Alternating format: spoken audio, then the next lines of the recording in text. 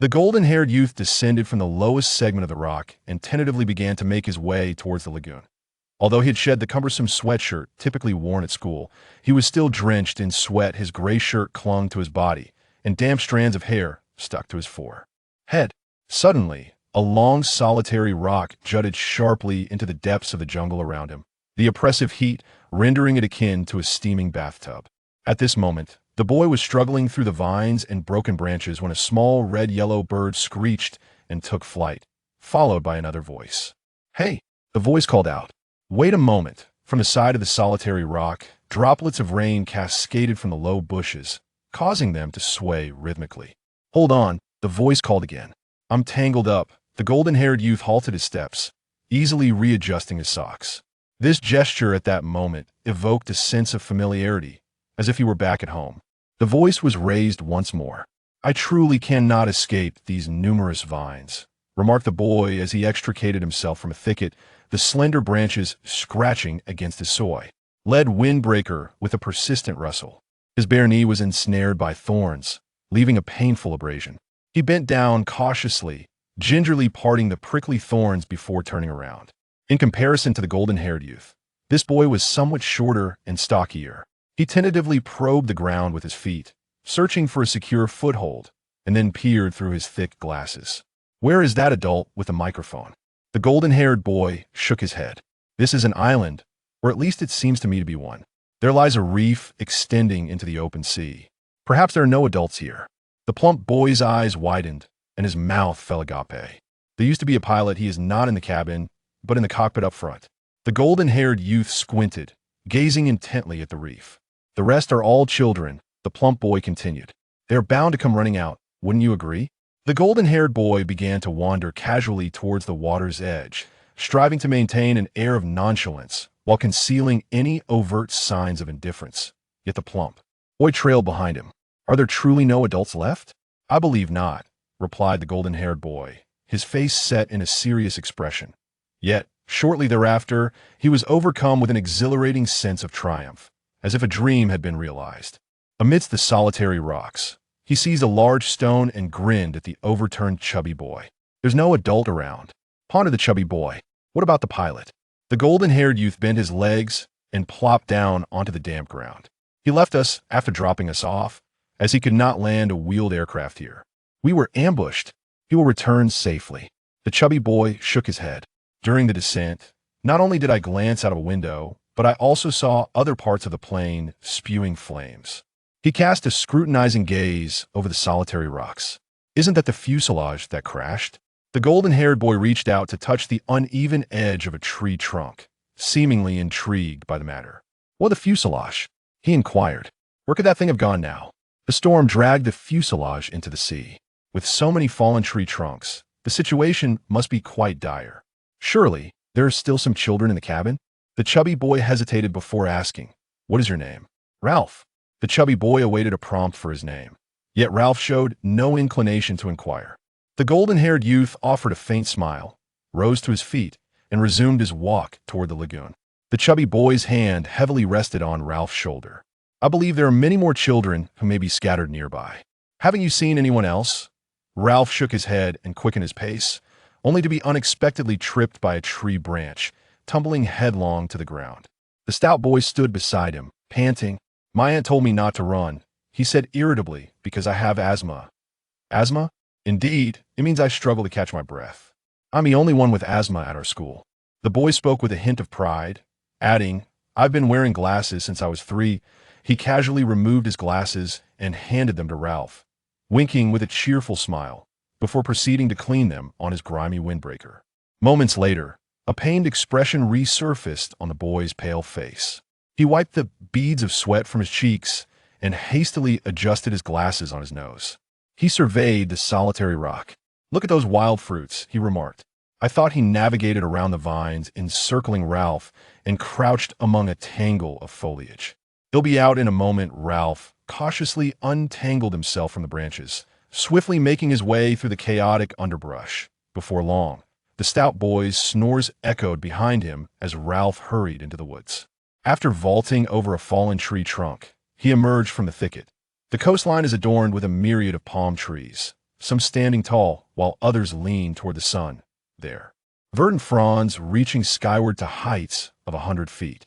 Beneath them lies a sloping embankment carpeted with robust weeds, interspersed with fallen trees strewn haphazardly in every direction, permeated by the scent of decaying coconuts and palm saplings. Beyond this, the dense, shadowy expanse of the forest looms, interrupted only by patches of bare rock. Ralph stands with his back against a weathered, grayish trunk, squinting at the shimmering waters of the sea. Approximately a mile offshore, the foamy white waves intermittently crash against a coral reef. Further out lies the vast, cerulean ocean. Within the irregular arc of the reef, the lagoon is as tranquil as a mountain pool, its waters reflecting shades of blue, deep green, and violet. Nestled between the palm-studded slope and the sea is a narrow, crescent-shaped beach that appears almost unattainable to Ralph's left. The palms, beach, and ocean stretch into the distance, while a palpable heat haze shimmers before his eyes. Chapter 2. Ralph leaped down the slope, the thick sand engulfing his black shoes as the heat waves assailed him. He became acutely aware of the weight of his clothing and abruptly kicked off his shoes, swiftly shedding his socks. He then bounded back up the slope, standing amidst a cluster of coconut shells, tearing off his shirt as the verdant shade of palm trees and forest dappled his skin. Ralph unfastened his serpentine belt and forcefully removed his shorts and undergarments, standing there in his bare skin, gazing at the dazzling beach and the sea. Ralph had matured. Now over 12 years of age, the protruding belly, emblematic of childhood, had vanished, yet he had not yet reached the stage of adolescence that would bring embarrassment. Judging by his broad and sturdy shoulders, it was clear he could easily become a boxer, yet his mouth and eyes conveyed a gentle demeanor, revealing his kind-hearted nature. Ralph gently patted the palm tree trunk, finally realizing that this was indeed an island, and he smiled joyfully, relishing the moment. He swiftly turned and sprang to the beach, kneeling to scoop up 2 handfuls of sand, forming a mound before his chest. Then, he sat back, his excited gaze fixed intently on the water. Meanwhile, the chubby boy at the slope crouched down, using the edge of the incline as a seat, carefully settling himself. "I apologize for my tardiness," he said, wiping his glasses before adjusting the frames on his flat nose. The glasses left a deep, pink V-shaped imprint on the bridge of his nose. He surveyed Ralph's invigorated physique before lowering his gaze to the zipper of his shirt, which fell straight down to his chest. "My aunt." Then he decisively unzipped the jacket and pulled the entire windbreaker over his head. "Look." Ralph silently glanced at him from the side. "I believe we ought to know all their names," the chubby boy remarked, "and we should compile a list. We ought to hold a meeting." Ralph remained silent, prompting the chubby boy to continue. "I don't care what they call me," he asserted to Ralph, "as long as they don't frequently refer to me by that nickname at school." Ralph's interest was piqued. "What is that nickname?"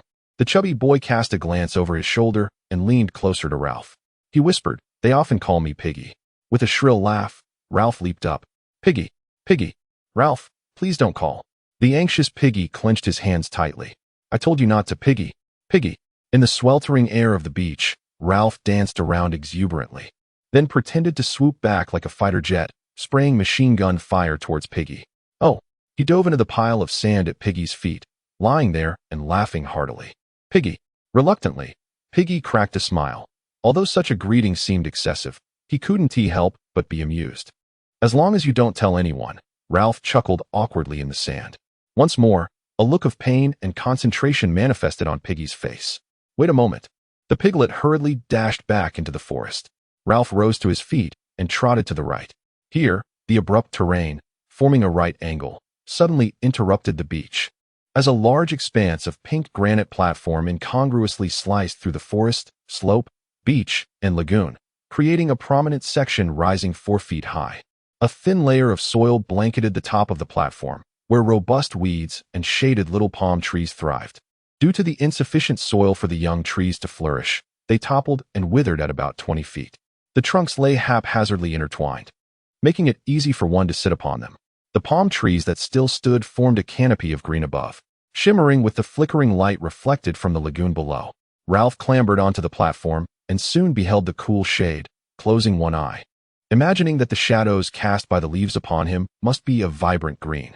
He chose a path towards the side of the platform facing the sea, standing there, gazing down at the water. The depths were crystal clear, dazzlingly adorned with thriving tropical seaweed and coral. A school of small, shimmering fish darted about, appearing and disappearing in a playful dance. Ralph, filled with delight, exclaimed to himself in a low voice, "How splendid! There are even more enchanting sights beyond the platform." A certain irresistible force of nature, perhaps a typhoon or the storm that had accompanied him, had piled up a sandbank on the inner side of the lagoon, resulting in a long, deep pool within the beach, at the far end of which loomed the tall, prominent pink granite section. Ralph had once been deceived. The seemingly profound beach pool was, in fact, not as it appeared. As he approached the pool, he held no expectations. Yet, this was indeed an island, and astonishingly, the pool was formed by the sea's high tide. One end of it was a deep, inky green. Ralph meticulously surveyed the 30 yards of water's surface before plunging into its depths. It felt as though he were swimming in a colossal bathtub, for the water was warmer than his own blood. The piglet reappeared, perched on the protruding rock, casting envious glances at Ralph as he frolicked in the emerald waters. "You don't swim well, Piglet," Ralph remarked. The piglet cautiously arranged his discarded shoes and socks on the rock before dipping a toe into the water. "Too hot. Why are you still waiting?" But my aunt. To hell with your aunt."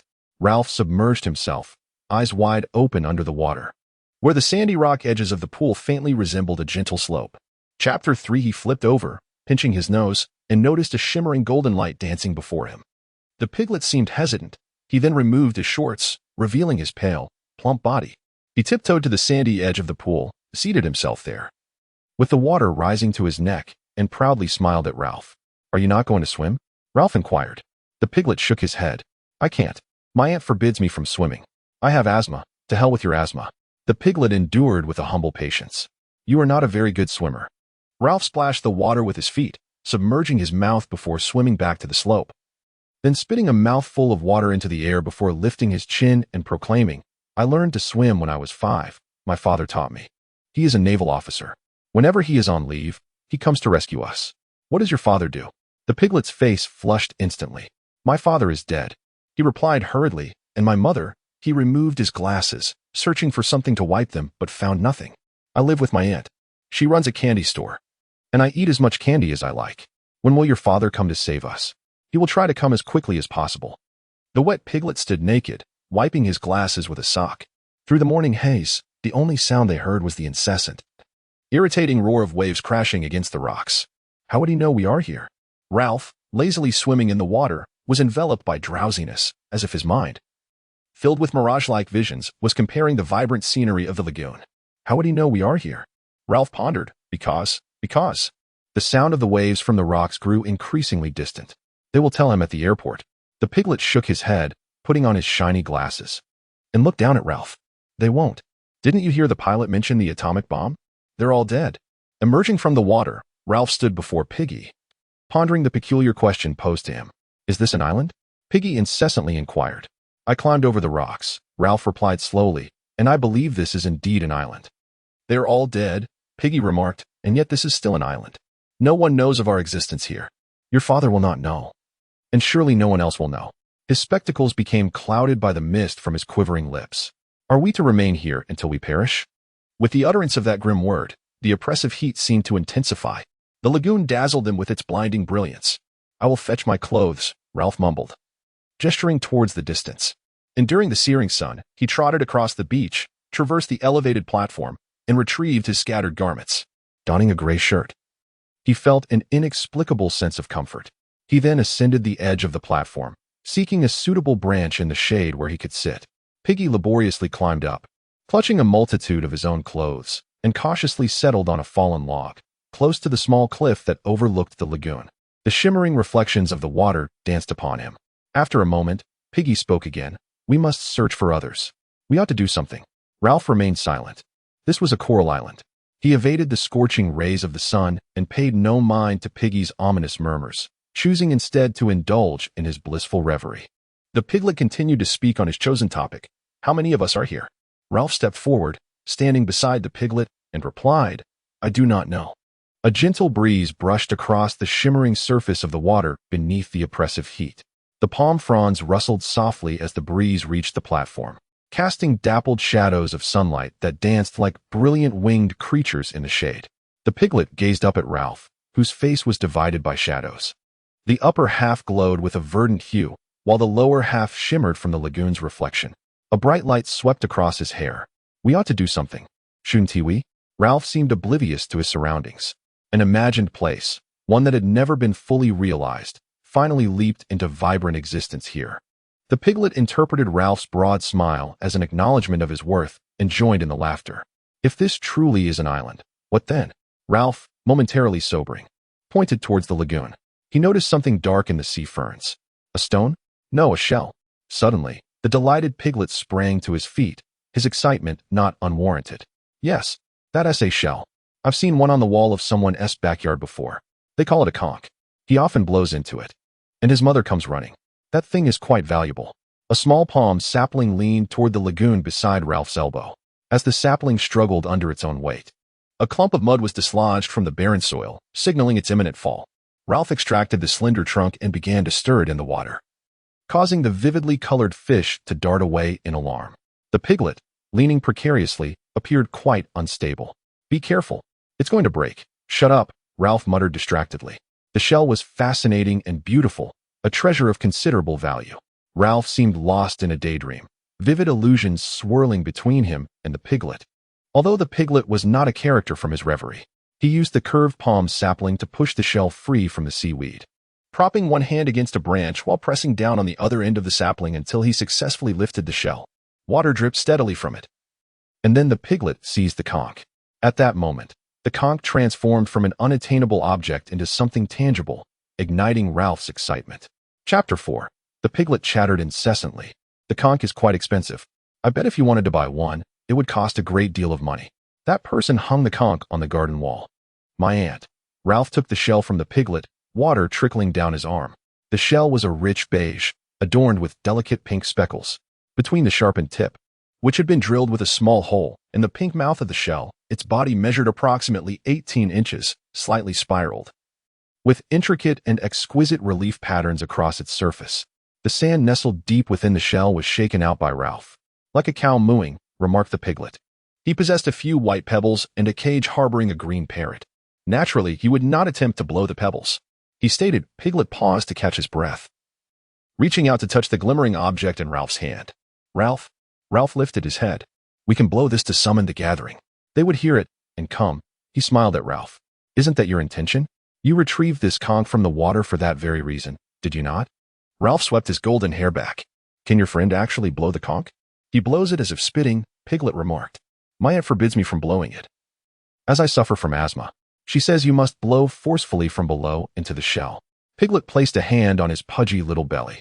Give it a try, Ralph. Others will be summoned. Ralph, somewhat skeptical, positioned the smaller end of the shell against his lips and began to blow. A hasty sound erupted from the shell, but soon fell silent. He wiped the salty water from his lips and attempted once more, yet no sound emerged from the shell. His blowing resembled the act of spitting. Ralph pursed his lips and blew with force, producing a deep, flatulent-like noise from the shell. This amused the two boys, and amidst their gleeful laughter, Ralph continued to blow vigorously for several minutes. It was only then that Ralph grasped the essence of it, employing diaphragmatic breath to infuse the shell. Instantly, it resonated with sound. A somber yet piercing sound buzzed in the palm of his hand, then traversed the uneven expanse of the forest, echoing only when it reached the pink granite mountains. Countless birds took flight from the treetops, while some creature in the underbrush squeaked and scurried about. Ralph removed the shell from his lips. My goodness! After hearing the conch's shrill tone, his usual voice seemed woefully inadequate in comparison. He pressed the conch to his lips, inhaled deeply, and blew once more. The conch emitted a buzzing sound again. Then, with his exertion, the pitch fortuitously rose by an octave, sounding even more strident than before. The piglet squealed with delight, its face aglow, eyes sparkling. Birds shrieked, while small creatures scampered in frantic escape. Ralph struggled to catch his breath. The conch's sound descending an octave, morphing into a low, mournful hum. The conch fell silent, resembling a glimmering tusk, while Ralph's face appeared pallid due to his delayed intake of air, and the air above the island remained filled with the cries of birds and various echoes. I would wager that one could hear it from miles away. Once Ralph regained his breath, he blew a series of sharp, short notes. The piglet squealed in excitement. Here comes one. Emerging from the palm grove approximately 100 yards from the shoreline was a boy. He appeared to be around 6 years old, sturdy in build, with golden hair, clad in tattered garments, and his face smeared with the sticky juice of wild fruits. For some specific purpose, he had removed his trousers, which he was now in the process of pulling back up. He leapt into the sandy beach adorned with swaying palm trees, his trousers once again sliding down to his ankles. With deliberate steps, he traversed the shore, making his way to the platform. Upon his ascent, Piggy had lent a helping hand. Simultaneously, Ralph continued to blow the conch shell, its resonant sound summoning forth the joyful voices of children from the forest. A young boy squatted before Ralph, tilting his head back in delight to gaze up at him. As he realized they were about to embark on a shared adventure, a smile illuminated his face, and he placed his one relatively clean, flesh-colored thumb into his mouth. Piggy bent down towards him, inquiring, "What is your name?" "Johnny," the boy murmured to himself, then proclaimed it aloud for Ralph to hear. Though Ralph's attention remained solely on the conch, which he fervently blew, Ralph was exhilarated by the tremendous sound he produced, his face flushed and his heart racing, causing even the open collar of his shirt to quiver. A series of shouts echoed through the forest, drawing nearer. At that moment, the beach thrived with vivacity. Stretching for miles on either side, the heat shimmered above the sand, revealing fleeting silhouettes of numerous figures. A throng of boys treaded upon the scorching, silent beach, making their way toward him. 3 children, nearly the same age as Johnny, suddenly emerged from an astonishingly close proximity. They had just been devouring wild fruits in the forest with fervor. One boy, dark-skinned and of a stature akin to Piggy's, pushed through a thicket of low shrubs, emerging onto the platform with a cheerful smile for the gathering. More children continued to arrive. They drew inspiration from the innocent Johnny, seated atop a fallen palm trunk. Awaiting further developments, Ralph blew a series of sharp, piercing notes on the conch shell. Piggy busied himself among the crowd, inquiring names and diligently recording them with a furrowed brow. The children listened to Piggy just as they had once heeded the adults wielding microphones. Some children were bare, clutching their garments. Others were partially clothed or donned various outfits. Some wore school uniforms in shades of gray, blue, or pale yellow. Others sported jackets or sweaters. Some adorned themselves in striped socks and fitted tops, while others displayed an array of badges and even motto plaques. Above the tree trunk, which lay sprawled in the dappled shade, a multitude of heads bobbed, hair in hues of brown, gold, black, chestnut, light tan, and mouse gray. They whispered among themselves, their eyes wide with curiosity as they observed Ralph, speculating about the impending events. Chapter 5, the children, traversing the beach either alone or in small clusters, became increasingly visible as they crossed the haze of summer heat towards the nearby sandy shore. Here, their attention was first captured by a dark, bat-like figure dancing on the beach before they discerned the body above it. This bat-like shape was merely the silhouette of a child, cast into a patch of shadow amidst the chaotic footsteps by the vertical rays of sunlight. As Ralph blew the conch, he too noted that the last 2 shadowy figures, drifting in the breeze, had finally reached the platform. 2 boys with pointed heads and disheveled hair lay sprawled before Ralph, panting and grinning like dogs. They were twins, strikingly similar, and at that moment, they wore smiles that astonished the onlooking children, who could scarcely believe their eyes. The twins gasped for breath in unison, their faces beaming. Short and sturdy, yet full of vigor, they lifted their damp lips towards Ralph, their outlines appearing somewhat indistinct, as if their slight frames rendered them almost ethereal, mouths agape. A piglet bent down towards them, its bright eyes fixed upon the twins, echoing their names amidst the undulating sounds of the conch shell. Samuel and Eric, Samuel and Eric. The piglet, momentarily confused, watched as the twins bobbed their heads and pointed, eliciting hearty laughter from the crowd. Finally, Ralph set aside the conch shell, one hand still grasping it, as he sat there, his head resting on his knees. The echo of the conch faded, and soon the laughter receded, leaving a tranquil silence. Amidst the shimmering haze of the beach, something dark and indistinct began to approach. Ralph was the first to notice, his focused gaze gradually drawing the attention of all the children in that direction. As the figure emerged from the mist into the clarity of the sandy shore, the children realized that the shadow was not merely that, but rather a group of boys clad in unusual attire, arranged in 2 parallel lines, marching in unison. Each boy held shorts and shirts, carrying various garments, yet each wore a black square hat adorned with a silver emblem. Their bodies were enveloped in black cloaks from throat to heel, and a long silver cross adorned the left side of their chests. Each of them was embellished with the frilled collar typical of a jester's attire around their necks. Battling the oppressive heat, traversing rugged terrain in search of sustenance. They found themselves further drenched in perspiration under the dazzling glare of the beach, their skin flushed like freshly washed plums. Among them, one boy was attired similarly, save for the golden emblem upon his cap. As the group approached the platform, a mere 10 paces away, he commanded them to halt. In the scorching sunlight, they gasped for breath, sweat cascading down as they swayed unsteadily. The boy advanced alone, casting off his cloak as he ascended the platform. His gaze fixed ahead despite the near-total darkness that enveloped his vision. Where are the adults with the conch? Ralph discerned that the sun's intensity rendered his sight nearly useless. Responding, there are no adults with a conch here. Only I. The boy stepped forward, his eyes lowered and focused intently on Ralph, a frown etching his features. He spotted a fair-haired boy resting a deep brown shell upon his knee. Yet this sight seemed to offer him no satisfaction. He swiftly turned, his black cloak swirling about him. So, is there a boat?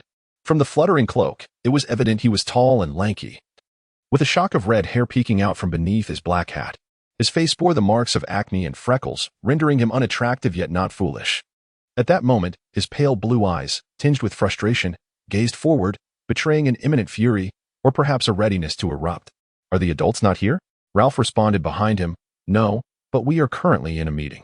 Please join us. The tightly packed queue was dispersed by boys clad in cloaks.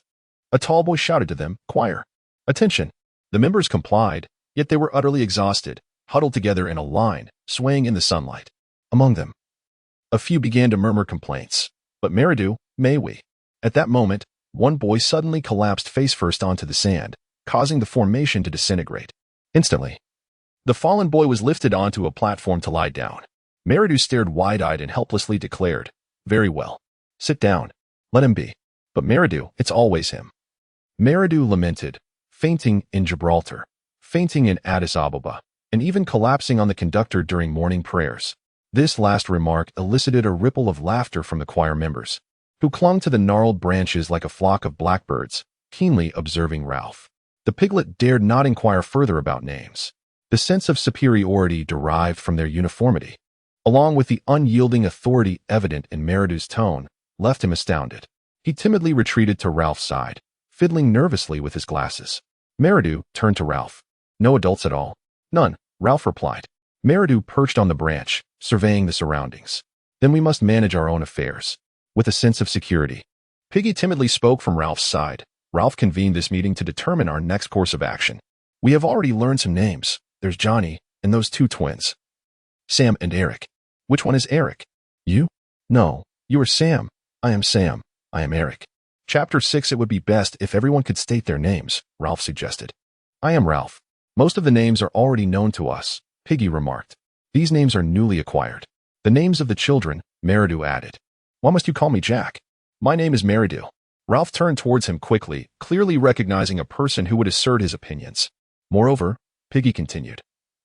That boy. I've forgotten. You've spoken enough already, Jack. Meridu interjected. Be quiet, Fatty. A burst of laughter ensued. Fatty is not his name, Ralph called out. His name is Piggy. Piggy. Piggy. Oh, Piggy. The laughter erupted like a storm, even encompassing the youngest of the children. In a moment, all the boys, save for Piggy, united in their mirth. Piggy's face flushed crimson as he hung his head and wiped his glasses once more.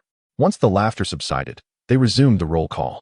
The boy in the choir, who constantly grinned rudely, was Maurice, his stature only slightly shorter than Jack's.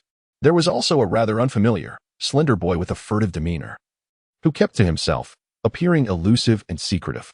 He murmured that his name was Roger, then fell silent. Additionally, there was Bill, Robert, and the choir boy who had just fainted, now leaning against a palm trunk, his pallid face smiling at Ralph, introducing himself as Simon. Jack then spoke up. We must devise a plan to secure our salvation. A cacophony erupted. A small boy named Henry cried out, wishing to return home. Quiet down, Ralph said nonchalantly, raising the conch. I believe we need a leader to make certain decisions. A leader. A leader. Jack declared proudly. I should be the leader, as I am the choir's conductor and the foremost among you. Moreover, I can sing in the key of C. Another uproar ensued. Very well, Jack said, hesitating momentarily. Then Roger, the dark-haired boy, stirred and spoke up. Let us hold a vote. Indeed, let us elect a leader. The prospect of this election was as joyous as the conch itself. Jack began to voice his opposition, yet the call for a leader had transformed into a resounding demand. And even Ralph himself expressed his agreement aloud. The explanation for this phenomenon is that no boy can provide sufficient justification. The piglets feel that the matter is settled, and the leader must undoubtedly be Jack. However, Ralph, sitting there, exuded a certain calm demeanor that was strikingly distinct. His physique was remarkable, and his appearance captivating. Most inexplicable, and perhaps the most compelling aspect, was that he possessed the conch. He was the sole individual who had ever blown the conch. Now seated on the platform awaiting the collective choice of his peers, with that precious object resting steadily on his lap, a distinction unmatched by anyone else. Choose the one with the shell. Ralph, let the one with the trumpet-like object lead us. Ralph raised a hand to signal for silence. All right. Who wishes for Jack to be the leader? A heavy atmosphere accompanied the choir as they raised their hands. Who wants me to lead? Except for the choir and the piglets, the rest of the group immediately raised their hands. Subsequently, the piglets reluctantly raised their hands as well. Ralph counted the votes. The title of leader belongs to me. The children erupted into applause. Even the choir members joined in the clapping. Jack, infuriated, turned crimson, to the point where even his freckles were obscured. He sprang to his feet, only to change his mind and sit down once more. Meanwhile, a cacophony of sounds filled the air. Ralph looked at Jack, eager to convey something. The choir is yours, of course. They certainly could form a team, or be hunters. They could be. Jack's flushed face gradually returned to its natural hue. Ralph gestured again for silence. Jack was responsible for the choir. What role should they assume? Hunters. Both Jack and Ralph shared a bashful admiration for one another, smiling subtly as they did. The other boys were eager to converse. Jack rose to his feet. All right, choir, remove your jackets. The boys in the choir sprang up as if released from class, chattering away while their black cloaks were piled upon the grass.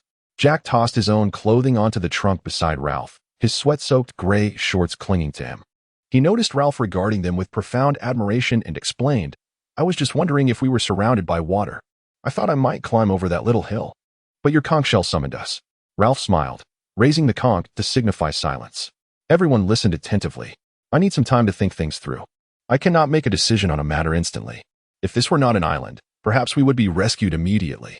Therefore, we must ascertain whether this is indeed an island. Everyone must stay close. Do not wander off. The three of us. Too many people will complicate matters and lead to disarray. We shall first explore and clarify the situation. I will go, along with Jack, and... Chapter 7. He surveyed the eager faces around him, awaiting his selection. And Simon. Simon stood up and offered a faint smile to the boys around him who were chuckling softly. His previously pale face, a result of dizziness, had returned to its normal hue, making it evident that although he was slight in stature, he was quite a spirited little boy. His keen gaze shone through his tousled, thick black hair. He nodded toward Ralph. I'm going. Jack swiftly drew a rather sizable knife from its sheath behind him and plunged it into the trunk of a tree. A murmur of whispers erupted, only to be quelled once more into silence. Piggy exclaimed, I want to go too. Ralph turned to him. You can't do this. I'm going anyway. It won't make a difference if you go, Jack replied bluntly. 3 is enough. Piggy's glasses glimmered with light. I was with him when he first found the conch. Earlier than anyone else. Jack and the other boys dismissed this completely. By now, the group had begun to disperse.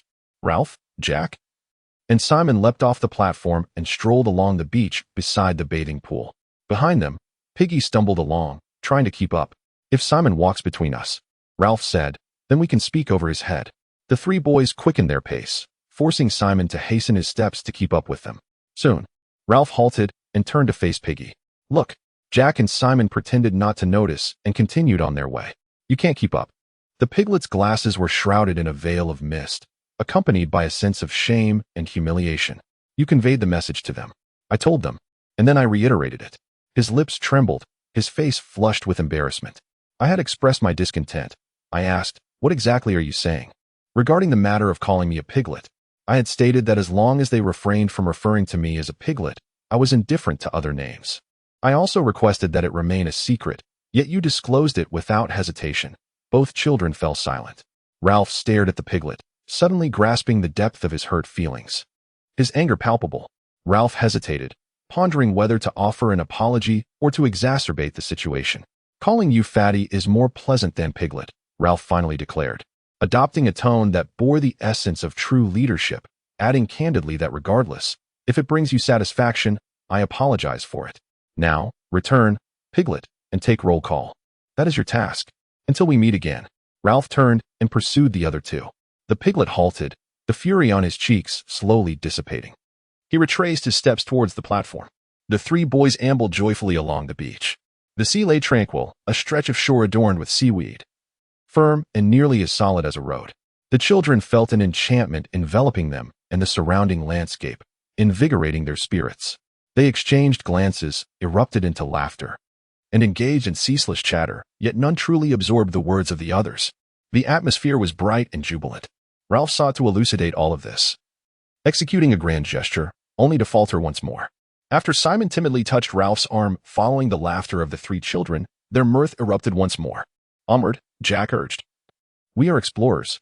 We shall venture to the edge of the island, Ralph declared, to see what lies around the corner. If this truly is an island, as dusk approached, the mist gradually dissipated. They beheld the island's end clearly, devoid of novelty in both shape and sensation. It presented an ordinary, square, chaotic terrain, dominated by a large boulder nestled within the lagoon, where seabirds were nesting above. Just like a layer of icing, Ralph remarked, on a pink cake. There's nothing to be found here, Jack retorted, for even a large rock is absent. Only a curved section remains, and what you see is merely a jumbled mass of stones. Ralph shielded his eyes from the blinding sunlight, gazing along the jagged outline of the rocks. This part of the beach was closer to the mountains than any they had previously encountered. Let us attempt to climb from here, he suggested. I believe this path offers the easiest descent. The underbrush is sparser here, with more pink rocks. Come on. The three boys began their ascent. The stones along the way appeared to be twisted and shattered by some unseen force, haphazardly strewn together in a chaotic tangle. The most prominent feature of this rocky terrain is a large, slanted boulder resting atop a sheer pink cliff, with stones piled upon it in a precarious balance, forming a cohesive mass of pink rock that stretches skyward, entwined with a myriad of climbing vines. Numerous narrow paths meander upwards from the base of this pink precipice, deeply embedded in a lush world of vegetation, allowing children to ascend alongside the rock face. How did these paths come into existence? Jack paused, wiping the sweat from his brow, while Ralph stood breathlessly beside him. Is it human? Jack shook his head. It is an animal. Ralph stared intently into the shadowy thicket below. Chapter 8. The forest quivered slightly.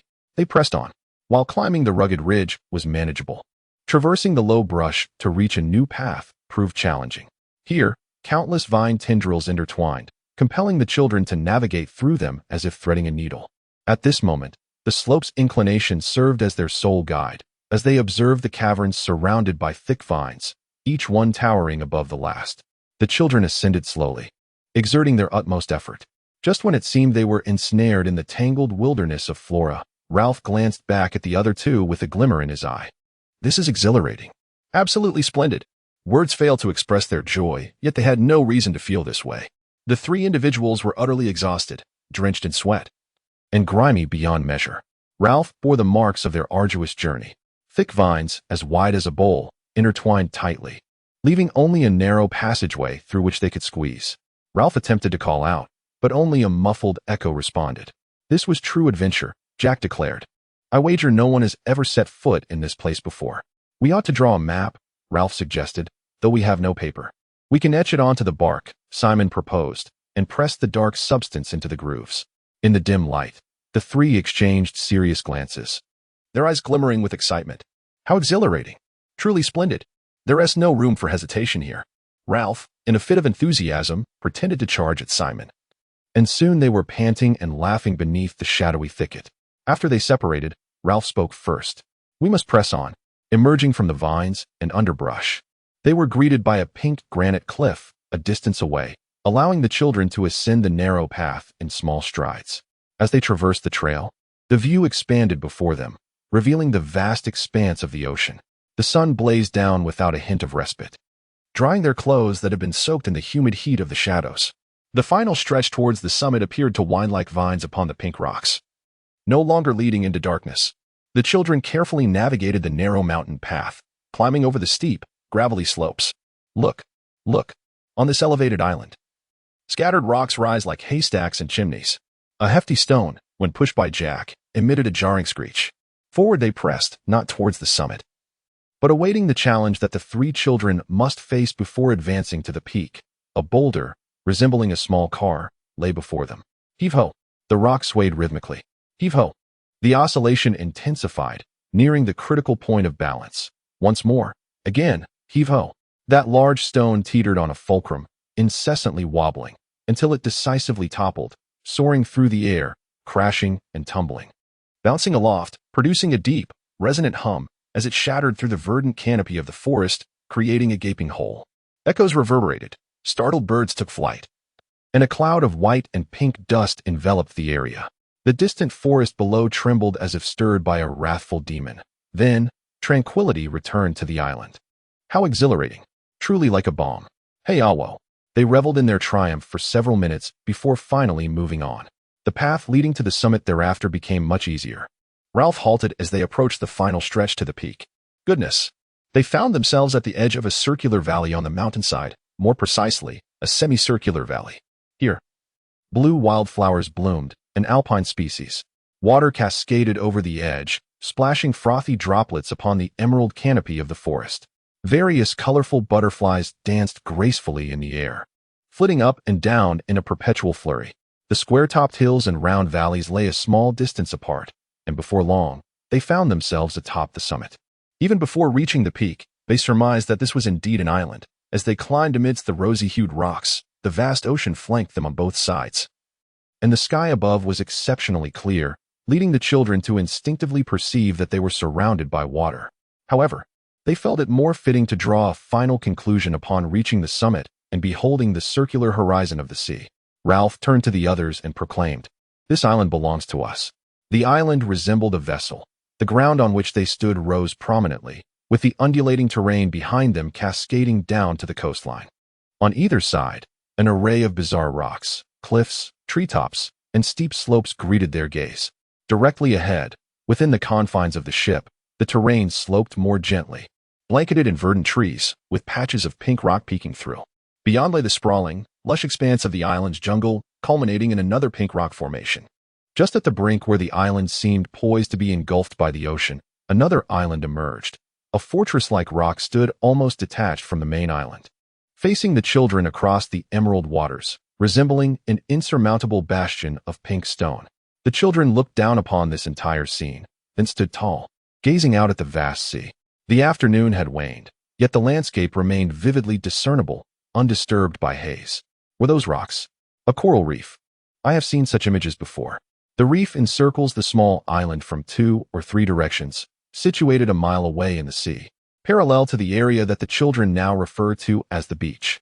The coral formations are scattered throughout the water, as if a giant had bent down to trace a flowing line of white powder outlining the island's contours, only to abandon the endeavor out of fatigue before completing it. Within the reef, the waters are resplendent, filled with treacherous rocks and abundant seaweed, resembling an ecological display in an aquarium. Beyond the reef lies the azure ocean, where the tides surge, dragging long, silvery foam that gives the impression of a grand vessel steadily retreating. Chapter 9. Jack pointed below. That is where we landed.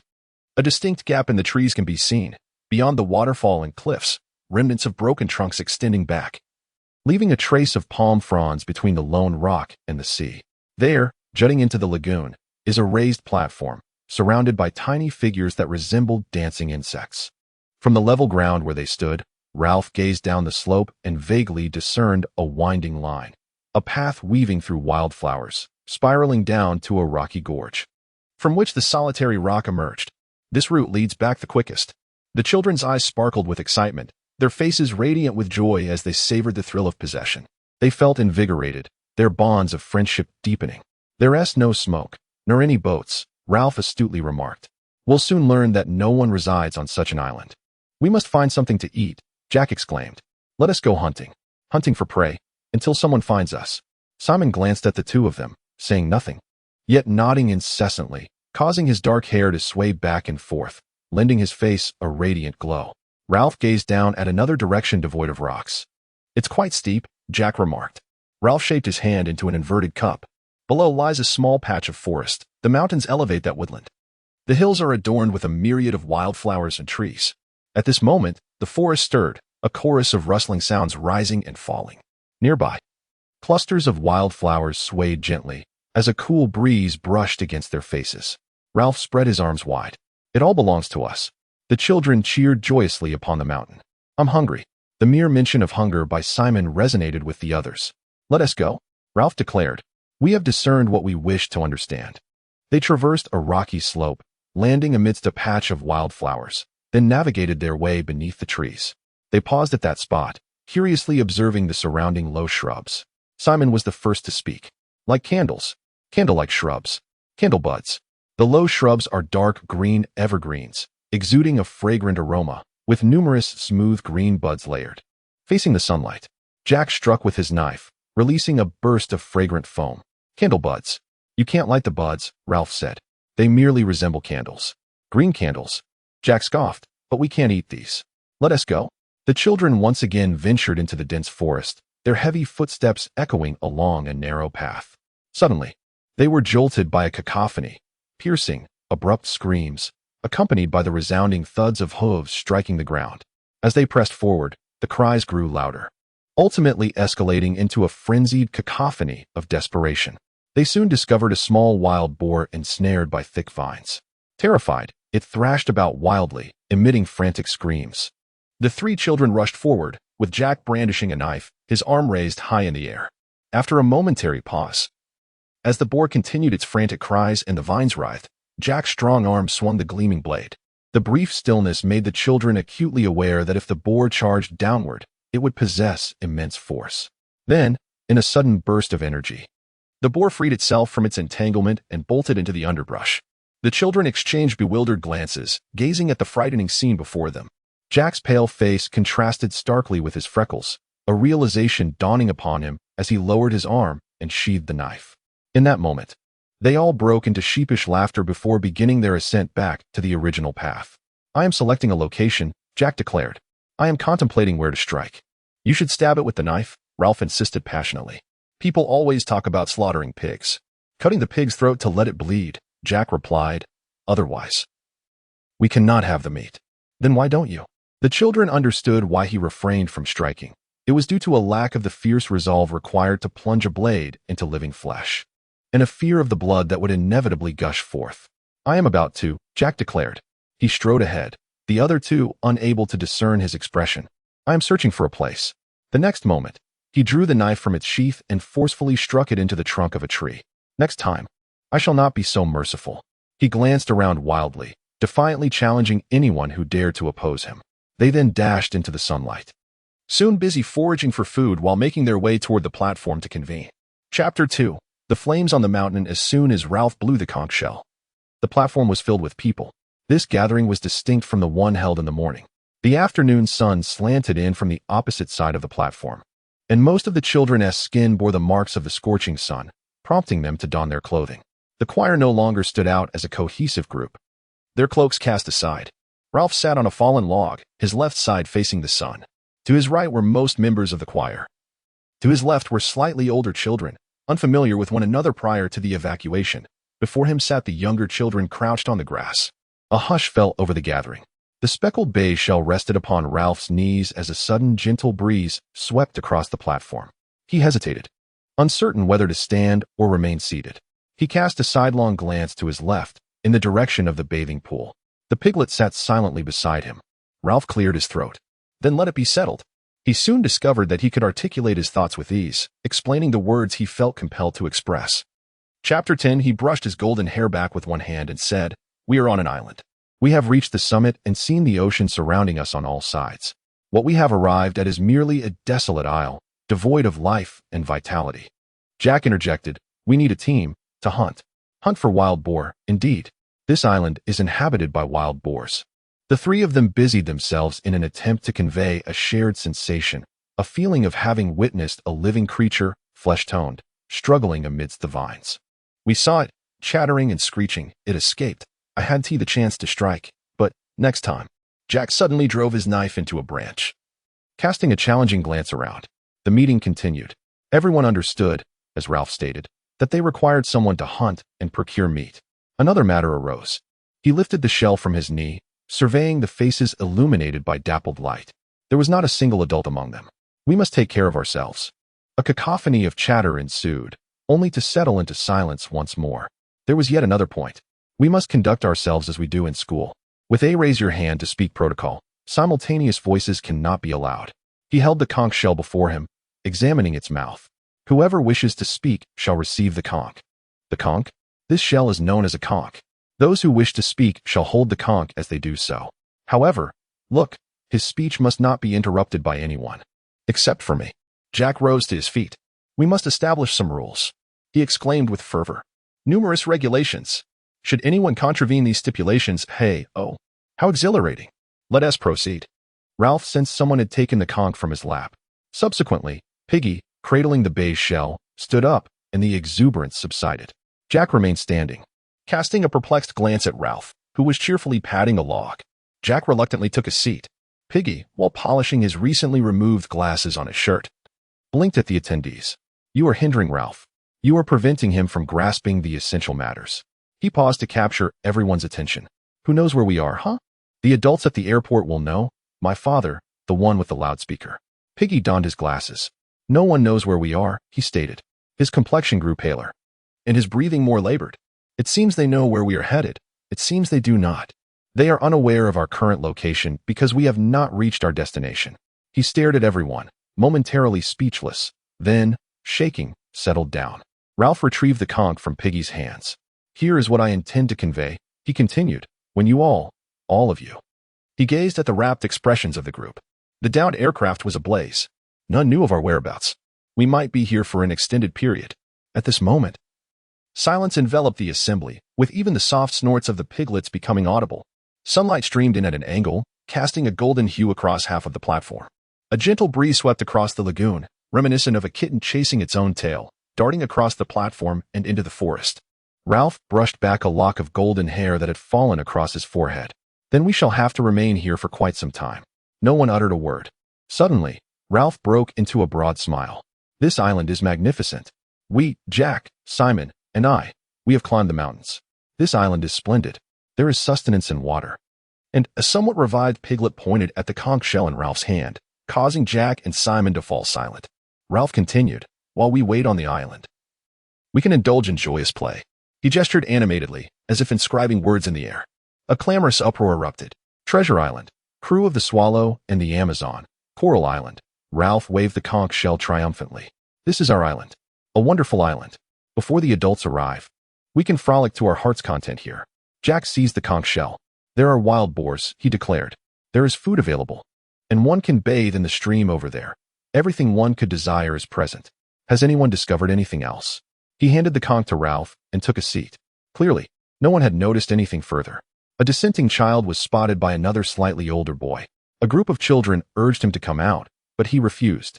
This child was diminutive, as tiny as a shrimp, probably around 6 years old, with a purplish birthmark obscuring one side of his face.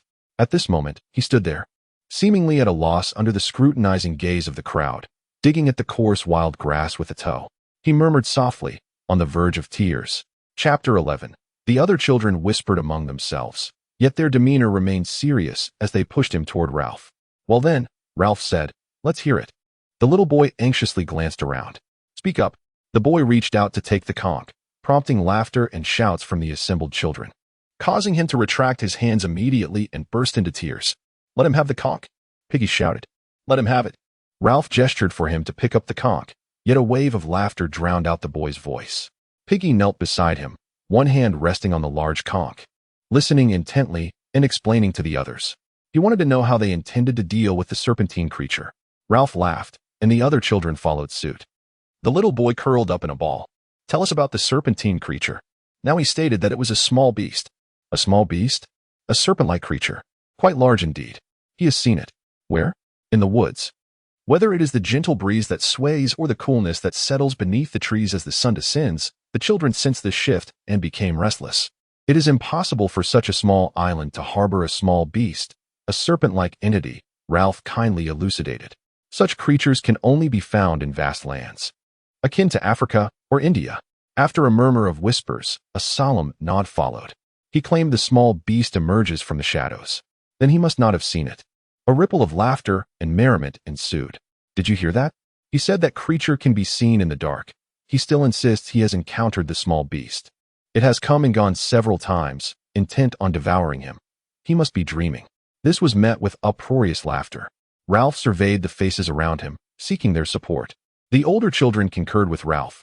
However, among the younger ones, many expressed doubt, for mere logical assurances could not sway their beliefs.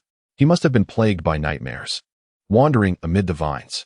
The children solemnly nodded, understanding the nature of nightmares. He claimed to have seen the beast, the serpent-like thing.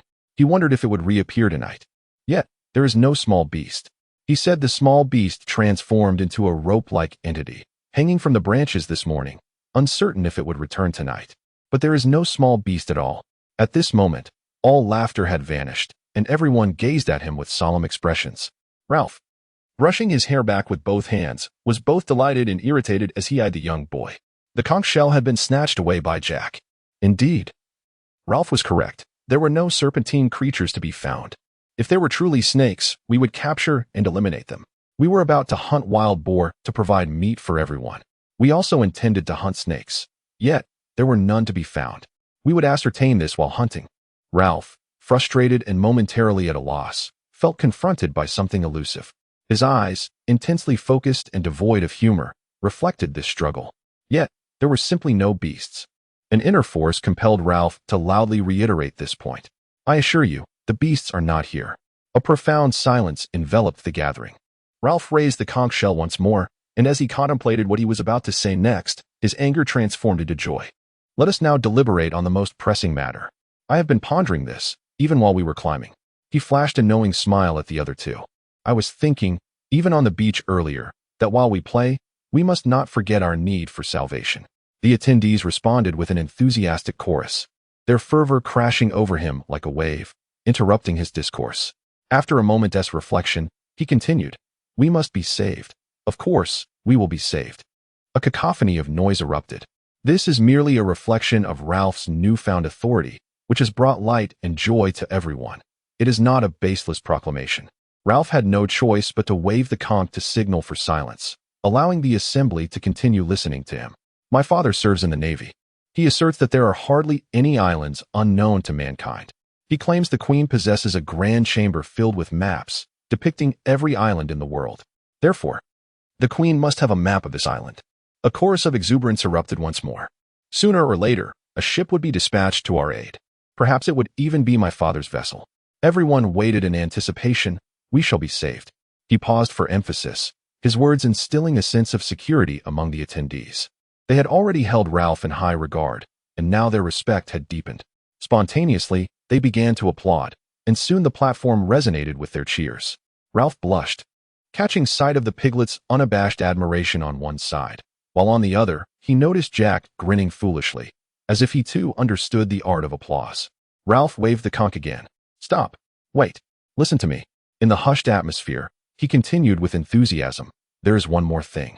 When ships pass near the island, the occupants may not necessarily notice us. Thus, to aid their discovery, we must kindle a fire atop the mountain. We must build a bonfire. A bonfire. Half the children immediately jumped to their feet. Jack, caught up in the excitement, momentarily forgot to grasp the conch. Come on, follow me. The clearing beneath the palm trees was filled with the jubilant cries of the children.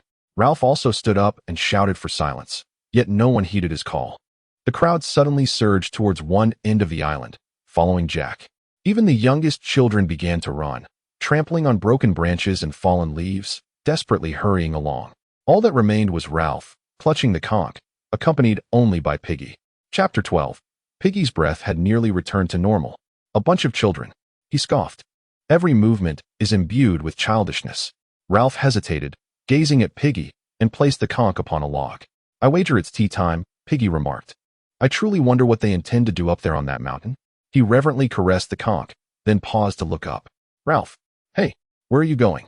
Ralph had already climbed over the first fractured surface. The sounds of the children crunching leaves and laughing echoed behind him. Piggy regarded him with discontent. Like a bunch of children, he sighed, bending down to tighten his shoelaces. The cacophony of the throng gradually faded as they ascended the mountain. Then, with an expression of a reluctant elder compelled to indulge in the foolish antics of children, Piggy picked up the conch, turned towards the forest. and began to navigate the undulating boulders. Below the summit on the opposite side lay a flat expanse of woodland. Ralph inadvertently gestured as if to indicate an inverted cup. Down there lies our firewood. Jack nodded, biting his lower lip. On one side, a steep mountain begins approximately 100 feet beneath their feet, where a spot appears to have been deliberately designed for the placement of fuel. Under the oppressive humidity of summer, the lack of sufficient soil for trees to thrive has led them to succumb prematurely to decay. Vines entwine, supporting the dead trees below, while new saplings strive for light. Jack turned towards the assembled choir. They tilted their black hats to one side, covering one ear, resembling a beret. "We shall construct a firewood pile. Come on." They identified the most suitable path downhill and began to toil, dragging the dry branches of fallen trees. The children who had already reached the summit followed suit, all busy except for the lone piglet. Most of the trees were in a state of disrepair, crumbling at a mere tug, with wood chips flying, accompanied by swarming insects and decaying matter, yet some uprooted entire trunks. The twins, Sam and Eric, first discovered a log that might be a root, but found it immovable. Ralph, Jack, Simon, Roger, and Maurice joined to assist. Together, they gradually lifted the oddly shaped dead tree onto the rocks, toppling it onto the firewood pile. Each group of children contributed a portion of firewood, causing the pile to rise ever higher. On another trip, Ralph found himself alongside Jack, both hoisting a large branch, sharing a grin as they bore the weight together.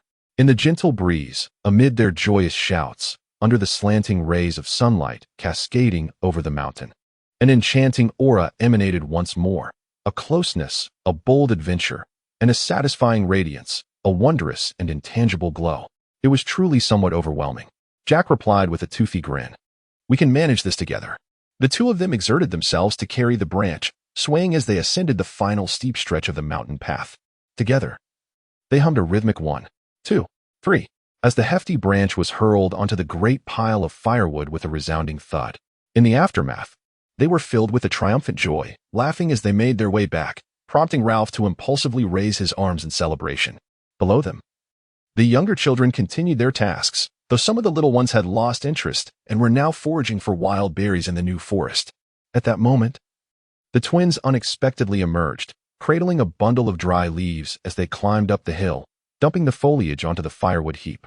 Satisfied that the pile was sufficiently high, the children ceased their returns for more, standing amidst the pink, jagged stones at the mountain's peak. Their breaths had become calm, and the sweat upon their bodies had dried. Ralph and Jack exchanged glances, the rest of the group waiting expectantly beside them. A sense of shame washed over them, and they found themselves at a loss for words to convey their feelings. Ralph, his face flushed, broke the silence. "What about you?" He cleared his throat and continued. "Could you start the fire?" An awkward silence ensued, causing Jack's face to redden as well. He began to mumble indistinctly. "You take 2 sticks and rub them together." "You rub." He glanced at Ralph, who, without hesitation, admitted his ineptitude, exclaiming, "Who has matches?" "You make a bow and twirl that arrow to create fire," Roger suggested, mimicking the motion with his hands, hissing, hiss, hiss. A gentle breeze swept by. Soon emerged the piglet, clad in shorts and a shirt, cautiously making his way out of the forest. The sunlight glinted off his glasses, creating a flickering reflection. A conch shell was nestled under his arm. Ralph called out to him, "Piglet, did you forget to bring matches?" The other children chimed in, their voices creating a buzzing chorus on the hillside. The piglet shook his head and approached the pile of firewood. "My goodness, did you all create such a large heap?" Jack suddenly pointed, exclaiming. His glasses used them as a magnifying glass. The piglet found himself surrounded before he could escape. "Hey, let me go," just as he let out a terrified scream. Jack swiftly snatched the glasses from his face. "Careful, give me back my glasses. I can't see anything. You'll break the conch."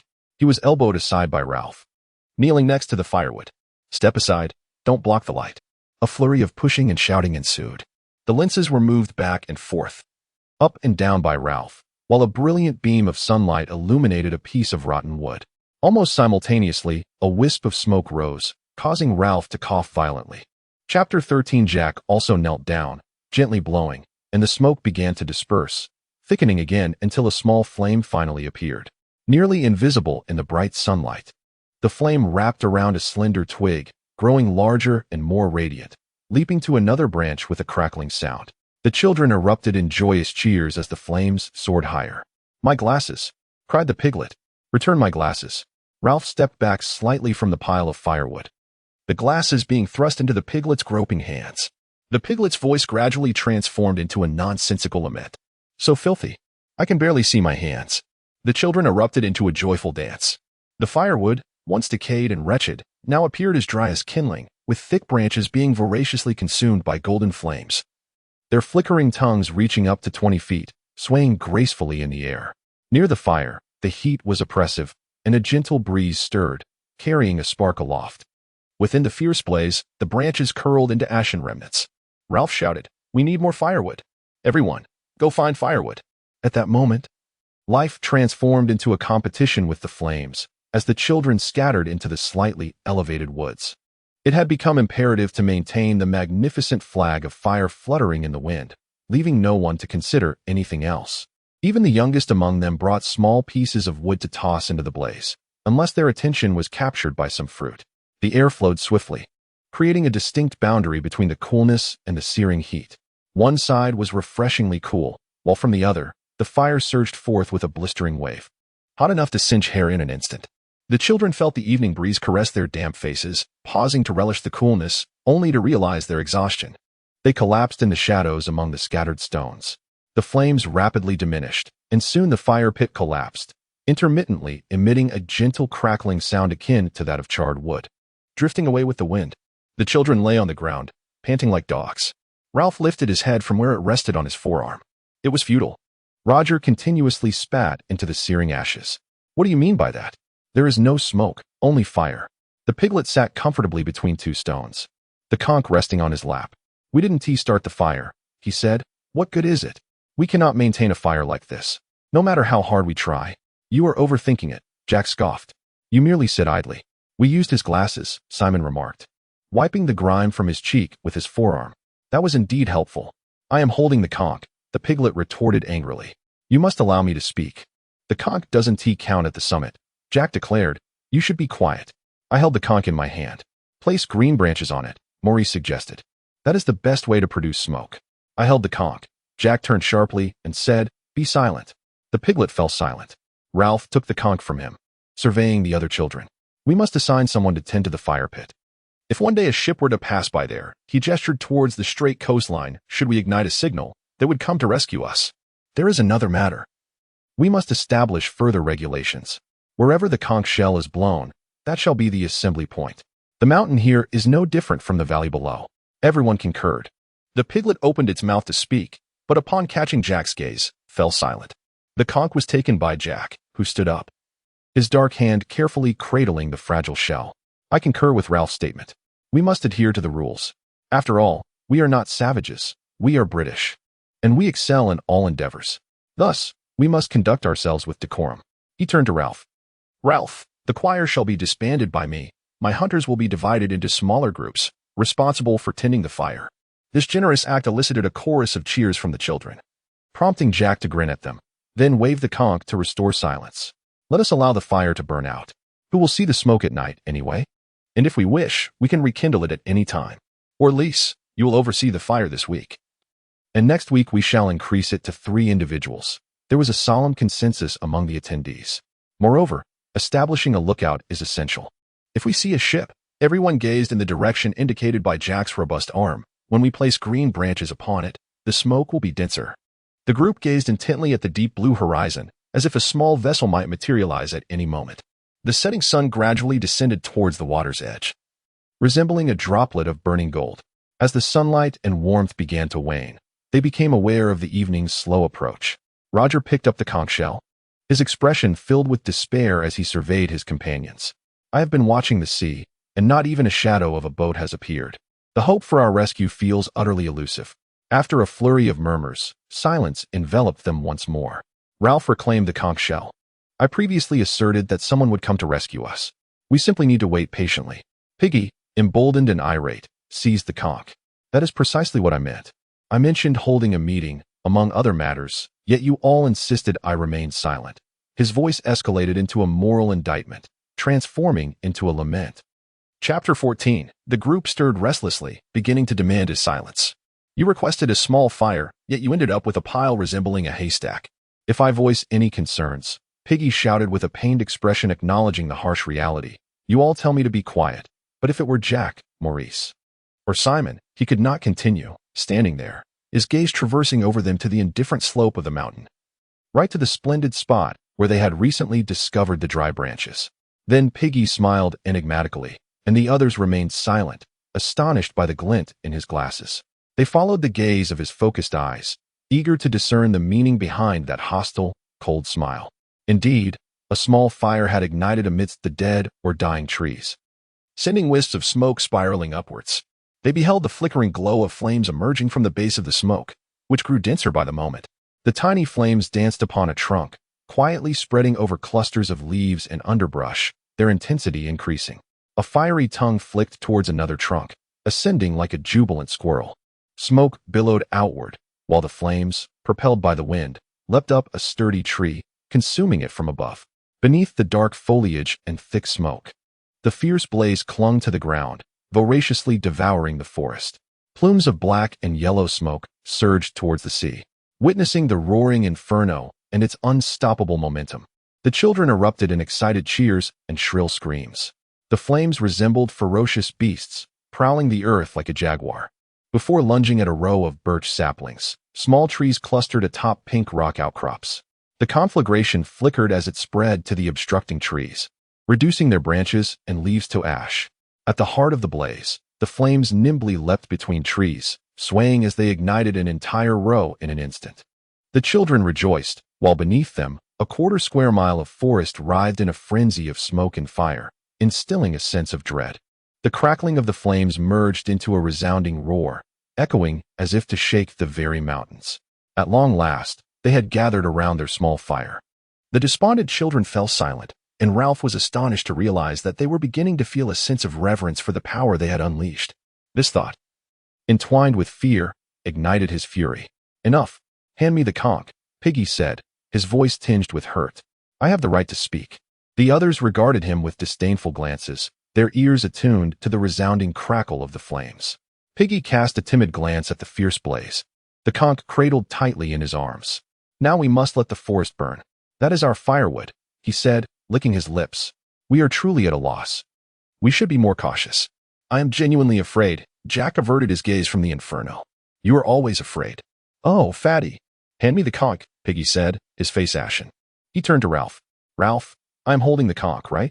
Reluctantly, Ralph turned away, still enchanted by the dazzling yet terrifying spectacle. What is it? The conch. I have a share in the right to speak. The twins erupted into giggles. We want fireworks, look. A plume of smoke stretches out to sea for miles. All the children, except for Piggy, broke into foolish laughter, their voices rising in joy. Piggy, enraged, shouted, Hand me the conch. Listen to me. The first task we ought to undertake is the construction of several huts by the beach below. It can become quite frigid at night.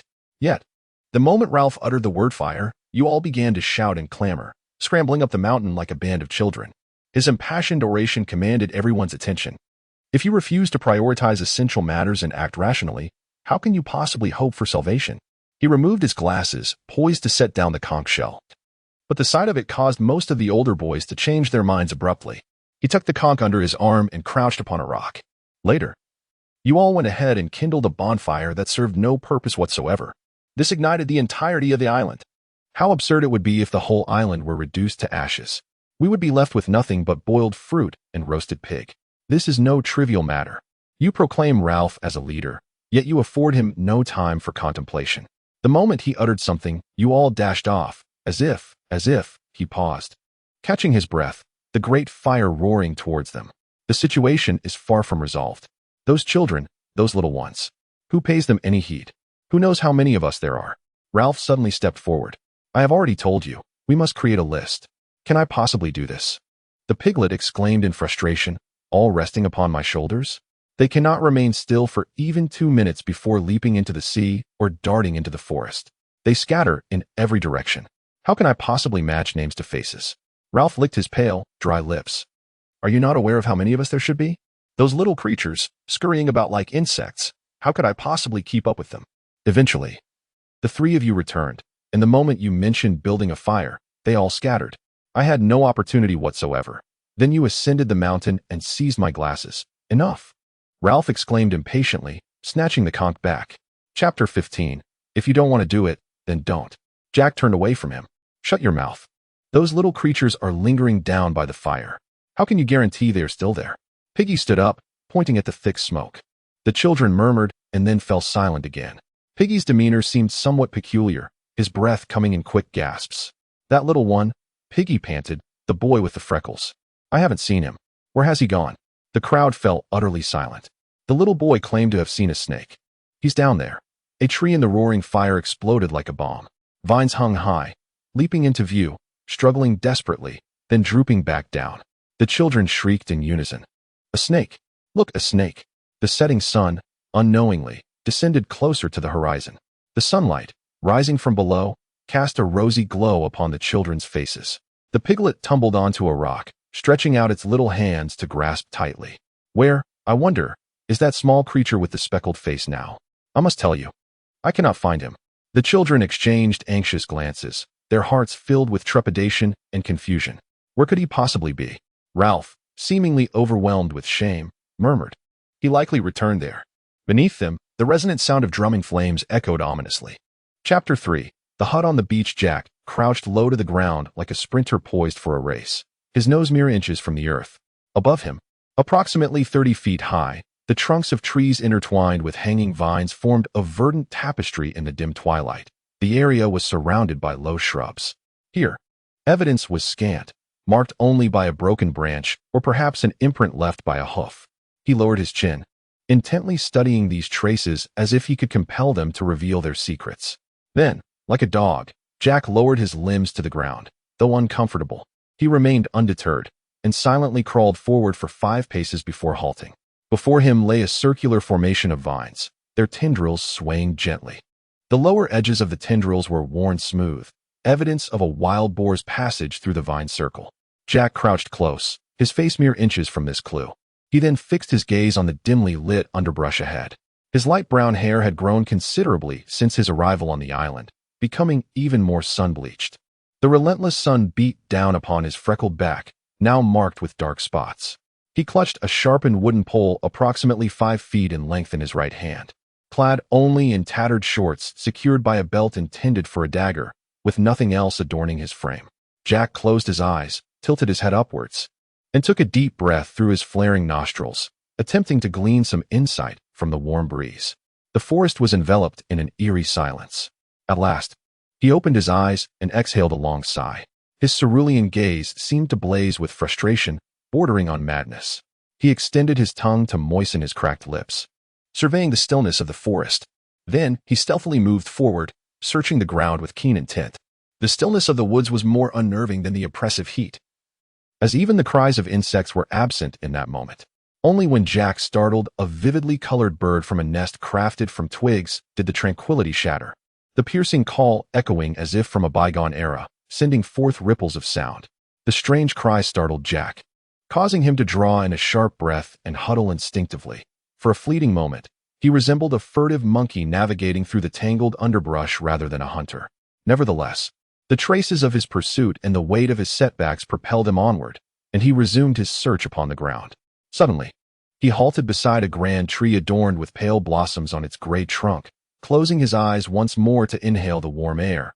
This time, his breath quickened, rendering his complexion pale, only to be followed by a flush of heat.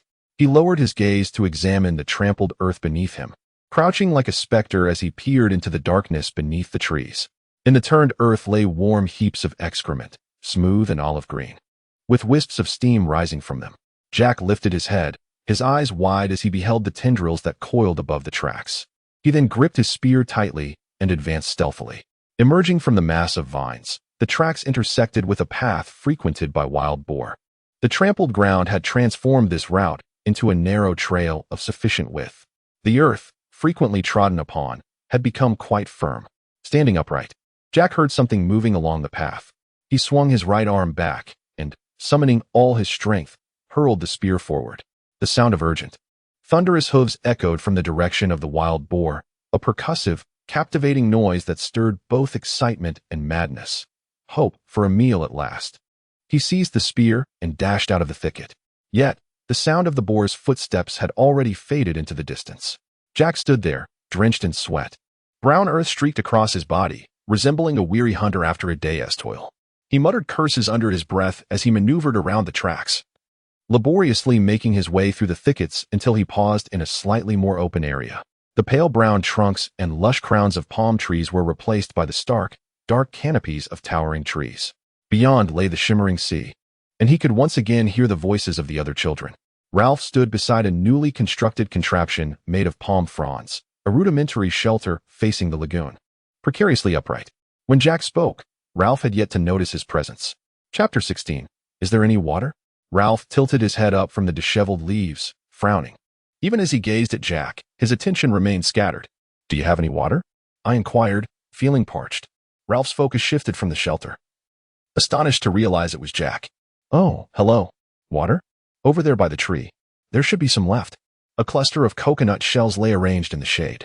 Jack picked one filled with clear water and gulped it down, the liquid cascading down his chin, neck, and chest.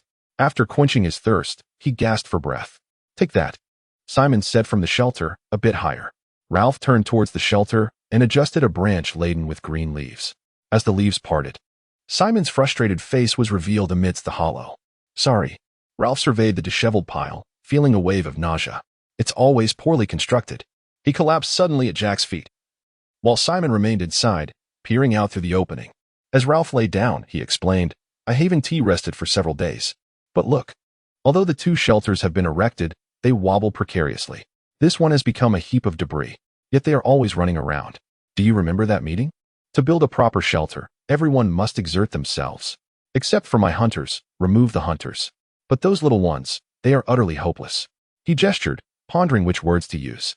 The slightly older ones aren't much better. Do you see? Simon and I have been working together all day. Not a single one of the others has helped. They ran off to bathe, to eat, to play. Simon cautiously peered out. You are the leader. You should instruct them. Lying flat on the ground, Ralph gazed up at the palm trees and the sky. We often convene meetings, do we not? Every day, twice a day, discussing trivial matters. He propped himself up on one elbow. I wager that if I were to blow the conch shell now, they would surely come running. You know, then we would conduct a meeting with great seriousness. Some would suggest we build a jet. Others would propose constructing a submarine, while yet others would advocate for the creation of a television. However, once the meeting concludes, within mere minutes, they would scatter off in different directions, or perhaps go hunting. Jack's face flushed. We need meat. Well, we have yet to procure any. We still require shelter. Besides, the rest of your hunters returned hours ago. They have been swimming all this time. I am still working, Jack said. I let them go. I must continue my task. He struggled to restrain himself, fighting the simmering anger within. I will persist. I believe that perhaps I may be killed, but you are not. I think I might be. A hidden passion trembled in Ralph's voice. Yet you have not achieved that. If it were not for that tone, his provocation might have been overlooked. It seems you are rather indifferent to the construction of a shelter, are you not? We are in dire need of sustenance, yet we have failed to procure any. At this moment, a palpable tension has emerged. I must obtain it. Next time, I shall affix barbs to this spear. We managed to injure a pig, but the spear slipped from our grasp. If only we could attach the barbs. We require a shelter. Suddenly, Jack exclaimed in frustration, Are you reprimanding me? I merely stated that we are toiling tirelessly. Nothing more. Both of them flushed with anger, unable to exchange friendly glances. Ralph rolled onto his belly, rummaging through the grass beneath him. If we were to experience the torrential rain we encountered upon our arrival on the island, a shelter would prove invaluable. There is another matter. Our need for a shelter arises from. He paused for a moment. Both cast aside their anger. He then shifted the topic to redirect the conversation. You have noticed it, have you not? Jack, having laid down his spear, crouched down. Noticed what? Hey, the fearful matters that have unfolded. He rolled closer, fixating on Jack's grimy, contorted face. I mean, things have escalated to such a degree. Can you hear them dreaming at night? Do you wake up sometimes? Jack shook his head. They call out, they scream. The little ones. Some of the older ones too. It's as if strange occurrences beset this island. Their interruptions startled the others, who looked up to see Simon's serious countenance. It is as if, Simon remarked, there are creatures akin to wild beasts or serpents. So lifelike. Do you not recall? The embarrassing term caused both older boys to involuntarily shudder upon hearing it. At this moment, the mention of snakes had yet to be formally introduced. It was a topic best left unspoken. It is as if peculiar occurrences abound on this island, Ralph said slowly. Indeed, that is correct, Jack replied, sitting upright and extending his legs. They have gone mad. Lunatics. Do you remember our adventures? They exchanged grins, the enchantment of their first day lingering in their minds. Chapter 17, Ralph continued. Thus, we require the shelter as a form of residence. Indeed, Jack curled his legs, cradling his knees, frowning as he endeavored to articulate his thoughts clearly. It is akin to being in the forest. Of course, I am referring to hunting, not foraging for wild fruits, when you are alone. He paused, uncertain if Ralph would take his words seriously. Continue, Ralph urged. When hunting, there are times when you feel as if he suddenly blushed. In truth, there is nothing there, merely a sensation. Yet, you sense that you are not the hunter, but rather, something is hunting you. It feels as though something has been following you through the jungle. They fell into silence once more. Simon listened intently. Ralph remained skeptical, his irritation simmering. He sat erect, one shoulder brushed by a grimy hand. I must admit, I am rather unaware, Jack exclaimed, springing to his feet in a flurry. You feel that way in the forest. Of course, it is not much. Only. He hastened a few paces towards the beach before turning back. Only I know what it truly feels like. Isn't that so? That's just how it is. If we can manage to save ourselves, that would be the finest outcome. Jack pondered, finally recalling the essence of salvation. Salvation? Yes, indeed. However, I would rather first catch a wild boar, he declared, grasping his spear and thrusting it into the muddy ground. A vague expression flickered in his eyes. Ralph scrutinized him through a strand of his golden hair. As long as your hunter remembers to make a fire, your fire. The two boys hurried off the beach, glancing back at the pink-hued mountains. A wisp of white smoke curled upwards against the azure sky, gradually dissipating. Ralph furrowed his brow, pondering how far one must be to perceive that smoke. Several miles. Our smoke is not particularly thick. The white smoke at the base seemed to sense their gaze, slowly coalescing into a dense mass that ascended and fused with the slender column above. I suspect they have added green branches this time, Ralph murmured, squinting as he turned to search towards the horizon. Found it, Jack shouted, startling Ralph. What? Where? Is it a ship? However, Jack pointed towards the gently sloping area descending from the mountain to the island. Indeed, they were all lying there, as they would, when the sun became too scorching. Jack's intensely focused expression was met with Ralph's bewildered gaze. The wild boars had ascended the high slope, resting in the shade where the sun's rays could not reach. Much like the cows back home. I thought you spotted a ship. We could stealthily approach one, our faces painted black, and the herd would not recognize us. Perhaps we could encircle them. And then, exasperated, Ralph exclaimed, I am talking about smoke. Don't you wish for someone to rescue us? All you do is speak of pigs. Yet we need meat. Simon and I have been working all day, and you return without even noticing the hut. I have been working too, but that is the kind of work you relish, Ralph shouted. They locked eyes on the bright beach, astonished by the discord of emotions. Ralph first glanced sideways, feigning interest in a group of little ones on the shore. From the tidal pool beyond the platform came the joyful shouts of children swimming.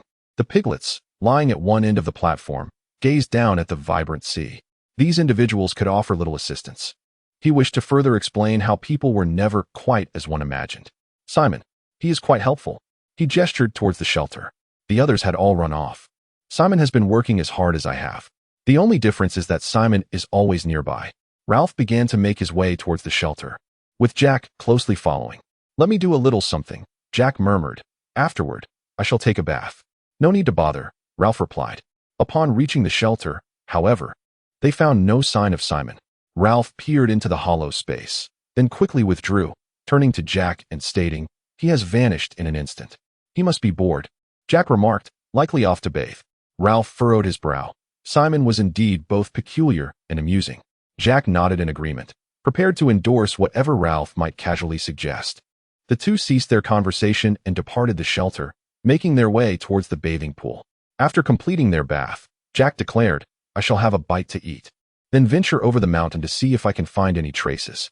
Will you join me? But the sun is nearly setting, Ralph exclaimed. Perhaps we still have time. As they continued forward, they felt like strangers, their emotions and sentiments rendered incomprehensible. How splendid it would be to procure a pig, Ralph remarked. I intend to return and continue constructing the shelter." They exchanged glances, a mixture of affection and animosity evident in their eyes. The warm, salty water of the bathing pool, the sounds of merriment, splashing, and laughter all served to bind them together. In Chapter 18, Ralph and Jack had anticipated finding Simon at the bathing pool. Yet he was nowhere to be found.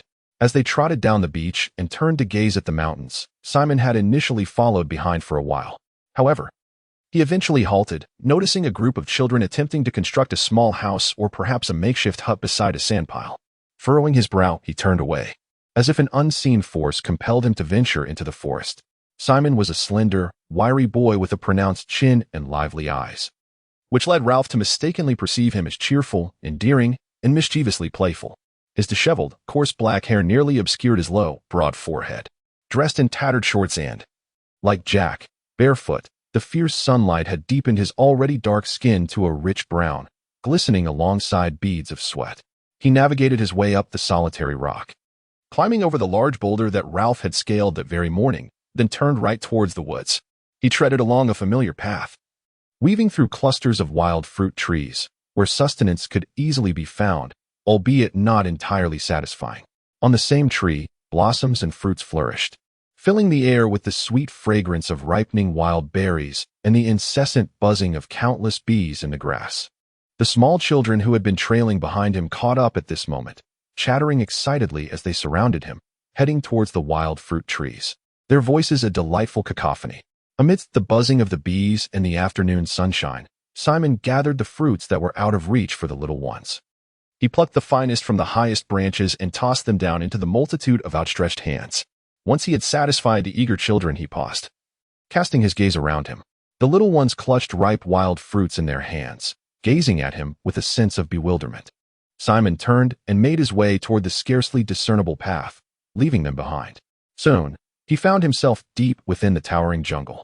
Majestic trees were adorned with unexpectedly delicate blossoms, stretching upward until their dense foliage formed a verdant canopy, where the woodland creatures frolicked above. The space here was shrouded in darkness, with vines cascading down countless tendrils, resembling rigging from a sunken ship. The soft earth bore Simon's footprints, and as he brushed against the vines, they quivered in response. At last, he arrived at a spot bathed in abundant sunlight. Here, the vines, needing not to stretch too far, basked in the sun's embrace, weaving together into a grand tapestry that hung over a clearing in the jungle. A large rock pressed against the ground, allowing only small saplings and ferns to flourish slightly. Surrounding the open space were fragrant, dark-hued shrubs, akin to a bowl brimming with warmth and sunlight. A towering tree lay fallen in one corner of the clearing, leaning against the upright trunks of its neighbors. While a fast-growing climbing plant ascended to the top of the great tree, its red and yellow tendrils swaying gently in the breeze, Simon came to a halt. Reminiscent of Jack's earlier actions, he turned his head to glance back at the area behind him, casting a quick look around to ascertain that he was alone. In that instant, he moved almost stealthily. Then, he bent down and twisted his body, slipping into the embrace of the verdant tapestry. The vines and low shrubs grew so densely that Simon had to push forward, the branches brushing away his sweat, as soon as he passed. The foliage closed behind him once more.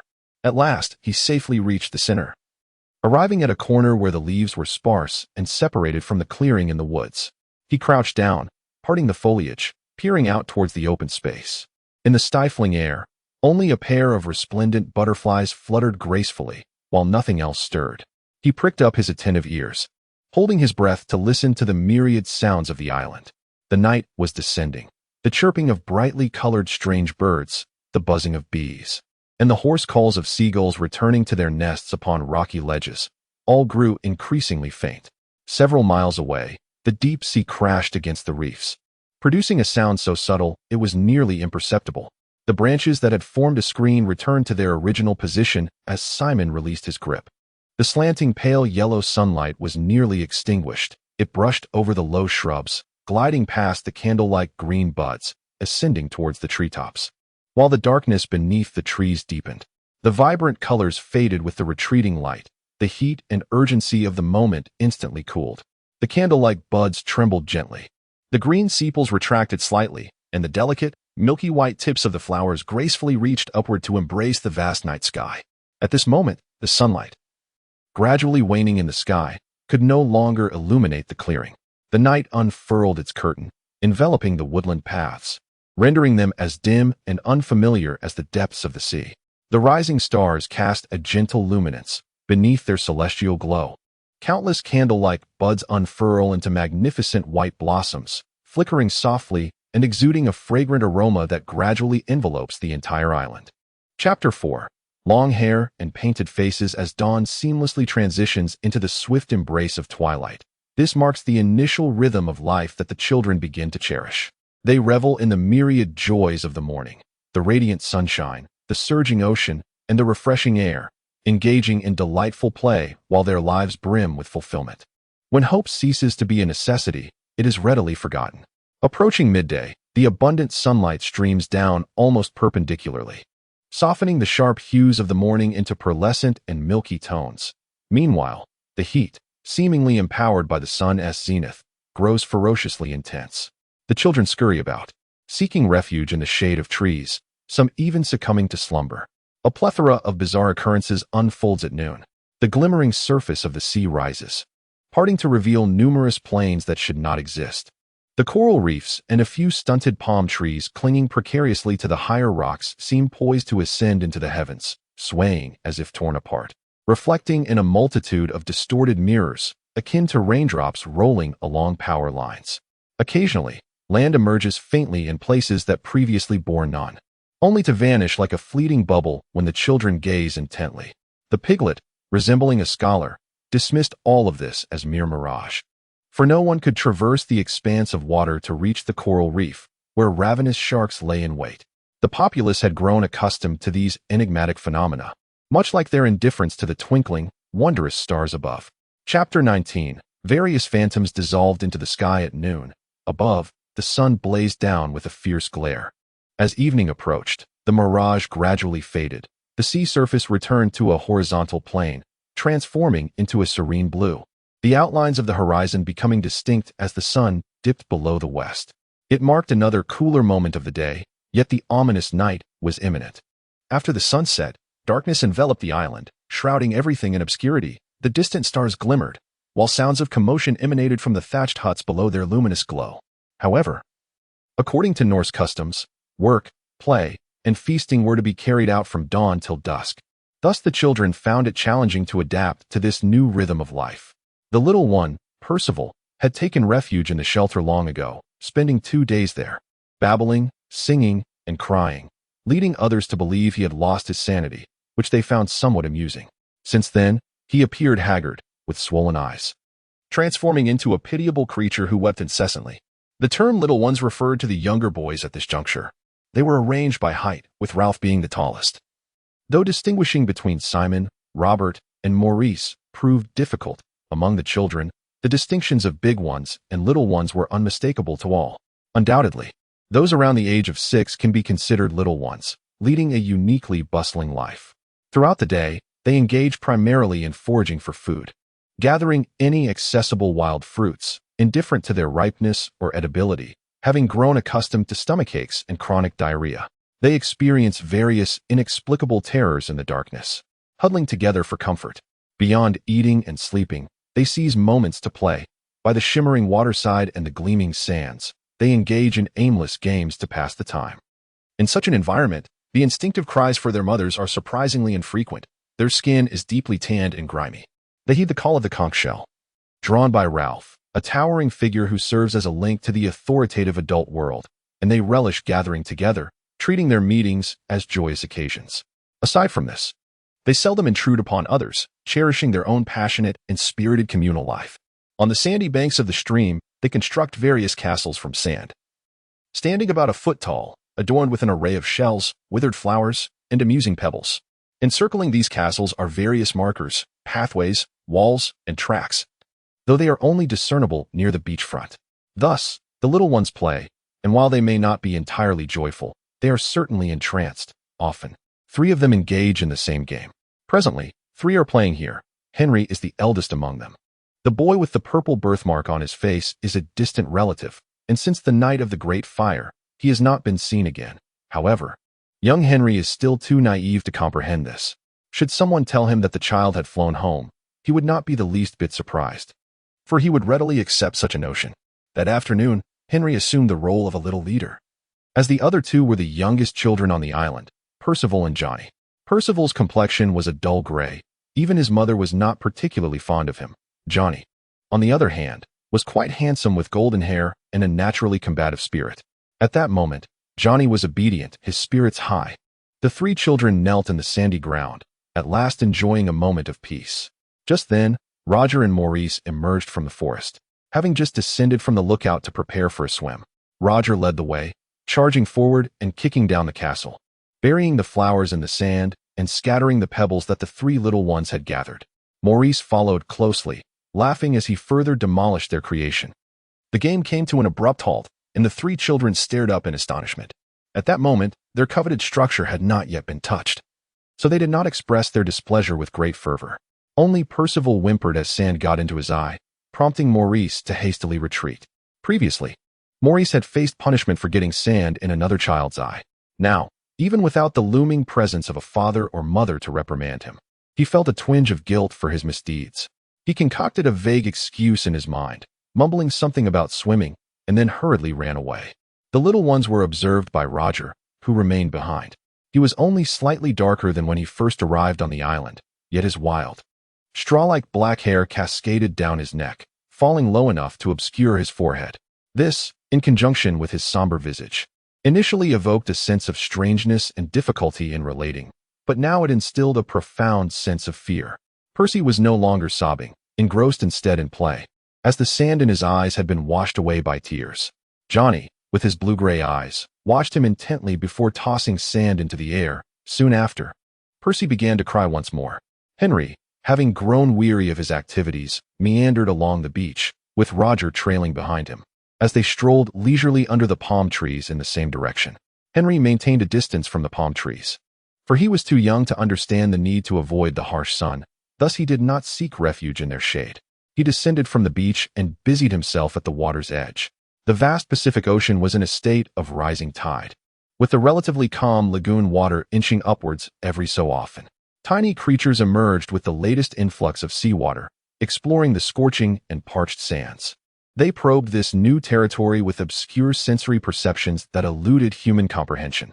In the place where the last tide had swept away all sustenance, various morsels had reappeared, perhaps bird droppings, perhaps small insects. In any case, remnants of terrestrial life scattered about. These minute beings, akin to countless animated serrated transparent entities, came forth to cleanse the shoreline. Henry was utterly captivated by this spectacle. He held a wooden stick, its surface bleached by the relentless caress of the sea, swaying gently with the tide. With this stick in hand, he aspired to manipulate the movements of the small creatures around him. In Chapter 20, he carved shallow grooves in the sand, allowing the incoming tide to fill them, striving to trap as many tiny organisms as possible within. His focus was unwavering. At that moment, his emotions transcended mere joy, for he felt an exhilarating sense of dominion over the myriad of living beings surrounding him. Henry urged them to follow his commands, issuing directives as he spoke to them. The tide nudged him further inland, his footprints creating small depressions that hindered the progress of various small creatures, instilling within him an intoxicating illusion of mastery. Seated cross-legged at the water's edge, he bent forward, his untamed hair cascading over his forehead, obscuring his eyes. The afternoon sun cast countless invisible arrows of heat. Roger, too, awaited his turn. Initially concealed behind a grand palm tree, he emerged into plain sight when he clearly observed the transparent creatures ensnaring Henry's attention. Roger gazed along the beach, noting that Percival had departed in tears, leaving Johnny to proudly claim the castle for himself. There he sat, humming to himself while tossing grains of sand towards the imagined Percival. Beyond Johnny, Roger could see the platform, the glistening splashes of water. Ralph, Simon, Piggy, and Maurice were leaping into the pool. He concentrated intently, striving to discern their conversation, yet could only catch muffled sounds. A sudden breeze swept through the edge of the palm grove, causing the clusters of leaves to sway and tremble. About 60 feet above Roger, a cluster of palm fruits, resembling the size of footballs and possessing a fibrous texture, detached from their leaf stems. They fell one after another around him, striking the ground but never hitting him. Roger did not seek to evade them. Instead, he glanced at the palm fruits. then at Henry, and back to the fruits again. The palms thrived on an elevated stretch of land. Generations of these trees had rendered the pebbles, once laid upon a different stretch of coastline, loose and scattered. Roger bent down to pick up a pebble, aimed, and threw it at Henry, yet it missed its mark. The pebble, a symbol of absurd times, plopped into the water. He gathered a handful of stones and began to hurl them once more. However, he refrained from throwing into the circle with a radius of about 6 yards surrounding Henry. Here, the invisible yet potent taboos of a former life prevailed, safeguarding the seated child through the watchful eyes of parents, school, law enforcement, and legalities. Roger's arm was constrained by the bounds of civilization, a civilization of which he remained oblivious and which had already been obliterated. The splashing sounds in the water startled Henry, prompting him to abandon his pursuit of the silent, transparent creatures, instead pointing with a stick at the center of the rippling waves, as if he were a conductor. The stones fell erratically around him. Henry turned left and right in response to the sounds. Yet he was always a moment too late to catch sight of the stones in midair. Finally, one stone caught his eye, and he laughed, seeking a companion with whom to share his amusement.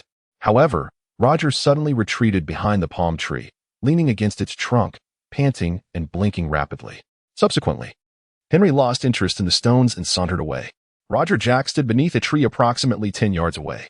As Roger's eyes widened upon spotting him, a shadow darker than Jack's ebony skin slowly drifted past him, unnoticed by Jack. Impatiently, he greeted Roger, prompting him to approach. At one end of the small river lay a pond, merely a small pool formed by sand damming the water, adorned with pristine white water lilies and needle-like reeds. Sam, Eric, and Bill were waiting there. Jack, seeking refuge from the sun, knelt by the pond, 2 large leaves spread in his hands. One leaf cradled white clay, while the other contained red earth. Beside the leaves rested a charcoal stick retrieved from the fire. As Jack mixed the clay, he remarked to Roger, "The wild boars cannot smell me. However, I believe they can see me, the flesh-colored object beneath the tree." He smeared the clay across his face. How wonderful it would be to have some green. Jack lifted his head, half of his face painted, responding to Roger's inquisitive gaze. For hunting, as in war, you know, painted to dazzle the eyes. One must disguise themselves to become unrecognizable, Jack expressed anxiously, his body twisting, like the wood-boring beetles on the trunks. Roger nodded in understanding. The twins approached Jack, timidly beginning to voice their complaints. Jack waved them aside, commanding, "Be quiet. You two come with me." He applied the charcoal stick to his face. Mixing the red and white clay, Jack gazed at his reflection, feeling a sense of dissatisfaction.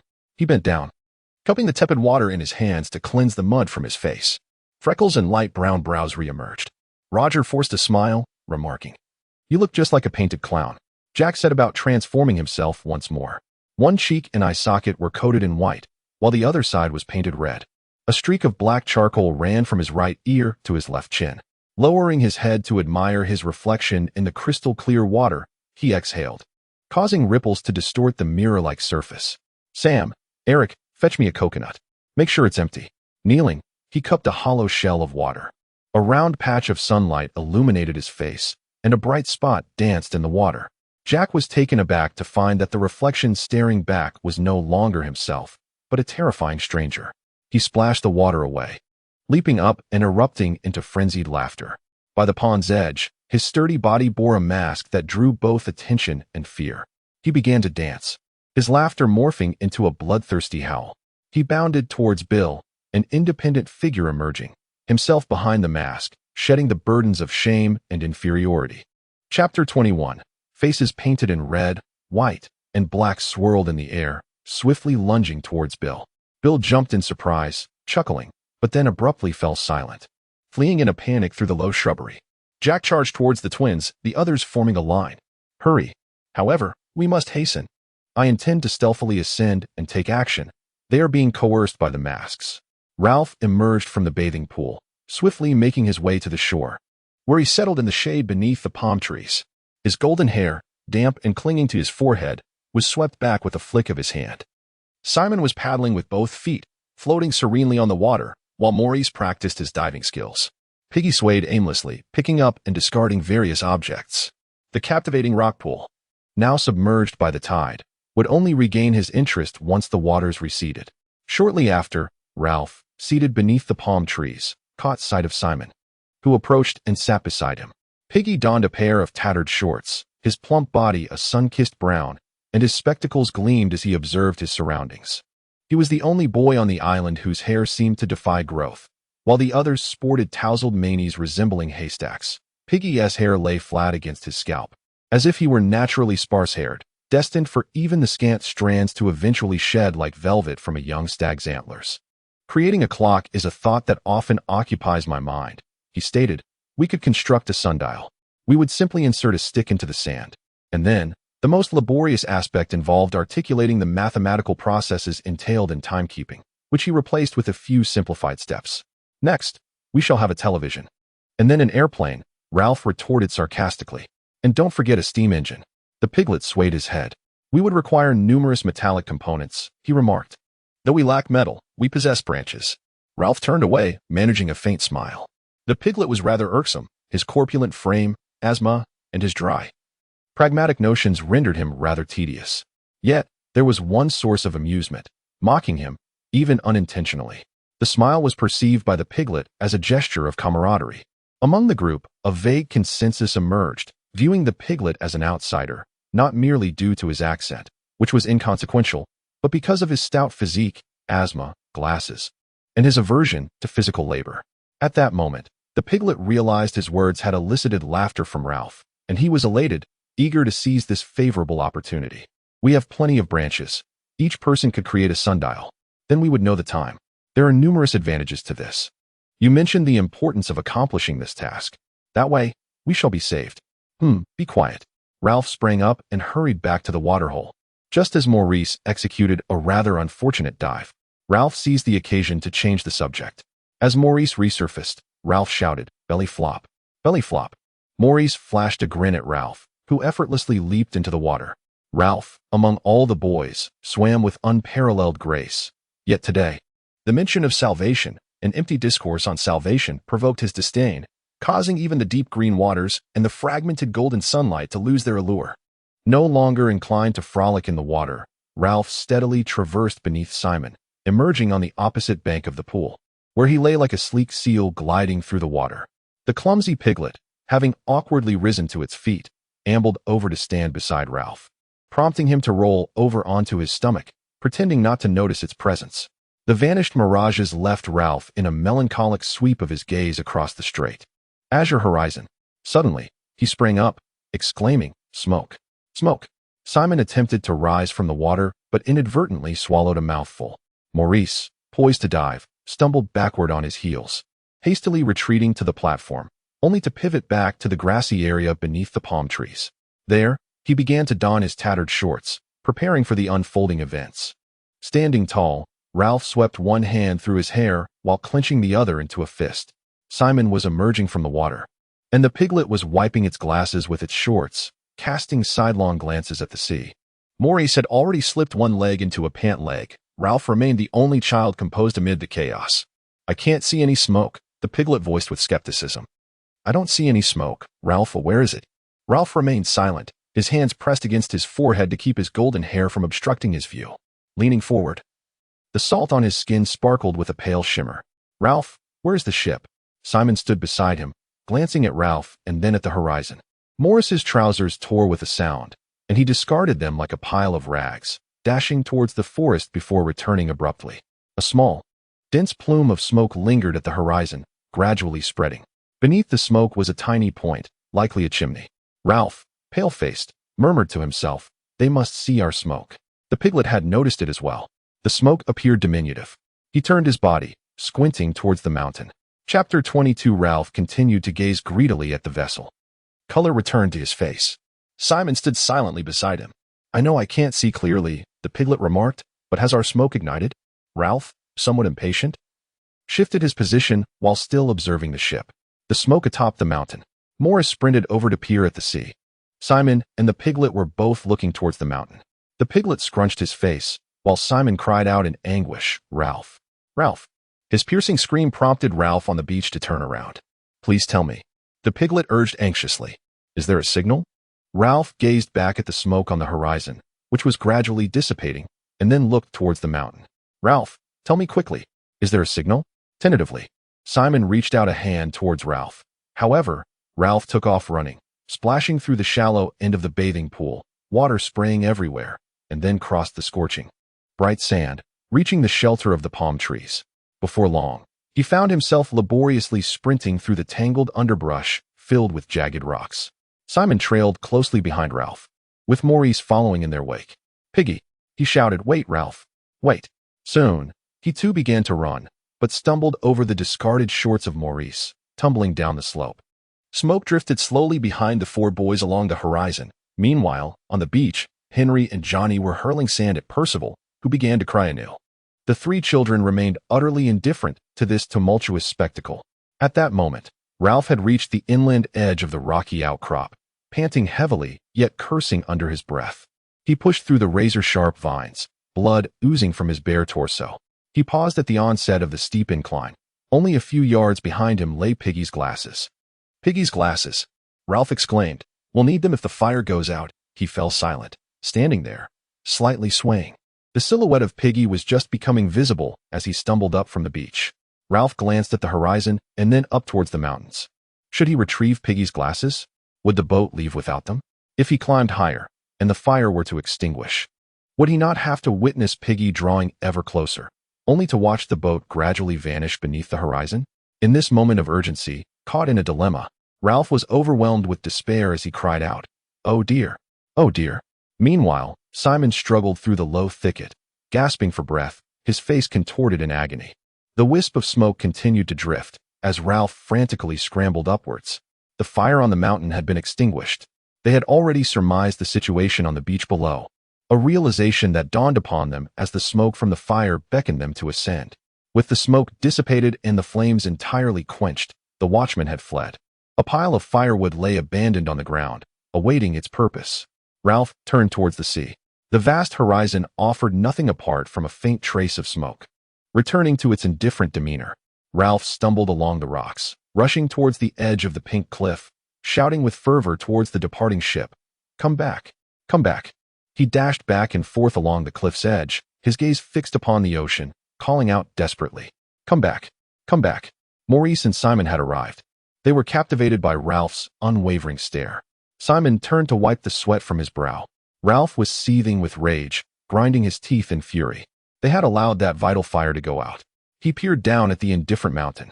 The piglet, panting heavily, had also arrived, whimpering like a small child. Ralph clenched his fists, his face flushed with anger. The piglet's resolute gaze and anguished cries conveyed the situation below to Ralph. They were coming. In the distance, at the foot of the mountain, near the water's edge, a line of figures emerged amidst the pink rubble. Some of the children wore black hats, and apart from that, they were nearly all unclothed. Each time they reached a flat expanse, they raised the branches in their hands skyward. They sang a melody, the lyrics pertaining to a bundle of something that the twins, bustling about, were cautiously bearing.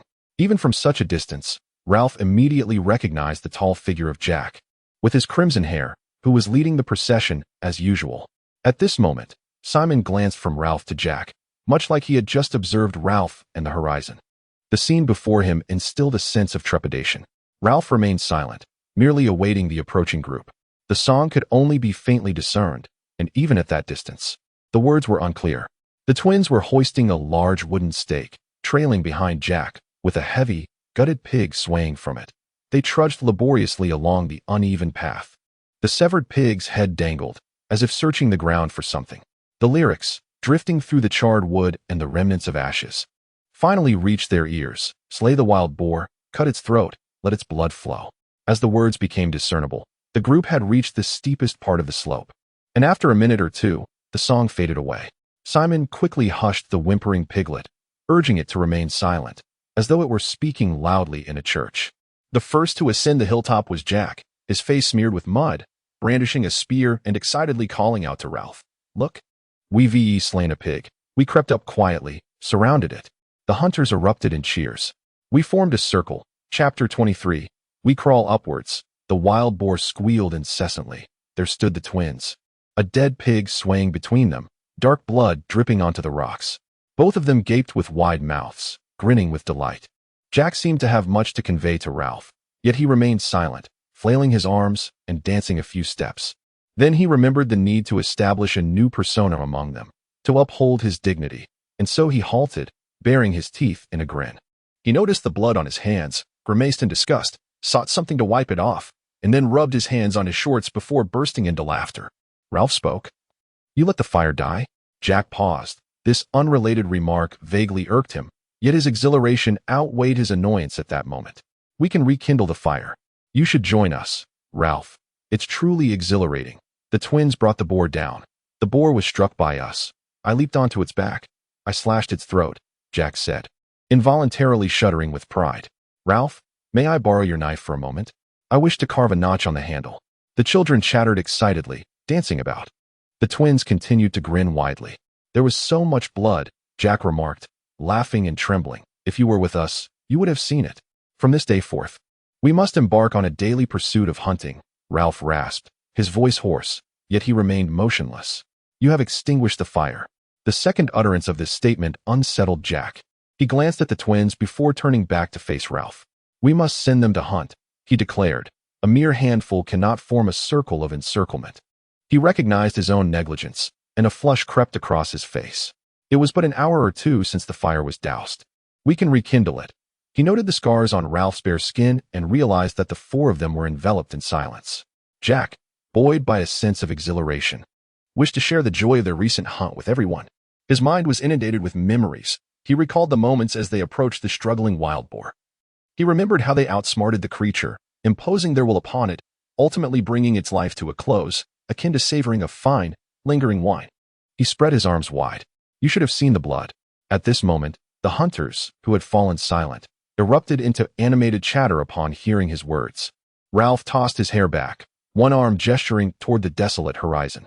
His voice boomed, coarse and commanding, instilling fear in the hunters, rendering them speechless. A ship once traversed those waters.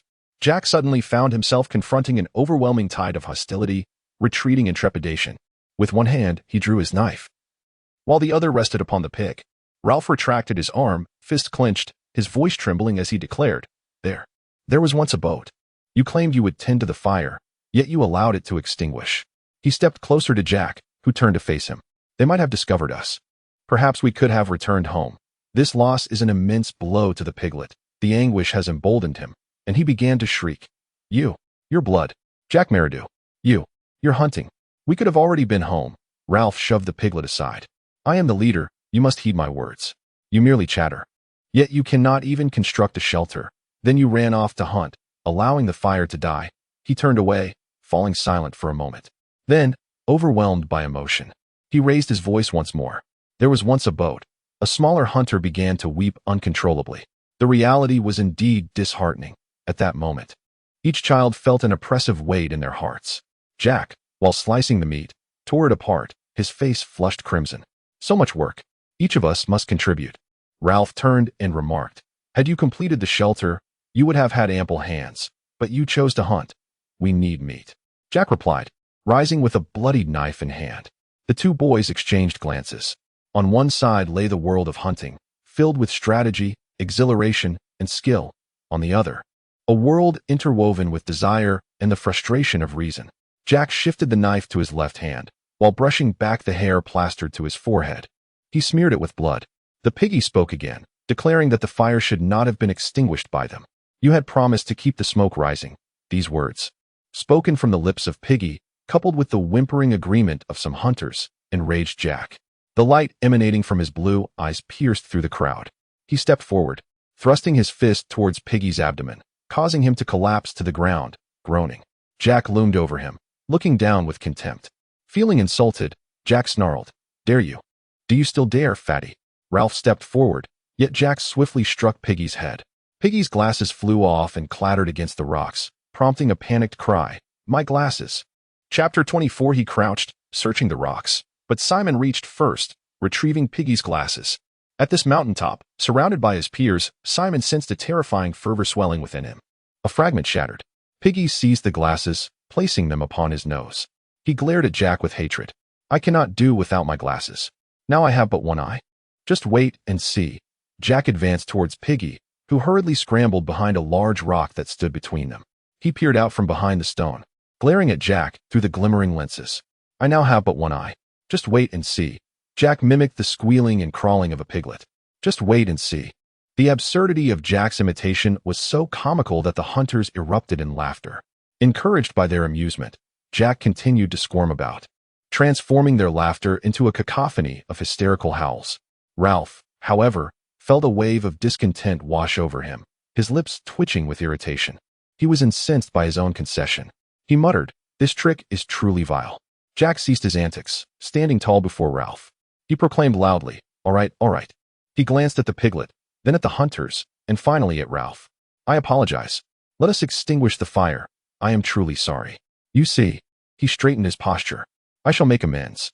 The hunters chattered enthusiastically, commending Jack for his generous gesture.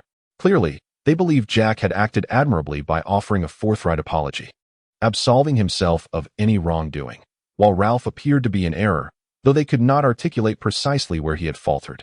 They awaited Ralph's appropriate and dignified response. Yet, eloquence eluded Ralph. Jack had muddled the situation and now resorted to such flowery speech, which only fueled Ralph's indignation. The fire had been extinguished, the ship had departed. Did they not see? He could not articulate a graceful retort. All he could do was unleash his fury. This trick is despicable. At the summit, they remained silent, a flicker of uncertainty dancing in Jack's eyes before it vanished. Ralph's final remark was tinged with dissatisfaction. Very well, very well. Let us rekindle the fire." The presence of tangible tasks at hand eased the tense atmosphere. Ralph remained silent and motionless, staring at the ashes beneath his feet. Jack exerted himself, vociferously issuing commands, singing, and whistling, occasionally casting glances at the despondent Ralph. These looks required no response and, therefore, evaded mockery. Ralph continued to remain mute. No one, including Jack, urged him to make a move, forcing them to construct the fire pit a considerable distance away, which proved quite inconvenient. In this manner, Ralph preserved his position of leadership. It was an effective strategy, one that he could not conceive of improving even with further contemplation. Against such an ineffable yet powerful weapon, Jack found himself defenseless. He felt a surge of anger, yet could not pinpoint its source. Once the fire pit was erected, the two found themselves separated by a formidable barrier. After the fire was set up, a new crisis emerged. Jack found himself unable to ignite the flames. To Jack's astonishment, Ralph approached Piggy directly and took his glasses. Even Ralph was bewildered by how the bond between him and Jack had suddenly frayed and then reconnected elsewhere. "I will return them to you. I will go as well." Behind him stood Piggy, enveloped in a haze of meaningless colors. Ralph knelt down, adjusting the glasses to focus. In an instant, the fire sparked to life, and Piggy reached out to reclaim his glasses. Unfriendly emotions melted away before the enchanting hues of purple, red, and yellow flowers. The children formed a circle around the campfire once more. Even the piglet and Ralph seemed somewhat captivated. Some children soon dashed down the hillside to gather more firewood. While Jack was busy butchering the dead pig, they aimed to roast the entire hog on the wooden stake, but before the pig could be cooked, the steak succumbed to the flames. Ultimately, they resorted to reaching into the fire to roast morsels of meat skewered on branches. As the meat sizzled, the children, too, were nearly charred. Ralph, with mouth watering, initially intended to decline the pork, yet the allure proved irresistible after subsisting on fruits, nuts, and the occasional catch of fish or crab. He seized a piece of undercooked pork and devoured it like a wolf. The piglet, drooling, exclaimed, "Is there none for me?" Jack had not intended to explain this to the piglet, wishing to use it as a means to assert his dominance. However, the piglet's brazen complaint of being overlooked compelled Jack to be even more ruthless. "You didn't go hunting." Ralph hadn't either, the piglet said, tears brimming in his eyes, and Simon didn't go either. He raised his voice, "You've eaten nearly all the meat." Ralph shifted uneasily. Simon, seated between the twins and the piglet, wiped his mouth and pushed his piece of meat from the rock towards the piglet, who eagerly grasped it. The twins erupted into giggles, while Simon, feeling bashful, lowered his gaze. Then Jack sprang up, effortlessly slicing off a substantial piece of meat and casting it at Simon's feet. "Eat," he exclaimed, his eyes blazing with intensity. "Take it." With a swift pivot, he became the epicenter of a circle of bewildered children. Chapter 25. I shall feed you meat. An incessant, ineffable frustration intertwined within him, igniting a fearsome rage. I had painted my face. I approached quietly. "Now you shall eat meat. Everyone shall partake, while I," gradually, atop the mountain, The stillness allowed the crackling of the fire and the faint hissing of the roasting meat to resonate clearly. Jack surveyed the surroundings, seeking understanding, yet he found only reverence. Ralph stood amidst the ashes of what had once been a signal fire, clutching meat in both hands, silent.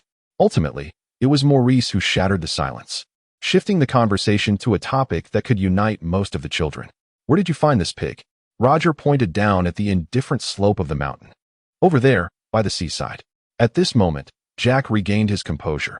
He could not abide others recounting his tale, and interjected quickly, "We opened up the circle. I crawled forward on hands and knees. The spear had no barbs, so it would fall off once thrown, and the wild boar started to flee, shrieking in terror. Yet it turned back, running into the circle, drenched in blood." Children began to recount the event, their emotions surging, momentarily forgetting the tense atmosphere that had just enveloped them. "We surrounded it. Its two hind legs were swiftly incapacitated by our strikes, causing the encircling group to constrict further. We continued our assault. I severed the wild boar's throat." While the twins grinned broadly, their laughter mirroring one another as they leaped up, chasing each other in circles. The others soon joined them, mimicking the wild boar's dying cries, shouting exuberantly, "Smack it on the head. Give it a good whack." In the midst of this, Maurice screamed, pretending to be a wild boar, running into the center, while the hunters remained in their circle, feigning blows. They danced and sang, "Kill the wild boar. Slit its throat. Give it a good beating." Ralph watched them, feeling both envious and frustrated. Before their enthusiasm waned and the singing faded, he declared, "I shall convene a meeting." The children halted, gazing at him. "I possess a conch. Even if we must venture into the darkness, I will hold the meeting on that platform below. One blow of the conch, and we shall gather. Let us go now." He turned and ran down the hill. Chapter 5. The beast from the water. Between the undulating white ground near the sea and the sloping palms, the tide was rising, leaving only a narrow, relatively solid beach. He needed to contemplate deeply. It was only along this narrow path that he could walk with assurance, free from the fear of slipping. As he strolled along the shoreline, he was suddenly taken aback. He found himself realizing that life can be quite tedious. Every path in life is akin to an urgent chapter, with a significant portion of one's conscious existence dedicated to tending to one's own footing.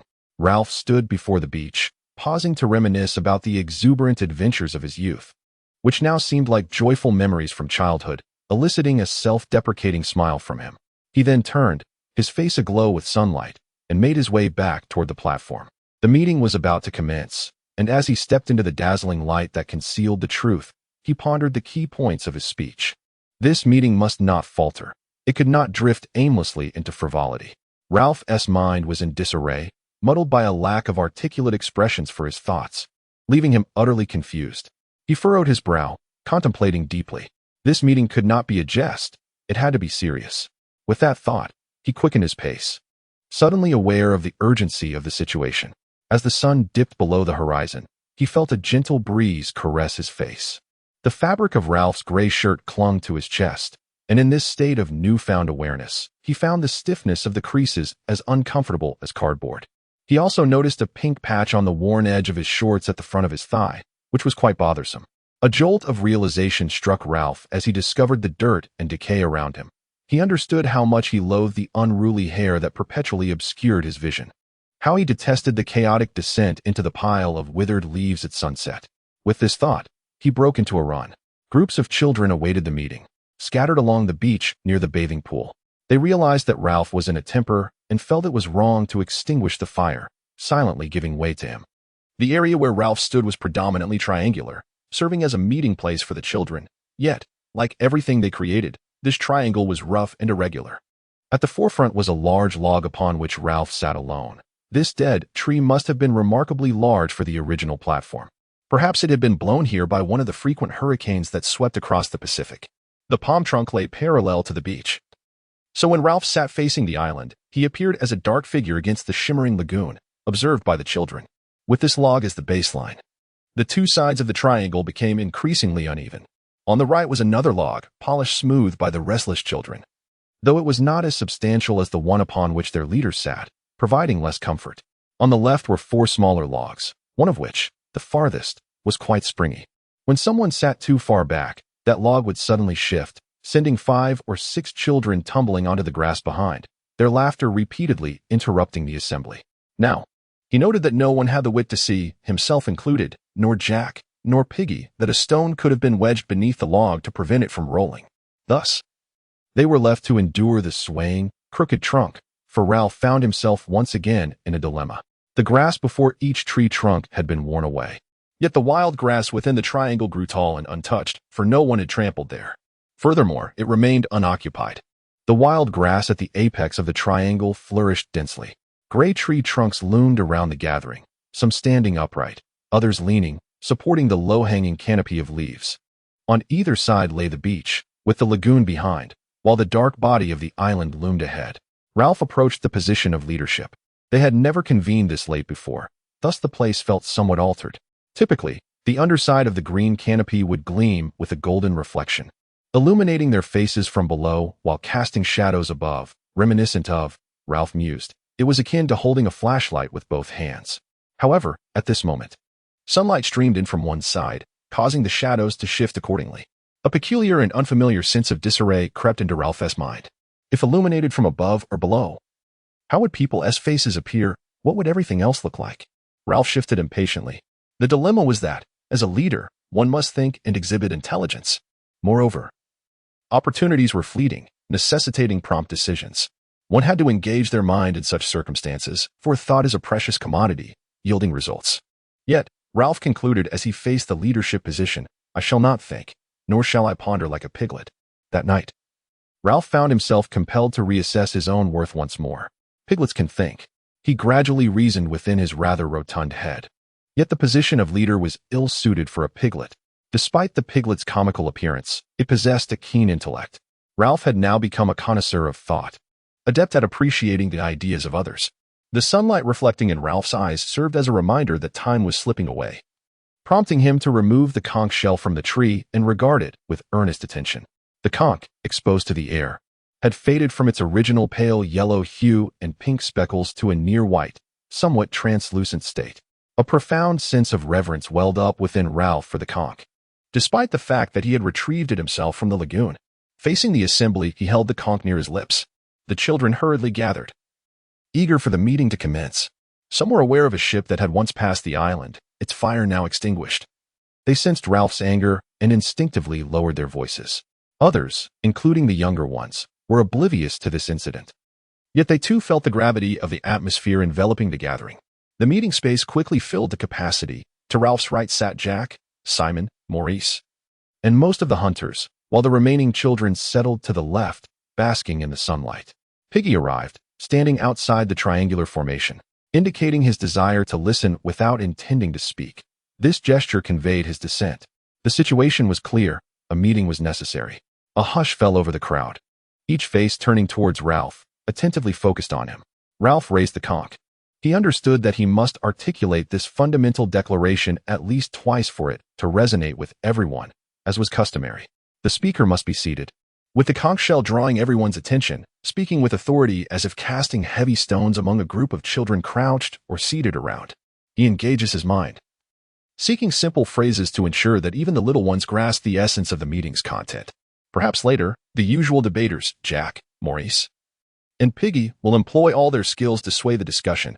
However, the main issues must be clearly articulated before the meeting commences. We must convene, not for amusement, nor for laughter that sends us tumbling from our logs, accompanied by the giggles of the little ones perched on the crooked branch, exchanging glances with one another, not for jest, nor to display cleverness. It is for clarity that we gather. He paused momentarily. As I walked alone, pondering the matter, I recognized our needs. The purpose of this assembly is to elucidate our situation. I shall speak first. He hesitated, instinctively brushing his hair back. Piggy, on tiptoe in the triangle, relinquished his futile protest to join the others. Ralph continued, We have held numerous meetings. Everyone enjoys gathering and voicing their thoughts. We decide this way and that, yet not a single resolution has been acted upon. We decided to draw water from the small stream, using coconut shells to hold it, placing them beneath fresh green leaves. This method lasted only a few days. Now the coconut shells are devoid of water and completely dry. Everyone has resorted to drinking directly from the river. A murmur of agreement arose. Drinking from the river is not inherently objectionable. I also intend to fetch water from that location, the pool beneath the waterfall, rather than consuming the stale water from the coconut shells. We had initially agreed to drink from the stream, but that is no longer feasible. This afternoon, only 2 filled shells remain there. He licked his lips. Then there was a discussion about the huts. The chatter resumed, and then faded away. Many of you are sleeping in the huts tonight. Except for Sam Narlik, who is keeping watch on the mountain, you all will be resting in the huts. Who constructed these huts? An uproar ensued. Everyone contributed to the building of the huts. Ralph had to wave the conch shell once more. Wait, who contributed to the construction of these 3 huts? Everyone participated in the first one. Only 4 helped with the second, and the last one was built by Simon and me, hence it is rather unstable. No, stop laughing. If it rains heavily again, that hut may very well collapse. At that time, we will find those huts quite useful. Chapter 27, he paused to clear his throat. One more thing. We have designated a location as a toilet, the rocks located a short distance beyond the bathing pool. This is also a reasonable choice, as that area will be washed clean by the tides. Even you little ones can understand this. Laughter echoed all around, and everyone exchanged glances. It seemed as if they were all on the verge of losing control, even in the nearby huts and by the platforms. You little ones, I said. If you are consuming wild fruits, if you find yourselves in dire need of relief, then the children sprang to life. I insist, if you are in urgent need, you should steer clear of the wild fruits. That is simply revolting. A wave of laughter erupted. It is utterly filthy. The rigid gray shirt was tugged at. It truly is unclean. If you must relieve yourselves, you ought to walk all the way to the rocks along the beach. Do you understand? The piglets reached out for the seashells, but Ralph shook his head. The discourse had been meticulously crafted, each point following seamlessly from the last. We must all venture to the rocks to attend to our needs. This place is becoming increasingly unsanitary. He paused. A sense of urgency enveloped the children, who awaited anxiously. Furthermore, there was the matter of the fire. Ralph exhaled, slightly out of breath, and the audience took a collective breath. Jack began to carve a piece of wood with his knife, whispering something to Robert, who gazed elsewhere. The most critical concern on the island was the signal fire. If we do not maintain a flame, how can we hope for salvation, other than by mere chance? Can we not even manage a single fire? He swung his arm with determination. Just look at us. How many of us are there? We cannot even tend to a smoking fire. Do you not comprehend? Do you not perceive that we should preferably perish rather than allow the fire to extinguish? The hunters erupted into a fit of nervous giggles. Ralph, brimming with agitation, turned to face them. You hunters, all you do is laugh foolishly. I must make you understand that smoke is of greater significance than a pig, despite the fact that you can slaughter one every now and then. Have you all comprehended this? He extended his arms wide, addressing the entire triangle of boys. We must rekindle the fire on the mountain, otherwise, we are doomed. He paused, contemplating his next point. Furthermore, a voice called out loudly, there are too many issues. A chorus of agreement echoed in complaints. Ralph ignored them. Moreover, nearly the entire island has been set ablaze. We have squandered time rolling stones and creating small fires for cooking. Henceforth, I hereby establish a rule, as I am the leader. From this moment on, no fires shall be lit anywhere except on the mountain. An uproar ensued. The children sprang up, shouting and clamoring, and Ralph raised his voice in response. If you wish to cook fish or crabs, you may certainly venture to the mountain. That is our agreement. Numerous hands reached out in the fading light of sunset, eager to grasp the conch. Ralph clutched the conch tightly and leaped onto a log. That is all I wish to convey. I have finished speaking.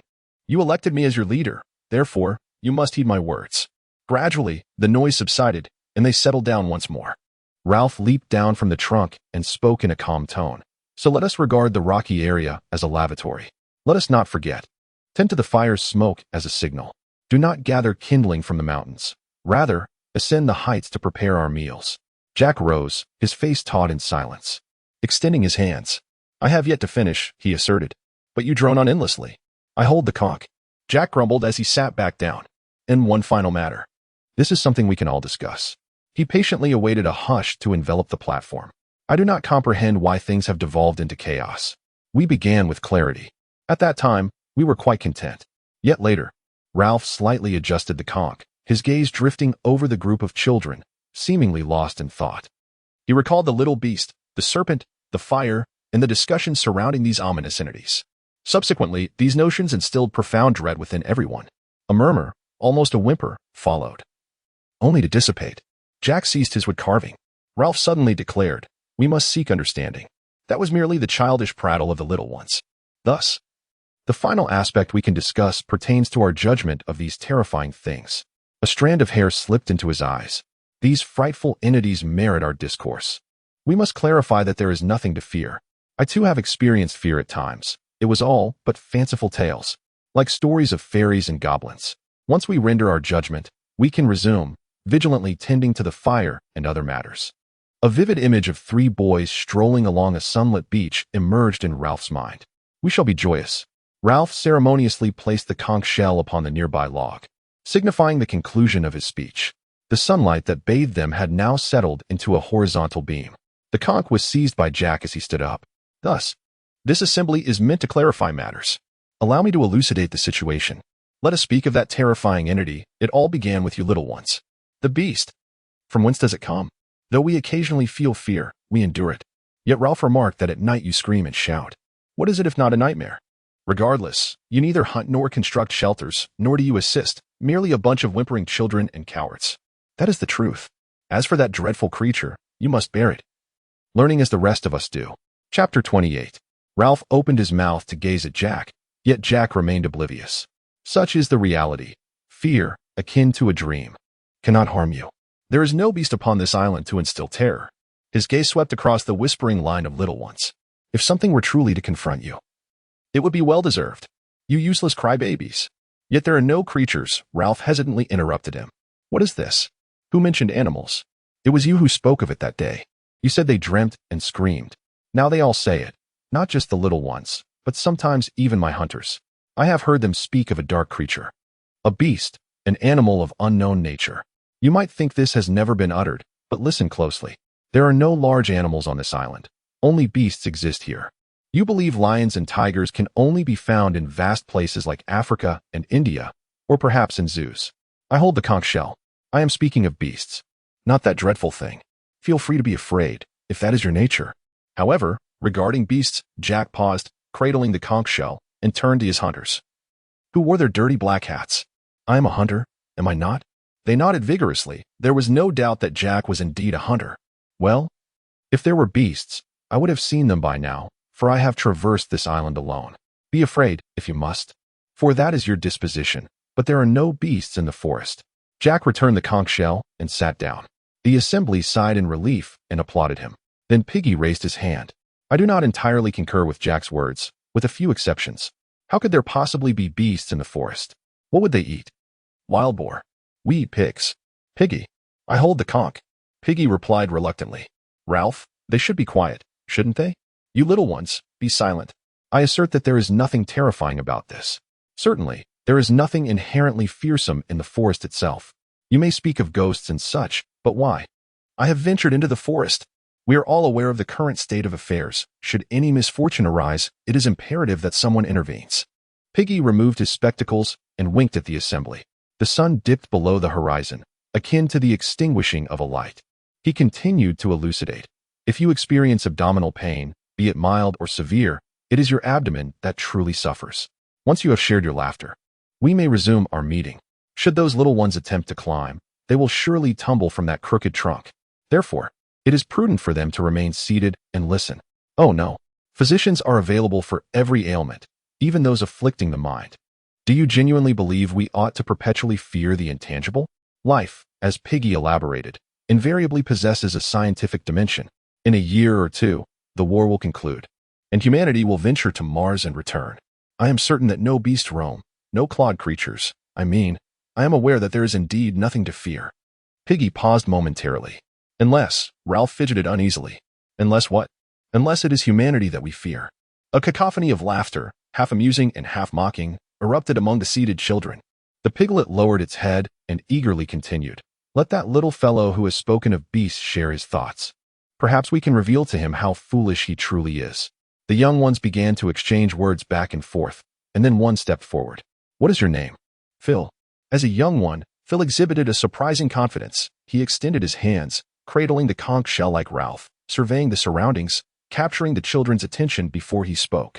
Last night, I had a most distressing dream, wherein I found myself grappling with something. Outside the hut, I was alone, struggling against those twisted forms hanging from the trees. He paused, eliciting sympathetic laughter from the other young ones, who also felt a tinge of fear. I was terrified and awoke in fright, only to discover I was alone in the darkness outside the hut, and those twisted forms had vanished. This vividly terrifying scene was both believable and haunting, leaving everyone in a state of shock. The child's voice continued to murmur behind the white conch shell. I was particularly frightened and began to call for Ralph. And then I saw a large, menacing creature moving through the woods. He halted, recalling the incident, which, though frightening, filled him with a sense of pride due to the astonishment his tale had evoked. That was merely a nightmare, Ralph remarked, a product of sleepwalking. The attendees murmured their agreement in hushed tones. The little fellow stubbornly shook his head. While I was asleep, I was grappling with serpentine forms, yet upon awakening, nothing was visible. Instead, I beheld a large and fearsome entity swaying within the woods. Ralph extended his hands to grasp the conch shell, and the little one settled down. You have all drifted into slumber. There is no one within that realm who would wander aimlessly in the darkness of the night. Has anyone ever done so? Has anyone ventured forth? Chapter 29, A Prolonged Pause. The children pondered who would dare to traverse the darkness at night, unable to suppress their smiles. Then Simon rose to his feet, and Ralph gazed at him in astonishment. Why are you loitering in the dark? Simon took the conch, his hands trembling.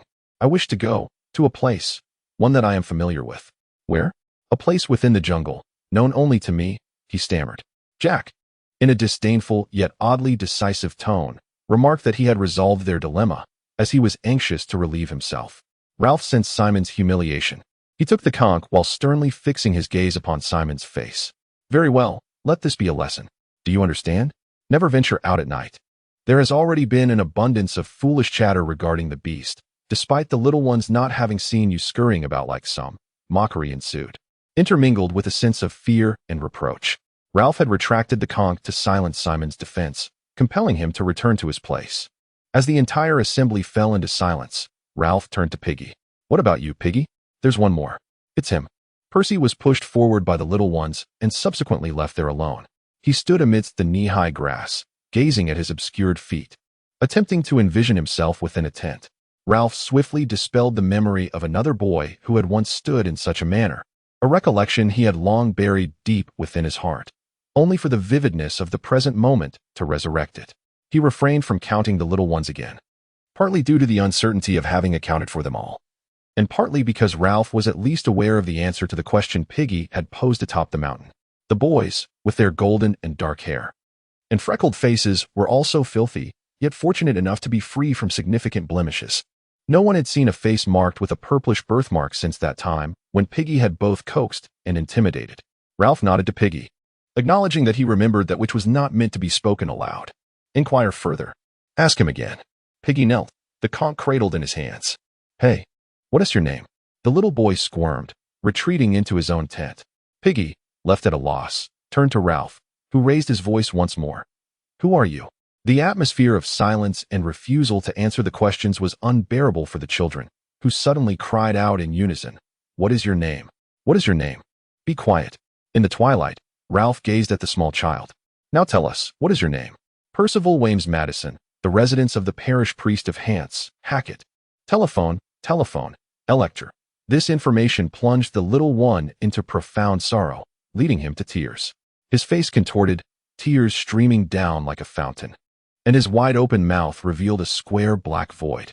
Initially, he endured the urge to cry out like a mournful statue. However, soon he burst into loud weeping, a sound as resonant and prolonged as a conch shell. Don't cry, you. Stop crying. Percival Wames Madison could no longer hold back. The wellspring of sorrow, once opened, could not be restrained by authority. Even threats of punishment were futile. Thus began a cacophony of wails, one after another. He straightened, and the sound of his cries seemed to pin him in place. Stop crying. Stop crying. At that moment, the little ones were also affected. The sorrow evoked by his cries seemed to touch everyone, causing them to weep in sympathy. They cried out with compassion, with two of them nearly as loud as Percival himself. It was Morris who rescued them. He shouted, "Look at me." Morris pretended to fall to the ground. He rubbed his bottom and rolled again in the grass, having merely sat back on that crooked log. His portrayal of the clown was rather poor, yet it captivated Percival and the other little ones, who sniffled and chuckled in amusement. Their laughter, comical in nature, soon infected everyone else. Subsequently, Jack began to speak without holding the conch, thus violating the rules. However, this infraction went unnoticed by the others. What had become of the beast? Percival underwent a peculiar transformation. Yawning incessantly and feeling as if his feet were treading upon sponge, Jack seized him and shook him, inquiring, "Where does the beast reside?" Percival, trapped in Jack's grasp, felt himself sinking. "That beast is rather clever," the piglet taunted. "It manages to hide on this island." Jack had explored every nook and cranny. Where could the beast possibly dwell? "Curse the beast," Percival muttered, prompting another round of laughter from the crowd. Ralph leaned forward, curious. "What is he saying?" Jack listened attentively to Percival's response and promptly released him. Surrounded by people, Percival found solace. Once freed, he collapsed among the tall grass and fell asleep. Jack cleared his throat and carelessly announced, "He says the beast comes from the sea." As the laughter subsided, Ralph turned back, becoming a silhouette against the backdrop of the lagoon, a dark figure rising. All eyes were fixated upon him as he gazed out at the boundless ocean beyond the atoll, lost in contemplation. Within that unfathomable deep blue sea seemed to lie infinite possibilities. They listened intently to the rustling of leaves in the wind, and the gentle sound of waves lapping against the rocks. Chapter 30. Maurice spoke. His voice resonated so loudly that it startled everyone. "Father had once remarked that all the creatures of the sea have yet to be fully discovered by humankind." The debate reignited at that moment. Ralph passed a faintly glowing seashell, which Maurice accepted with compliance. The assembly fell silent once more. "I mean, because one cannot help but feel apprehensive." Jack asserted that fear would grip you, and he was not mistaken. However, he claimed that only wild boars inhabit this island, and I sincerely hope he is wrong. Yet, he is unaware that my assertion is based on his imprecise knowledge. Maurice took a breath. "My father spoke of such entities that could produce inky waters. What do you call them? Squid, some hundreds of yards long, capable of consuming entire whales." He paused, chuckling merrily. "Of course, I do not believe in the existence of any beasts. Just as the piglets say, life possesses a scientific nature, yet we remain oblivious, do we not? To be precise, our knowledge is indeed uncertain." Someone shouted, "Squid cannot leap from the water." Cannot. In an instant, the platform was filled with animated shadows as they argued fervently. For Ralph, seated amidst the gathering, this appeared as an immature display. Terrifying entities, beasts, there was no consensus on the significance of the fire. Each attempt to clarify matters only led to diversions and disputes, spawning unwelcome inquiries. In the dim light, he spotted a gleaming conch shell nearby, seized it from Maurice, and blew into it with fervor. The group fell silent, startled into stillness. Simon, close to Ralph, placed his hand upon the shell. A sense of urgent peril compelled Simon to speak, yet addressing the assembly felt an overwhelming burden. "Perhaps," he hesitantly ventured, "there is a beast." The children erupted in shrill cries, and Ralph, taken aback, stood in astonishment. "Simon, do you believe this too?" "I don't know," Simon replied, unable to mask the rapid thumping of his heart. However, a storm ensued. "Sit down. Be quiet. Hold the conch. To hell with it. No more speaking," Ralph shouted. "Let him speak. He has the conch. What I mean to say is, perhaps the beast is merely us." "Nonsense." One of the piglets, frightened, blurted out crude words. Simon continued, "We might be a kind of." He struggled to articulate the fundamental malaise of humanity, his thoughts swirling. "What is the most vile?" As if in response, Jack abruptly shattered the silence with an emphatic exclamation of profanity. The release of the tense atmosphere ignited a heightened excitement among the children. Those little ones who had clambered back onto the crooked tree trunk tumbled down once more. Yet they remained indifferent to their plight. The hunters shrieked in delight, reveling in their joy. Simon's efforts crumbled entirely. The cacophony of laughter mercilessly lashed at him, leaving him to retreat, overwhelmed, to his designated spot. Silence enveloped the gathering once more. Someone continued to speak. Perhaps what he referred to was a specter. The conch shell was raised aloft by Ralph, who gazed into the misty night. The pale beach shone brightest at that moment. Surely, the little ones were nearby? Indeed, this could be affirmed. They huddled closely together in the midst of the grass. The palm trees rustled violently in a gust of wind, the noise drawing attention in the stillness of the night, resonating loudly. Two gray trunks rubbed against one another, producing a disconcerting, jarring sound that had gone unnoticed in the daylight. The conch shell was seized from Ralph by one of the piglets, who indignantly proclaimed, "I never believed in ghosts. Never." "Jack!" brimming with an unnameable fury, stood up and retorted, "Who cares what you believe? Fatty, give me the conch." A brief scuffle ensued as the shell was tugged back and forth. "Return my conch." Ralph intervened, stepping between them, receiving a punch to the chest. He wrested the conch from their grasp and, panting, sat down. There had been too much talk of ghosts. Such matters ought to be reserved for daylight. A chorus of boos erupted, followed by an interjection. "Perhaps the beast is a ghost." The crowd seemed to sway as if shaken by an unseen wind. "Everyone is clamoring to speak," Ralph remarked. "If you do not adhere to the rules, we shall not have a genuine assembly." He paused once more.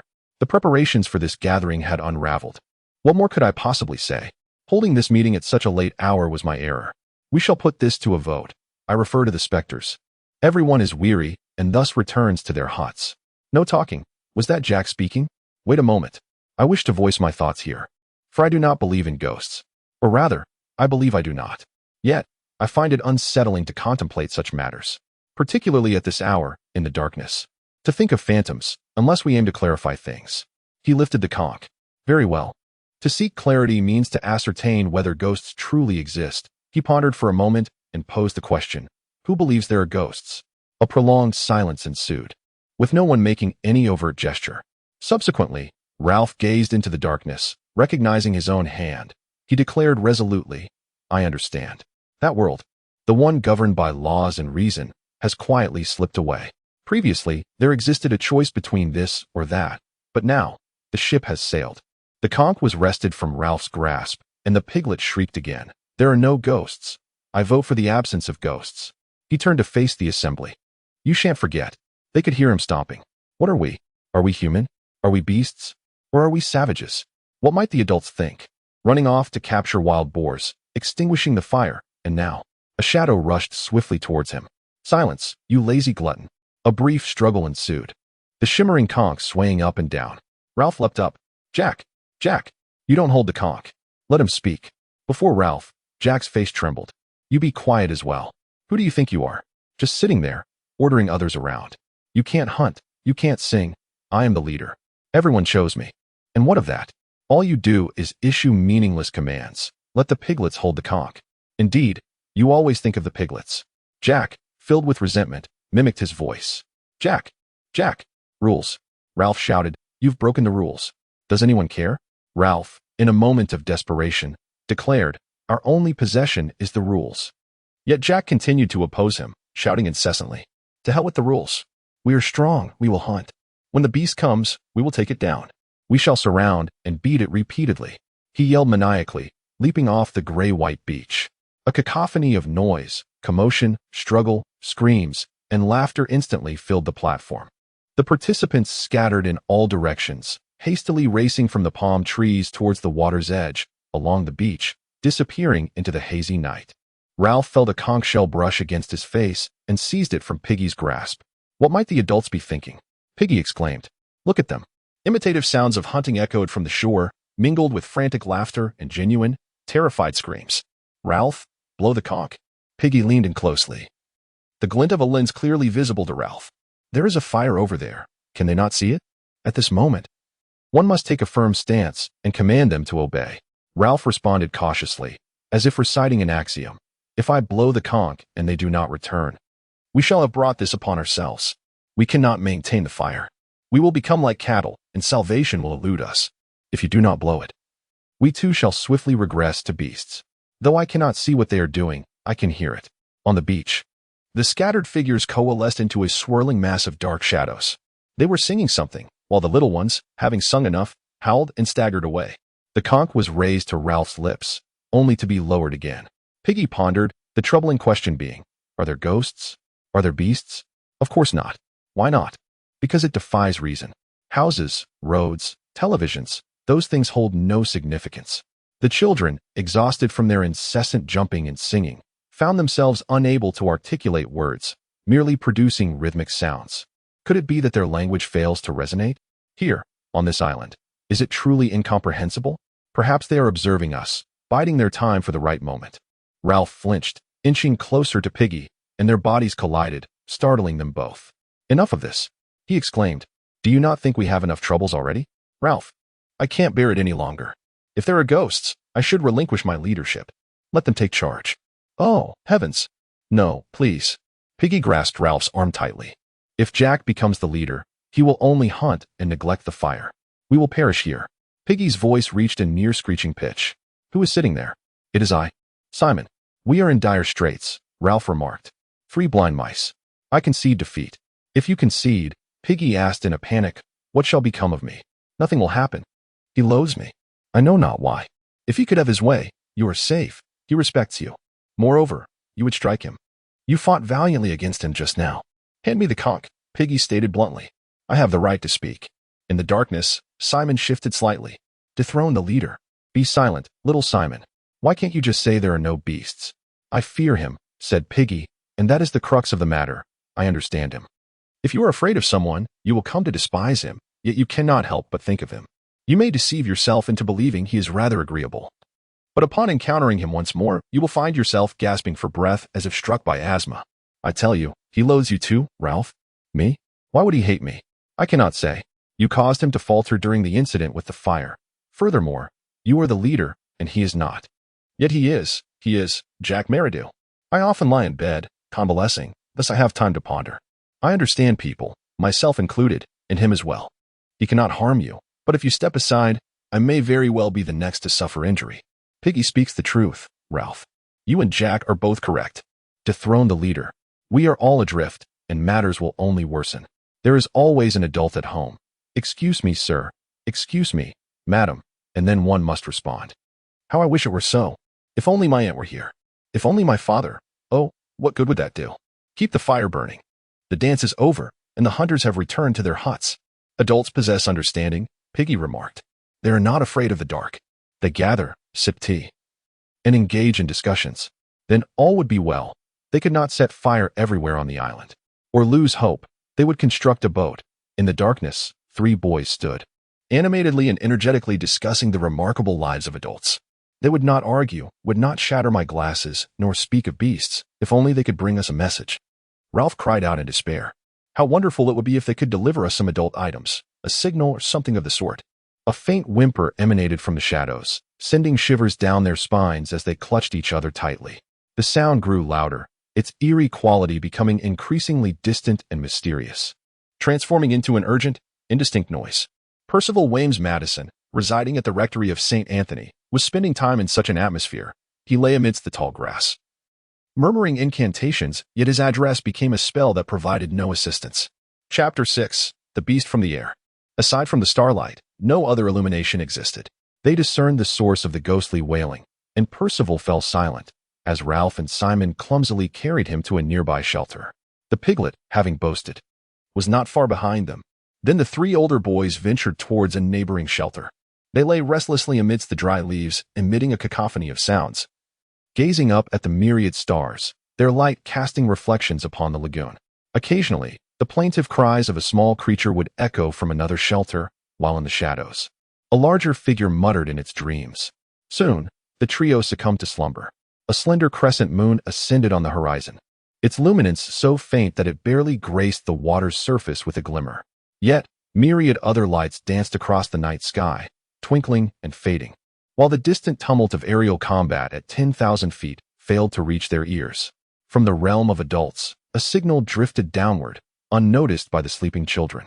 Suddenly, a brilliant spiral tail streaked across the night sky with the sound of an explosion, followed by enveloping darkness and the twinkling of stars. Above the island, a solitary figure dangled beneath a parachute, limbs swaying as it descended rapidly. The winds, unpredictable at varying altitudes, carried the figure in a gentle sway. Then, the wind stabilized at 3,000 feet, guiding the figure in a graceful arc through the night sky, arching over the reef and lagoon, heading towards the mountains. The figure landed amidst a cluster of blue wildflowers on the mountainside, curling into a ball. At this altitude, a gentle breeze stirred, causing the parachute to flap as it touched down with a thud, dragging along the ground. Subsequently, the figure's feet trailed behind as it slid up the slope. The soft wind urged the figure onward, weaving through the blue wildflowers, tumbling over boulders and red stones, ultimately coalescing amidst the rubble at the mountain's summit. A gentle breeze wafted intermittently, causing the parachute's ropes to sway and dangle or intertwine. A figure sat with his head, encased in a helmet, drooping between his knees, resting upon the intricately woven cords. As the breeze brushed by, the parachute lines would taut, momentarily lifting the figure's head and straightening his chest, allowing his gaze to seemingly transcend the mountaintop and peer into the distant horizon. However, whenever the wind subsided, the lines would slacken, causing the figure to hunch forward once more, his head buried deep between his knees. Thus, as the stars traversed the night sky, it was evident that the silhouette atop the mountain shifted its posture from time to time. In the darkness of dawn, a clamor arose beside a rocky path at the mountain's base. From a tangle of shrubs and dried leaves, two boys tumbled forth, their indistinct forms playfully tugging at one another in a state of half-awareness. These were twins, tasked with tending the signal fire. Logically, one should have been asleep while the other stood guard. Yet, they had never managed to accomplish anything worthwhile when acting independently, thus rendering an all-night vigil impossible. Both succumbed to slumber. Now, as they approached the pile of charred remnants that had once been a signal fire, they stifled yawns and rubbed their eyes, navigating with familiarity. However, upon reaching the fire pit, their yawns ceased. One of them hurriedly dashed back to fetch firewood and leaves. The other knelt down, peering into the extinguished embers. He picked up a stick and began to poke at the ashes. The fire was out. He lay down, bringing his mouth close to the dark remnants, gently blowing upon them. His face gradually rose, illuminated by the rekindled flames, glowing with warmth. After a brief moment of blowing, he paused. Sam fetched some charcoal while Eric bent down gently, blowing until the embers flared up. Sam placed a piece of charcoal on the glowing spot, followed by a twig. The twig ignited, and the fire blazed brighter. Sam piled on more twigs. "Don't add too much," Eric cautioned. "You've put in too much already. Let us warm ourselves. Then we must gather more firewood," came the reply. "I'm cold. So am I. Moreover, it's too dark." "All right then." Eric squatted back, watching Sam tend to the fire. The charred wood was arranged into a small windbreak, and the flames danced steadily. "Quite nearly there," he remarked. "He will be furious." "Hey." The twins silently observed the fire. Then Eric erupted into a stifled chuckle. "Isn't he already furious?" he mused, recalling the conversation about the fire and the wild boar. "Fortunately, he's not angry with us. It's Jack he's upset with. Do you remember that old man who always loses his temper at school? Kids, you're truly driving me mad." The twins shared a knowing laugh, only to be reminded of the darkness and other unsettling thoughts, glancing around restlessly. Beside the elevated firewood, the flames roared brightly, drawing their gazes back to the flickering light. Eric gazed as the tree lice scurried frantically, consumed by the flames. He was reminded of the first fire he had ever witnessed, right beneath him, on the steeper side of the mountain, now shrouded in darkness. He was reluctant to recall this memory, casting his profile toward the mountain's peak. The heat radiated intensely, enveloping them in a comforting warmth. Sam playfully shoved branches as close to the fire as possible. Eric extended his hands, testing how far he could accept the heat emitted by the bonfire. Bored, he peered across the fire, reconstructing the outlines of the scattered rocks from their flattened shadows in the daylight. There lay a large boulder, accompanied by 3 stones. A fissured rock, and beyond that, a mountain crevice. "Right there, Sam." "What's up?" "Nothing." The branches ignited into a roaring flame, causing the bark to curl and disintegrate, while the wood crackled with explosive sounds. The windbreak shelter collapsed inward, illuminating a wide circle at the mountain's summit. "Sam, what's up?" "Sam. Sam." Sam glanced anxiously at Eric, whose expression betrayed a sense of apprehension, indicating the perilous direction he was observing. Initially turned away from that side, Sam abruptly circled the bonfire, crouching to inspect. They stood there, gripping each other's arms tightly, their eyes fixed intently, mouths agape in astonishment. Countless trees sighed in the distance below, soon rising in a furious roar. The hair fluttered before their foreheads, while flames danced from the fire pit. The sound of rustling fabric, carried by the wind, reached them from 15 yards away. The 2 children refrained from shrieking. Instead, they clutched each other's arms more tightly, their mouths agape. They crouched there for about 10 seconds as the crackling fire emitted thick smoke and sparks, casting a flickering light atop the hill. Then, as if they shared a singular, terrified heart, the twins stumbled over the rocky terrain, fleeing in haste. Ralph was lost in a blissful dream. After hours of restless tossing and turning, he finally succumbed to slumber amidst the pile of dry leaves. Even the terrified cries from the other children in their makeshift shelters failed to rouse him. for in his dreams, he had returned to his old home, feeding sugar to a pony over the garden wall. Suddenly, someone beckoned him, signaling that it was time for tea. Ralph, wake up. The leaves rustled violently, roaring like the ocean. Ralph, wake up. What is it? We saw a beast clearly. Who are you? The twins? We saw the beast. Shut up, Piglet. The leaves continued to roar with fury. Ralph dashed toward the dim, elliptical constellation, colliding with one of the piglets, who anxiously grasped him. Don't go out. It's too terrifying. Piglet, where's the spear? I can hear. Quiet down. Lie still. At first, they listened with a hint of skepticism, yet as the twins whispered their haunting descriptions amidst the profound silence, fear began to envelop them. In an instant, the darkness seemed to teem with claws, filled with dreadful nameless beasts and ominous sounds. The endless dawn gradually obscured the stars, and finally, a dull light pierced through the shelter. They began to stir, despite the perilous world outside still exuding a chilling threat. Page 34. The chaotic visions in the dark grew ever clearer, as patches of clouds high in the sky were brushed with warm hues. A solitary seabird flapped its wings, soaring toward the heavens with a hoarse cry that echoed in response. Something within the forest emitted a harsh, guttural call. Clouds near the horizon now shimmered with rosy hues, while the feathery crowns of the palm trees displayed vibrant shades of green. Ralph knelt at the entrance of the shelter, cautiously peering into the surroundings. Sam and Eric beckoned for them to come together. Silently, the twins, gripped by fear, supported one another as they bravely ventured a few paces to the neighboring shelter to spread the dreadful news. Ralph rose, determined to uphold his dignity, despite the turmoil within. He steeled himself and approached the platform.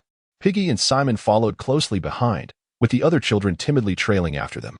The conch lay on a smooth surface, brought to Ralph's lips, yet, after a moment's hesitation, he refrained from blowing it, merely raising the shell as a signal to the others, who understood its meaning. The rays of the sun unfurl like a fan from beneath the horizon, sweeping upward before descending to the level of their eyes. Ralph cast a glance at the gradually expanding patch of golden light illuminating them from the right, as if seeking a suitable moment to speak. Before him, a circle of children brandished long spears in their hands. He handed the conch shell to Eric, the closer of the twins. We both witnessed the beast. No, we were not asleep. Sam continued the tale. It had become customary for the twins to share a single conch shell, as it was universally acknowledged that they were inseparable. The furry beast had something fluttering behind its head, resembling wings. Its movements were terrifyingly swift. It sat upright with alarming intensity. The fire blazed brightly. They had just kindled the flames and were still adding more wood. There were eyes, teeth, and claws. They fled for their lives, crashing into something, while the beast pursued them. Ralph, in a state of fear, pointed to Eric's face, which bore scratches from the underbrush. What happened to you?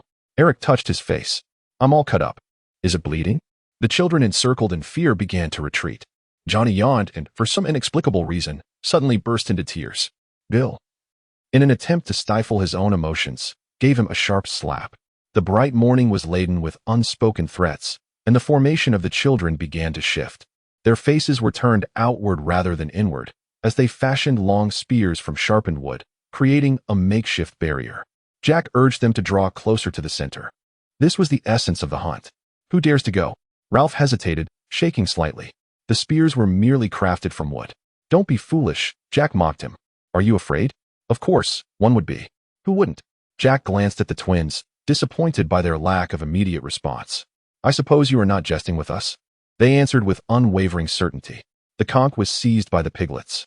Can we not stay here? Perhaps the beast shall not venture this far. Had Ralph not sensed an unseen gaze upon them, he would have already been shouting at the piglets. Stay here?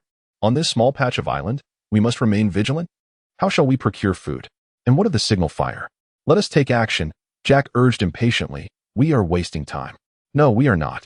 What about the little ones? Forget about those small ones. They require supervision. In the past, no one needed caring. There was no necessity for such. Now we have the piglets to keep an eye on them. Very well, as long as we do not let the piglets take risks. Let us ponder this matter. What use is one eye of the piglet? The other children looked curiously at Jack, then at Ralph. There is one more thing to consider. This hunt is different from those in the past, for the beast has left no traces. Had it done so, we would have been able to see. Everyone is well aware that the beast might swing from one tree to another, as previously mentioned. Nods of agreement were exchanged. Thus, we must think this through. The piglet removed the broken glasses and wiped the remaining lenses. Ralph, what shall we do? You have yet to take the conch. It is right here. I mean, what shall we do? If you all leave, and the beast comes, I will be unable to see clearly. If I am frightened, Jack interjected disdainfully, you are a coward. I hold the conch, conch, conch, he exclaimed. The conch is of no use to us anymore. We know who is to speak. What value does Simon's speech hold? What does Bill or Walter's speech amount to? It is time to make it known that some must silence themselves, and let the rest of us decide. Ralph could not help but disregard his words, the heat rising to his cheeks. You do not possess the conch, he stated. Sit down. Jack's visage had turned an ashen hue, the brown stains on his face starkly apparent. He licked his lips, remaining motionless. This was the task of the hunter. The other children gazed at him with unblinking eyes. Piggy felt ensnared in the maelstrom of conflict, a heavy discomfort settling within him. He quietly placed the conch back onto Ralph's lap and sat down. The atmosphere was oppressively silent, Piggy holding his breath. This is solely the hunter's responsibility, Ralph finally declared. For you cannot track the beast. Do you not wish to be saved? He turned to address all present. Do you not all desire salvation? He cast a glance at Jack. I have previously stated that the fire is paramount. At this moment, the fire must have surely extinguished. His earlier anger now fortified him for a counterattack. Have you all lost your minds? We must rekindle the fire. Jack, you have not given a thought to the fire, have you? Unless you all no longer wish for salvation? No, they all desired to be saved. That was beyond doubt. In an instant, the collective sentiment shifted in Ralph's favor, the crisis seemingly averted. Piggy gasped for breath, attempting to steady himself, yet he found no relief. Leaning against a log, he opened his mouth wide, his lips adorned with a ring of bruises.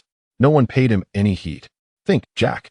Is there anywhere on this island you have yet to explore? Jack reluctantly replied. Only, of course, the end. Do you remember? The place where the rocks are piled together like a bridge. I have ventured near there. There exists but a singular path ahead. That creature may reside there. The group resumed their animated chatter. Silence, please. Very well, that is the destination we shall explore. If the beast is not present, we shall ascend the mountain to take a look and then kindle a fire. Let us proceed. We shall eat first before embarking. Ralph paused momentarily. It is advisable to carry spears. After Ralph and the others had finished their meal, they set off along the beach. The piglets were left upon the platform to maintain the situation. This day was like any other, with the weather promising clarity. While the earth basked in golden rays beneath the azure sky, the beach before them curved gently, extending into the distance before finally bending into a forest, not yet illuminated by the daylight. Various scenes were rendered indistinct by the mirage's veil. Under Ralph's guidance, they cautiously chose a narrow path along the sloping palms. Avoiding the scorching sands by the shore, Ralph instructed Jack to lead, who feigned careful steps, despite the fact that any enemy would be visible from 20 paces away. Ralph lingered at the rear, relieved to momentarily evade responsibility. He followed Simon, feeling a twinge of doubt. A creature capable of clawing, perched atop the mountain, left no trace, and moved at a languid pace, evading Sam Narek, regardless of how Simon envisioned the beast. What emerged in his mind was an image of a figure both heroic and afflicted by illness. He sighed. Others can stand up and address the entire gathering. They evidently do not possess that dreadful sense of inferiority, as if they were merely conversing with a single individual. Simon took a step aside, glancing back. Ralph was approaching, a spear slung over his shoulder. Simon timidly slowed his pace, waiting to walk alongside Ralph, gazing up at him through the coarse, dark hair that fell over his eyes. Ralph, however, averted his gaze, wearing a forced smile, as if he had forgotten how Simon had previously mocked him, then looked elsewhere, seemingly oblivious to everything. For a brief moment, Simon felt a sense of joy at being accepted, but soon he ceased to ponder his own thoughts. Suddenly, in a moment of carelessness, Simon collided forcefully with a tree, causing Ralph to reluctantly glance aside, while Robert let out a snicker. Dazed, Simon swayed, feeling a white patch form on his forehead, which quickly turned red and began to bleed. Ralph paid no heed to Simon, as his own misfortunes resurfaced in his mind.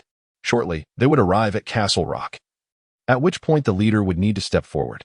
Jack took small steps backward. We can see it. All right, let's get as close as we can. He followed Jack towards Castle Rock, where the terrain rose slightly. To their left lay a tangle of impenetrable vines and trees. Why wouldn't there be anything there? Because you can see. There's nothing coming or going. What about Castle Rock? Look. Ralph parted the grass before him and gazed outwards. The stony ground extended only a few yards ahead, with the island's sides nearly converging, suggesting that a promontory lay just beyond. Yet what lay before them was a narrow outcropping of rock, several yards wide and approximately 15 yards long, extending the island into the sea. There rested the pinkish square stones that formed the island's foundation.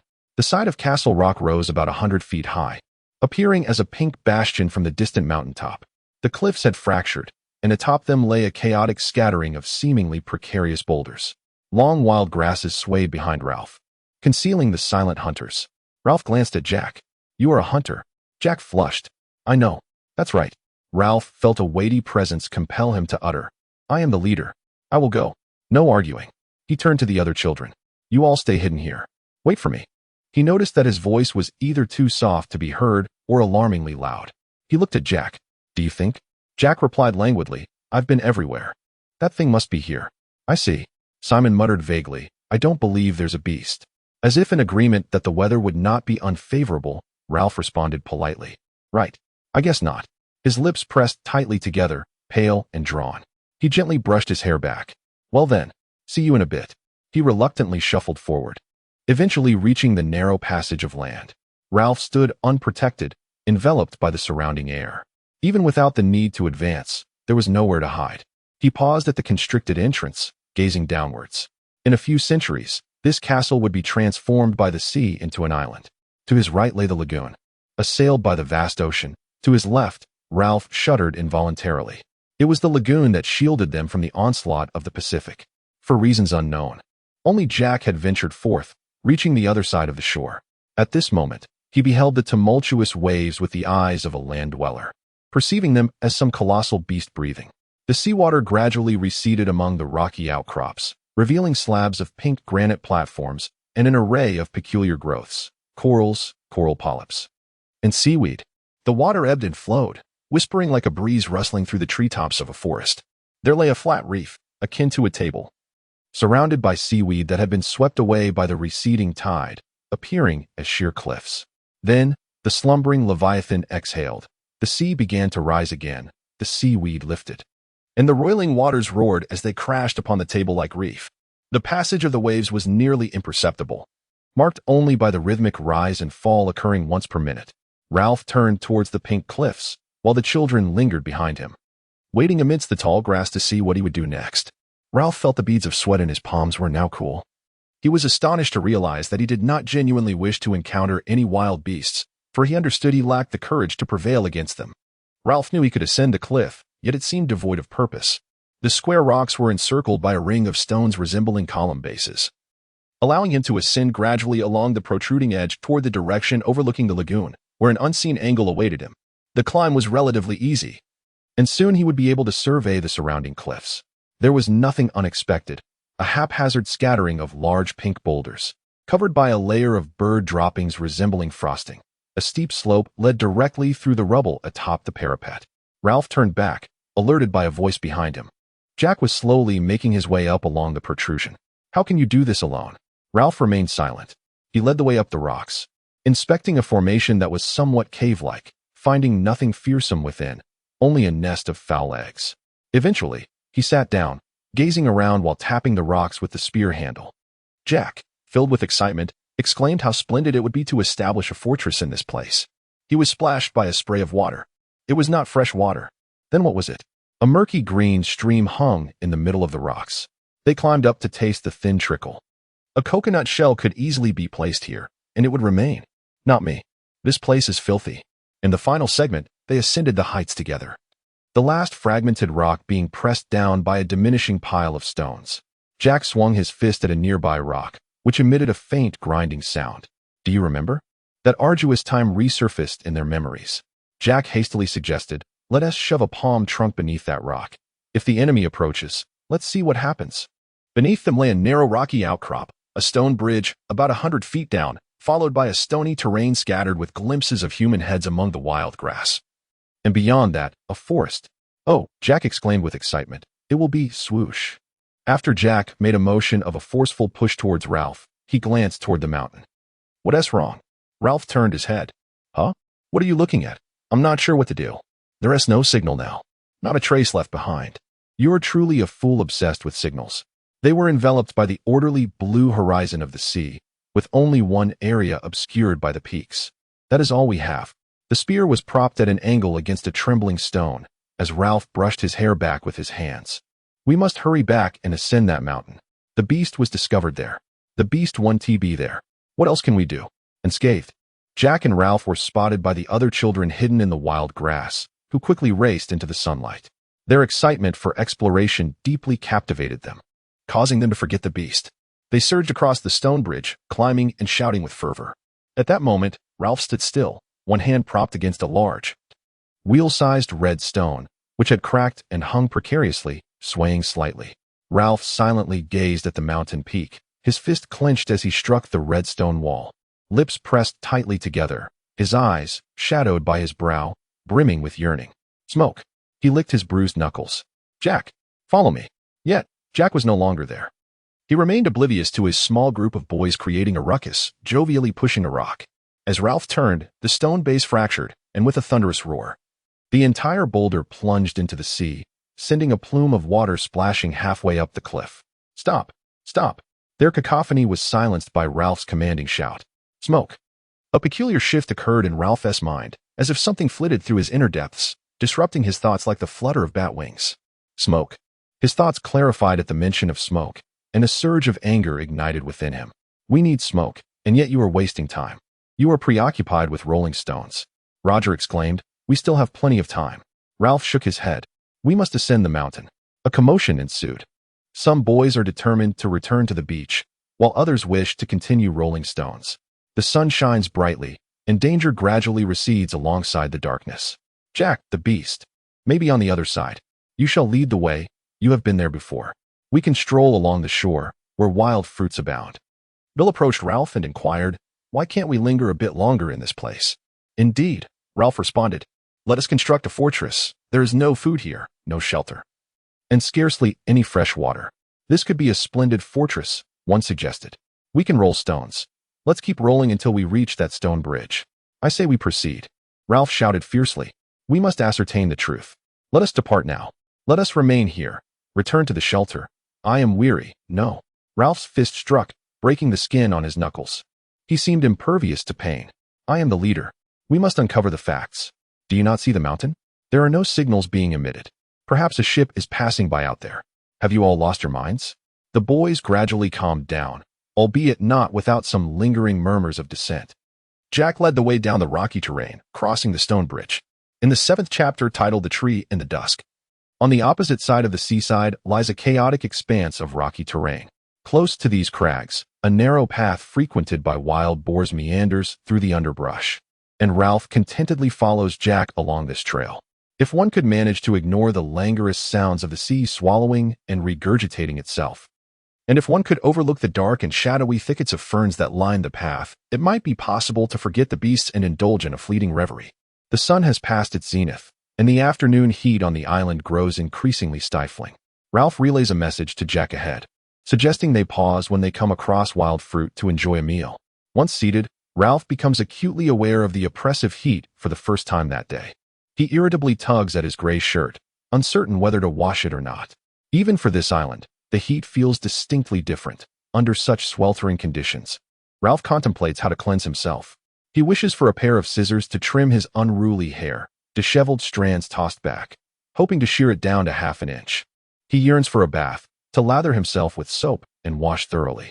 Ralph attempts to lick his teeth with his tongue, pondering how convenient it would be to have a toothbrush at hand. Then there are his nails. He turns over his hands for a closer inspection. His nails are bitten down to the quick, though he cannot recall when this unfortunate habit resumed or how he became ensnared in it once more. In the future, he would suck his thumb. He furtively glanced around. Clearly no one had heard his words. The hunters sat, voraciously devouring this easily obtained sustenance, attempting to convince themselves that the bananas, along with another pale grayish berry, were truly delightful.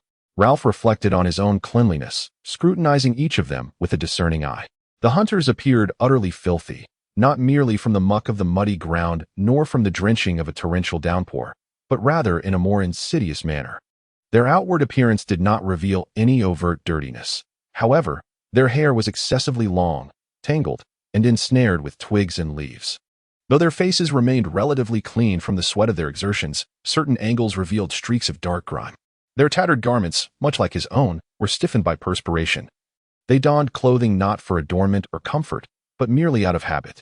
The children's bare skin was coated in a crust of salt. Ralph realized he had grown accustomed to this state of affairs, feeling no discomfort, though a slight heaviness settled in his heart. With a sigh, he pushed aside the branch from which he had stripped wild fruit. Some of the hunters had quietly slipped away into the woods, while others descended to the rocky outcrops to pursue their livelihoods. He turned to gaze at the sea. Here, on the opposite side of the island, the scene was markedly different. Unable to withstand the frigid ocean waters, the elusive charm of the mirage faded, revealing a sharply defined horizon, strikingly blue. Ralph descended the rocky slope with measured steps. Here, at a level almost parallel to the vast ocean, one can behold the relentless, surging waves advancing with fervor. These swells, stretching for miles, are unmistakably not mere ripples nor the crests formed in shallow waters. The swells traverse the entirety of the island, exuding an air of nonchalance as they embark on their journey. It is more accurate to say that the entire ocean heaves dramatically, rising and falling in a mesmerizing rhythm. At this moment, as the tide begins to recede, the retreating waters froth vigorously, creating countless cascades of varying sizes. The sea surges over formidable reefs and cascades down, with seaweed trailing beneath like shimmering locks of hair. Moments later, having gathered strength, the tide roars back, surging inexorably over the jagged rocks and exposed formations, climbing upon the small crags and crashing into the tidal pools, ultimately dissolving into spray just a yard or two from Ralph. Wave after wave rises higher, and Ralph's gaze follows the undulating waters, until the boundless ocean renders his mind dizzy. Yet, the seemingly infinite sea gradually compels him to focus. The ocean, an expanse of separation and barriers. On the other side of the island, enveloped in a mirage at noon, they are sheltered by the tranquil lagoon, where anyone might dare to dream of salvation. However, here, confronted by the wild and chaotic ocean, faced with this vast, isolating divide, one cannot help but feel helpless, desolate, and despairing. It is as if Simon is whispering in his ear. Simon clutched the rocks with a sense of anguish, an action that did not escape Ralph's notice as he hunched his body, straightened his neck, and opened his mouth wide. "You will return to the old place," Simon asserted, nodding in affirmation. He knelt on one knee, grasping a higher rock to gaze down upon Ralph, while his other leg extended beside him. Ralph, perplexed, scrutinized Simon's face, seeking to discern some insight. "At this age, Simon nodded. "It's all the same. You will surely return safely. In any case, that is my belief." Ralph's body relaxed slightly. He cast a glance towards the sea and then, with a sardonic smile, directed his words at Simon. "Do you have a boat in your pocket?" Simon grinned and shook his head. "How would you know?"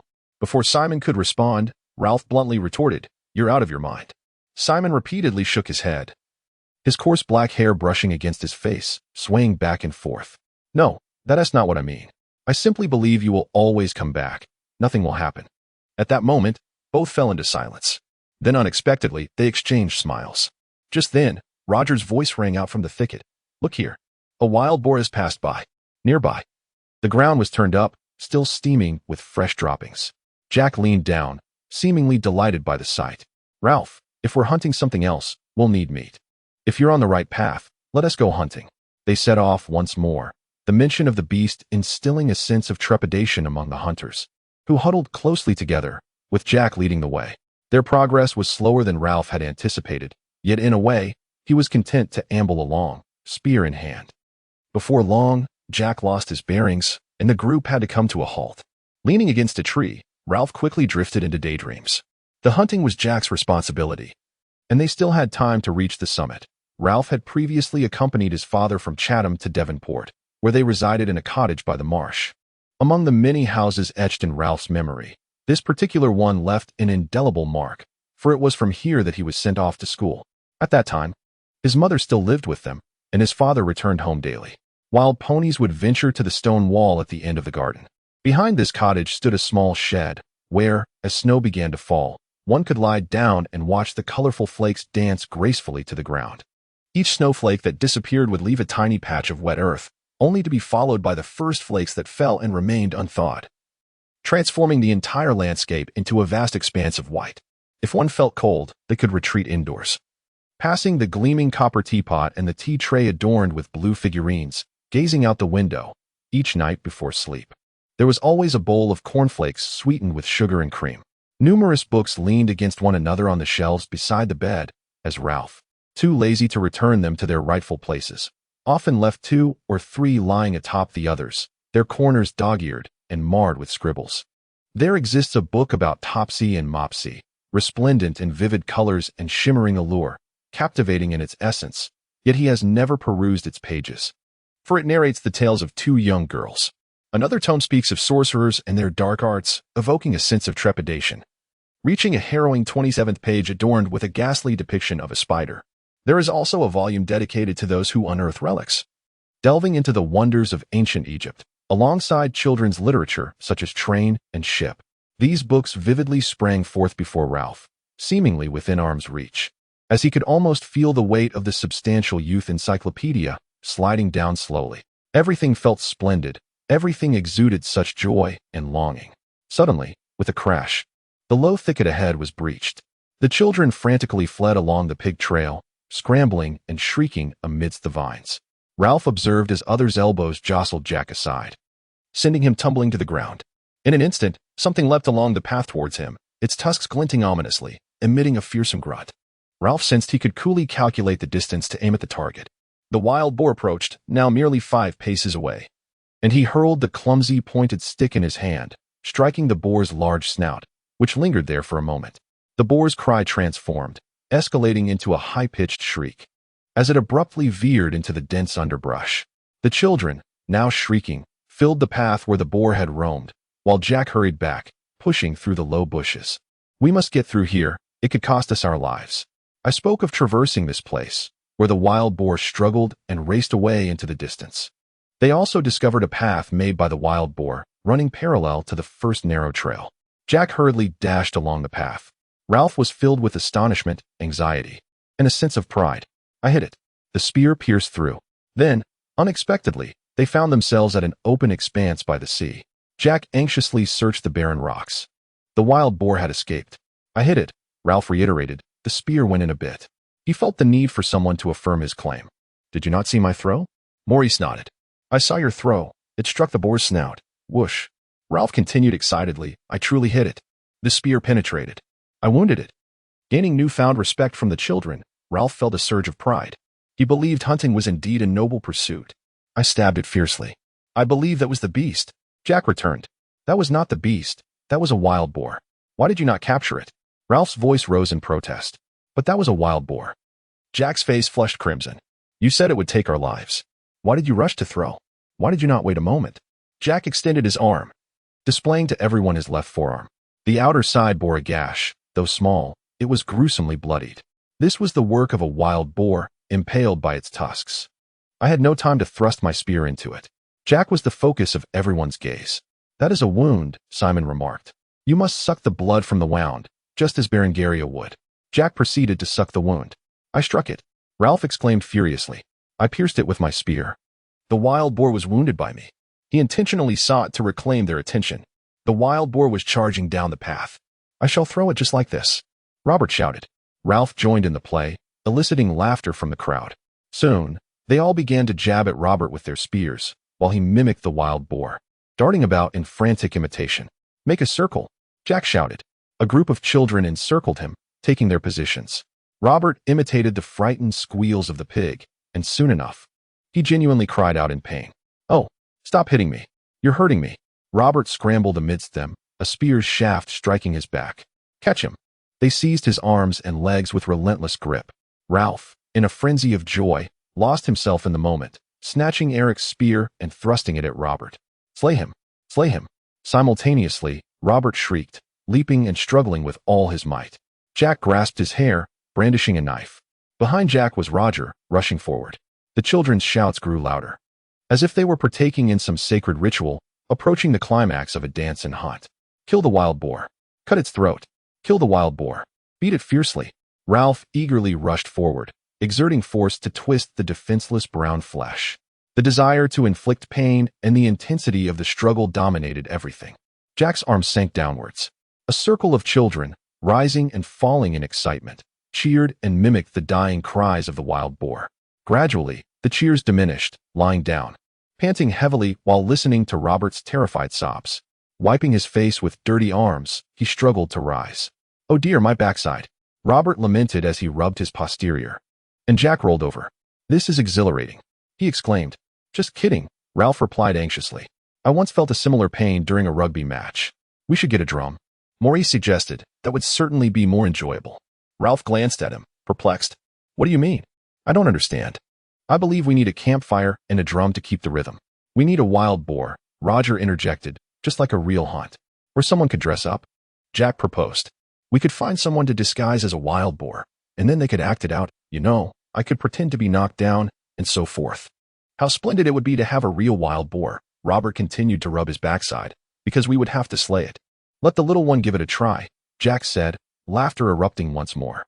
Ralph sat up straight. "Hey, if we don't hasten, we won't find what we are seeking." One by one, they stood up, hastily donning their tattered garments. Ralph gazed at Jack. It was time to ascend the mountain. "Should we return to the piglets before nightfall?" Morris inquired. The twins nodded in unison, as if they were one. "Yes, that's a good point. Let us climb in the morning." Ralph peered out towards the distant sea. "We must rekindle the fire." "Without the piglets' glasses, we cannot start a fire," Jack remarked. "We can investigate whether there are combustible materials on the mountain." Morris hesitated to speak, not wishing to appear cowardly. What if the beast is atop that mountain? Jack brandished his spear. "We shall slay it." At that moment, the sun seemed less fierce. Jack thrust his spear in a wild manner. "What are we waiting for?" Ralph suggested. "If we continue along the coastline, we will reach the area suitable for igniting a fire, and then we can ascend the mountain." Once again, they followed Jack as he led them along the mesmerizing ebb and flow of the sea. Ralph drifted into daydreams, nimbly avoiding obstacles along the path. However, at this point, his steps appeared less agile than before. Most of the journey required the children to descend to the sunlit rocks by the shore, forcing them to sidestep through the dense, shadowy forest and rocky edges. Each small, steep incline was treated as a means of progress, as they climbed in a long, zigzagging ascent, stretching out their limbs to navigate the terrain. They had to traverse the damp, wave-battered rocks, leaping over the crystalline pools left behind by the receding tide. The children encountered a formidable trench reminiscent of a defensive fortification that separated the narrow shoreline. The trench was unfathomably deep, and they peered down in trepidation at the dark, surging waters below. Suddenly, a wave surged back, churning the water within the trench, splashing before them and drenching the vines, leaving the children soaked and shrieking in surprise. They attempted to navigate through the forest, but the dense foliage intertwined like a bird's nest, proving nearly impenetrable. Ultimately, they had no choice but to wait for the tide to recede, leaping across one by one. Even then, some children found themselves soaked yet again. The rocky terrain that followed seemed even more daunting, compelling them to take a brief respite to allow their tattered garments to dry. They gazed at the towering waves that slowly swept over the island, each crest revealing a clear silhouette against the horizon. A flock of cheerful birds flitted about like insects, leading them to discover wild fruits in the areas where the birds flitted in and out. Ralph lamented their slow pace, climbing a grand tree and parting the lush canopy to observe that the square-topped hills still appeared distant. They hastily resumed their journey along the rocky path. Unexpectedly, Robert suffered a severe cut to his knee, a painful reminder that traversing this narrow route required a more cautious approach. Afterward, they moved laboriously as if ascending a treacherous mountain ridge, until they reached a sheer cliff, an insurmountable precipice crowned by an unruly thicket, with the entire rock face plunging into the sea below. Ralph surveyed the sun, now at dusk. The hour for tea had long since passed. "I have long forgotten this cliff," Jack lamented. "It feels as though I have never been here." Ralph nodded. "Let me make a guess. Until this day?" Ralph felt no embarrassment in pondering aloud. He regarded decision-making in daylight as akin to a game of chess. The only quandary was that he could never become a proficient player. Ralph envisioned the little ones and the piglets, vividly picturing a solitary piglet curled up in its shelter, with only the sounds of its nightmares echoing in the surrounding silence. "We cannot leave the little ones alone with the piglets. They must not spend the night unattended." The remaining children stood in a silent circle, their eyes fixed upon him. "If we rush back now, we will waste time." Jack cleared his throat, speaking in an odd and constrained tone. "We cannot allow the piglets to cause any more trouble, can we?" The spear was in Ralph's hand, its dirty tip tapping against his teeth. If we traverse through, he glanced around. Someone must cross the island to inform the piglets that we shall return only after dark. Bill asked skeptically, is it necessary for someone to traverse the forest at this hour? We can spare at most one person. Simon squeezed through the crowd and approached Ralph. If you permit, I shall go. Frankly, I have no objections. Before Ralph could respond, Simon smiled and promptly ventured into the forest. Ralph turned to Jack, his eyes blazing with anger for the first time. Jack, during the trip to Castle Rock, you traversed an entire pathway. Jack glared back. Oh, did I? You followed this stretch of coast, past the foot of the mountain, then a bit further. Indeed. And then what? I discovered a wild boar's trail extending several miles. Ralph nodded, gesturing towards the forest. Then the wild boar's path must be nearby.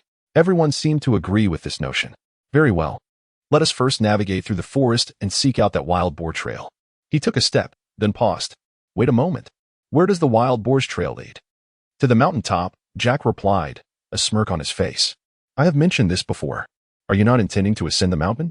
Ralph sighed. Sensing the tension in the air, aware that Jack's frustration stemmed from his inability to lead. I am contemplating the lighting. Otherwise, we may stumble as we walk. We must search for the beast. The light is too dim. I don't care, Jack exclaimed fiercely. When we get there, I will go. Aren't you coming? Or would you prefer to return to the shelter and tell the piglets?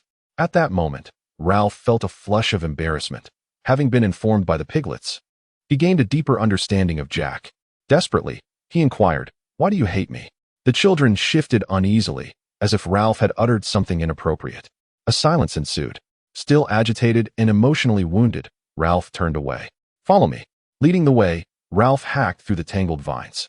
Jack brought up the rear, suddenly feeling a sense of displacement. Lost in thought, wild boars often roamed this dark passage, and as the sun dipped below the horizon, it unveiled a foreboding canopy of twilight that enveloped the forest. The path was wide and firm, and they hurried along it. As the dense foliage above parted, they paused, breathless, gazing at the scattered stars twinkling around the mountaintop. Look, we've arrived. The children exchanged uncertain glances. Ralph made a decision. Let us head straight to the platform. We can climb tomorrow. They murmured their agreement. But Jack stood resolutely by his side. If you're scared, of course. Ralph turned to face him. Who was the first to ascend Castle Rock? I did. And it was broad daylight. All right. Who wants to climb now? Silence was the only response. How are you, Samneric? We ought to go inform the piglets. Yes. Tell the piglets, though Simon is already gone. We should inform the piglets, just in case. Robert? Bill? They were now making their way toward the platform. Certainly. It was not out of fear, but rather due to exhaustion. Ralph turned to Jack. You see? I intend to ascend the mountain. Jack spoke fiercely. As if uttering a curse, he straightened his slender frame, glaring at Ralph, his spear in hand, seemingly threatening him. I mean to go up the mountain to search for the beast, right now. What followed was a stinging provocation, seemingly casual, yet laced with resentment. Are you coming? The other children, momentarily forgetting their desire to leave, turned back to observe the renewed confrontation between the two in the darkness. Jack's words were striking, malevolent, and aggressively confrontational. Requiring no further repetition, Ralph was caught off guard, his defenses lowered as he envisioned returning to the shelter, to the tranquil and comforting waters of the lagoon. I don't care. He was unsettled by the calm, yet nonchalant tone of his own voice. Jack's malicious mockery had lost its sting. If you don't care, then of course. Humph, I don't care at all. Jack took a bold step forward. Very well then. The quiet children watched as the two began to ascend the mountain side by side. Ralph paused. We are truly foolish. Why are only two of us going? If we discover something, two won't suffice. The hurried footsteps of the children could be heard. To one's astonishment, a shadowy figure was moving against the current. Roger? It's me. Then we have three. They set off once more to ascend the slope. Surrounded by the inky darkness of the night, Jack remained silent, choking momentarily before coughing. A gust of wind swept by, and the three of them spat out the dust that filled their mouths. Ralph's tears streamed down his face, blurring his vision. It was all dust. They had reached the edge of the area where the fire had burned. The occasional breeze and their footsteps stirred up a bothersome cloud of dust. They halted again, and as Ralph coughed, he reflected on their foolishness. If there were no beast, indeed, there was no beast, then all would be well. But if something awaited them at the summit, what could the three of them possibly do, armed only with sticks, in the face of such terrifying darkness? We are truly fools. From the darkness came a voice. Are you afraid? Ralph, irked, shook his body in frustration. This was all Jack's fault. Of course, I am afraid. Yet we are still fools. If fear holds us back, the voice taunted, I shall go alone. Ralph, listening to Jack's mockery, found his anger boiling over. Dust stung his eyes, and he was both weary and frightened. So be it. We shall wait here. An eerie silence enveloped them. Why do you not go? Are you frightened? A deep shadow loomed in the darkness. It was Jack, who had departed after separating from them. Very well. Until we meet again. The shadow vanished, only to be replaced by another. Ralph felt something hard against his knee. It was a charred, sharp, and difficult-to-touch branch that had been disturbed. He sensed the pointed embers of the burnt bark pushing against the back of his knee, realizing that Roger had taken a seat. He groped with his hands and squatted beside Roger, as the branch swayed amidst the intangible ashes.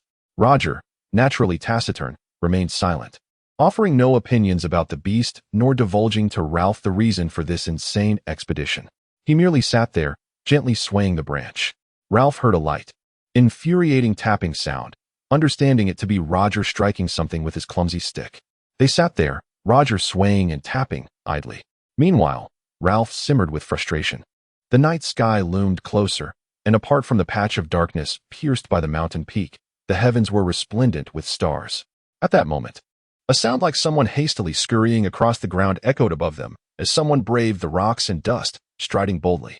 Shortly thereafter, they were found by Jack, who trembled all over, speaking in a mournful tone, and they barely recognized his accent. I saw something at the summit. They heard a loud crash as he collided with a branch, causing it to shake violently. He lay still for a moment, then muttered, Be cautious. That thing may be following us. A cacophony of crackling sounds erupted amidst the ashes surrounding them. Jack sat up abruptly. I see something on the mountain, something that swells. You must be imagining it.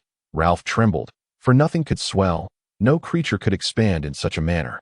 They were startled by Roger's voice, having momentarily forgotten him. A frog. Jack shuddered, bursting into a fit of laughter. There exists a type of frog that emits a puff sound. Its body can indeed swell. Ralph was taken aback. Not by the sound of his own voice, his tone remained calm, but by the audacity of his thoughts. Let us go take a look.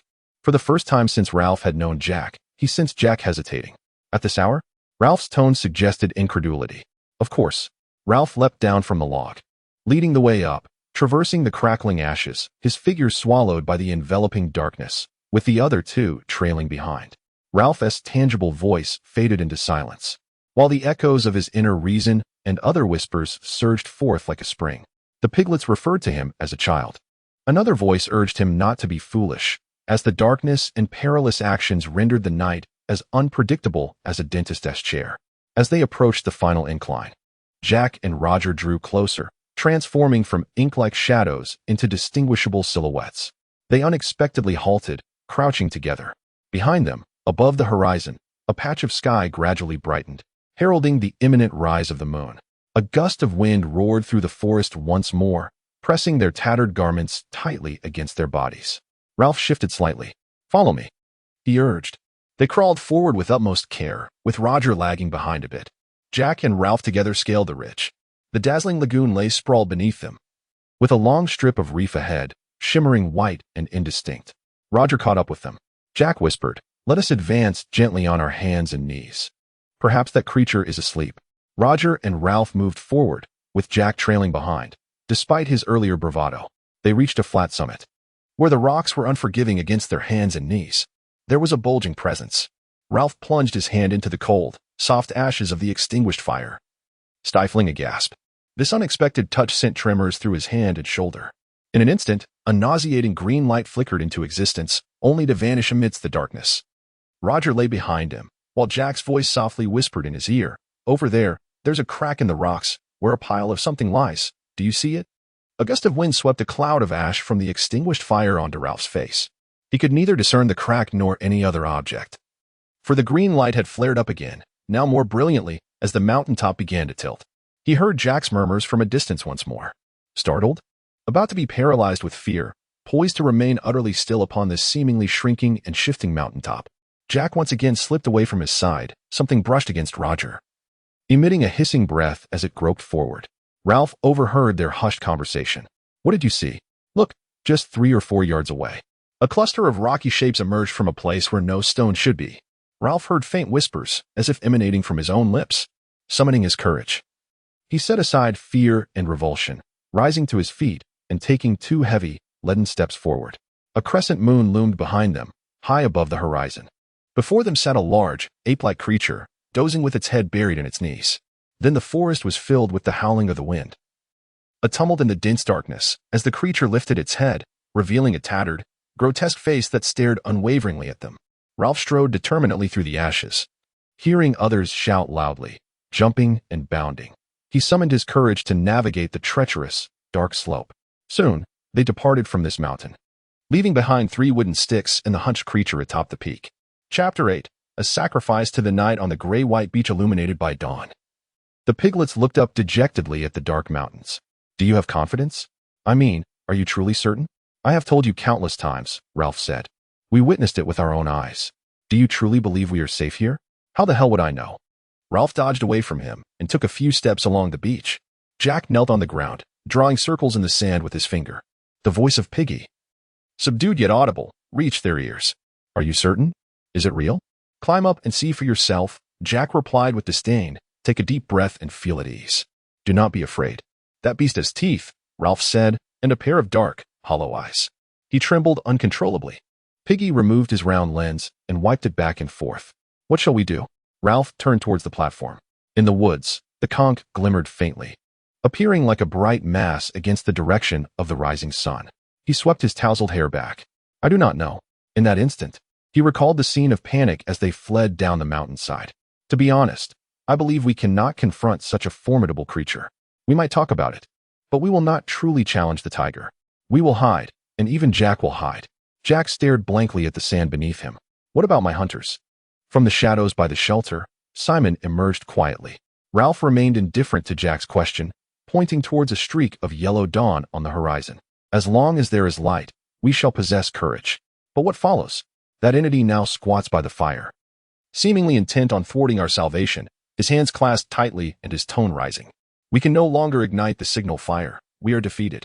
A faint golden glow reappears above the sea, and in an instant, the entire sky brightens. What has become of my hunters? They are but children wielding sticks as weapons. Jack, his face flushed, rises and strides away. The piglet dons the glasses, gazing at Ralph. You've really messed this up. You have been rather unkind to his hunters. Humph. Be quiet. Their argument is interrupted by an awkward blast of the conch. Jack seems to serenade the rising sun, while the shelter stirs with movement. The hunters climb onto the platform, and the little ones weep, as they have been prone to do lately. Ralph, too, obediently stands and joins the piglet on the platform. Nonsense, Ralph asserts vehemently, droning on and on. The conch is seized from Jack by Ralph. This meeting, Jack interrupts Ralph's statement. This meeting is called by me. You can hold it regardless. You merely blow the conch. Is that not sufficient? Humph. Take it. Go on, speak. The conch is thrust into Jack's arm as Ralph plops down on the log. I convened this assembly, Jack proclaimed, for there are numerous matters to address. Firstly, you are now aware that we have beheld the beast with our own eyes. We ascended, and the creature sat mere yards away, staring intently at us. I am uncertain of its intentions. We do not even know what that thing is. The beast emerged from the sea, from the depths of darkness, from the forest. Silence. Jack bellowed, commanding everyone's attention. The beast sat upright, indifferent to its identity. Perhaps it was merely awaiting hunting indeed. Hunting. Jack asserted. A sense of unease, long felt by him in the woods, resurfaced. Undoubtedly, the beast is a hunter. However, be quiet. The second point is that it is beyond our capacity to slay it. Furthermore, Ralph claims that my hunters are ineffectual. I have never stated such a thing. I hold the conch. Ralph believes you are cowards, fleeing in terror at the sight of wild boars and beasts. But that is not the end of it. A collective sigh emanated from the platform, as if all present were aware of the impending revelation. Jack continued, his voice trembling yet resolute, struggling against the palpable silence of dissent. Ralph is akin to a piglet. Even his speech resembles that of a piglet. He is unworthy of leadership. Jack clutched the conch tightly against his chest. He himself is a coward. After a moment's pause, Jack added, on the mountaintop. As Roger and I moved forward, he was behind me. I too ascended. That was later. 2 disheveled boys, their eyes glinting with menace. I ascended as well, Ralph remarked, and then I ran. And you ran too. You called me a coward. Jack turned toward the hunters. Ralph had never procured meat for us. Thus, he was not a hunter. He was not the leader, and we lacked familiarity with him. Ralph merely issued commands, expecting others to bow to his will. This is all nonsense, utter nonsense, Ralph shouted. Nonsense, nonsense. Who wants nonsense? Who called this meeting? Jack turned around, his face flushed, jaw clenched. He glared upward with a fierce scowl. Very well, he said in a tone laden with meaning and threat. Very well. Jack held the conch shell with one hand pressed against his chest, while the other hand pointed accusingly into the air. Who believes Ralph should not be the leader? He gazed expectantly at the surrounding children, who remained frozen, as if paralyzed. Under the palms, the silence was deafening. Let us vote, Jack said eagerly. Who does not want Ralph as the leader? Yet again, silence prevailed, a palpable stillness filled with shame. The red hue on Jack's cheeks gradually faded, only to be replaced by an expression of anguish. He licked his lips, tilting his head to one side to avoid the awkwardness of meeting another's gaze. How many believed? His voice grew increasingly faint. The hands clutching the conch trembled incessantly. He cleared his throat and proclaimed loudly, "Very well then." The conch was gingerly placed by Jack upon the grass at his feet. In an instant, tears of humiliation involuntarily streamed from the corners of his eyes. I am done. I shall no longer play with you. Most of the children at that moment cast their gazes down at the grass or their own feet. Jack cleared his throat once more. I do not wish to share the same fate as Ralph. Jack glanced towards the right along the log. Counting the former choir of hunters, I intend to walk away alone. Ralph can pursue his wild boars. Anyone who wishes to join me when I hunt may do so. Jack staggered out of the triangle, making his way towards the depression leading to the glaring white beach. Jack turned his head to glance at Ralph. He halted, then cried out in a furious shriek, "No!" He leapt down from the platform, unable to wipe away the tears that continued to flow, and ran along the beach. Ralph watched as Jack dashed into the forest, disappearing from sight. The piglet, filled with rage, exclaimed, "Ralph, I have been speaking to you. Yet you stand there like—" Ralph gazed gently at the piglet, but remained oblivious, murmuring to himself, "He will return by sunset." Ralph fixed his gaze upon the conch held by the piglet. What is it? Oh. The piglet used his glasses to mask the desire to refrain from reproaching Ralph. Returning once again to the old topic. Without Jack Meridew, we can still manage. Besides him, there are others on the island. It is truly hard to believe that we have actually discovered a beast. We must remain close to the platform, thus negating the need for Jack and his hunting tools. Therefore, we can finally determine our course of action. Utterly at a loss, the piglets found themselves trapped in despair, sitting in silence. Suddenly, Simon startled the piglets by taking the conch from him, while they remained cross-legged. Ralph looked up at Simon. Simon, what time is it now? Laughter erupted among the children gathered in a circle, and Simon felt a surge of fear. I think there might be something we can do. Yet, the pressure of the assembly stripped him of his courage to speak. Simon sought the piglet's assistance and sympathy, clutching the conch tightly against his brown chest, turning slightly towards them. I believe we should climb the mountain. The surrounding children sat in stunned disbelief. Simon ceased speaking and turned towards the piglets, only to be met with their incomprehensible mockery. What use is it to climb the mountain when the beast resides there? Besides, Ralph and the others are equally bereft of ideas. Simon softly replied, Then what shall we do? He fell silent, relinquishing the conch to the piglets and retreating to sit as far away from others as possible. Now the piglet spoke with newfound confidence. Were it not for the dire circumstances, others would surely perceive his words as joyful. I remarked that we could manage just fine without one individual. At this moment, I believe we must resolve to take action. I also think I can share Ralph's forthcoming intentions. The most crucial matter on the island is the fire. Without it, we cannot produce smoke. Ralph shifted uneasily. It's over, Piglet. We no longer have a bonfire. That thing sits there. We can only remain here. The conch was raised by the piglet, which emboldened him to continue speaking. Our bonfire on the mountain has been extinguished. But what harm would it be to create a fire down here? Since a bonfire can be built on the rocky heights, it can also be constructed on the sandy shore. After all, it can still produce smoke. Precisely. Smoke. Right by the bathing pool. The children began to chatter excitedly. Only the piglet possessed the wisdom and courage to propose relocating the bonfire from the mountain to this place. Then let us build a bonfire down here, Ralph said. He surveyed the surroundings. We can establish the fire right here, between the bathing pool and the platform. Of course, he paused, furrowing his brow as he pondered the situation, habitually gnawing on his remaining nails. Naturally, the visibility of the smoke will not be extensive, nor will it be discernible from a great distance. However, there is no need for us to draw closer. Others understood, nodding in agreement. On page 45, There is no need to draw closer. Let us gather around and build a fire. The most profound thoughts appear to be the simplest. Now, there is work to be done, and they are filled with enthusiasm. In Jack's absence, the piglet is unusually exuberant and spirited. He feels a profound sense of pride in contributing to the collective by assisting in gathering firewood. The wood collected by the piglet is sourced from nearby. A fallen log on the platform, which was deemed unnecessary for their assembly. However, for the others, the platform is sacred, and even the most useless items remain untouchable. The twins sense that a fire will be close by, providing comfort through the night, prompting several little ones to dance and clap with glee. The firewood here is not as dry as that which they burned on the mountain. Many pieces are damp and decayed, teeming with tiny insects. Rotten logs are carefully extracted from the earth, lest they crumble into wet powder. Furthermore, to avoid venturing deep into the forest, the children collect firewood nearby, casually picking up fallen branches and twigs, regardless of the new vines that may cling to them. The edges of the forest and the solitary rocks are so familiar, as if they embody a friendly atmosphere during the day, nestled beside the conch and the shelters. Yet, what they may become in the darkness does not concern anyone. Thus, they work with fervor, brimming with excitement. Although as time gently passes, their enthusiasm is tinged with a sense of unease, and their exhilaration mingles with a hint of hysteria.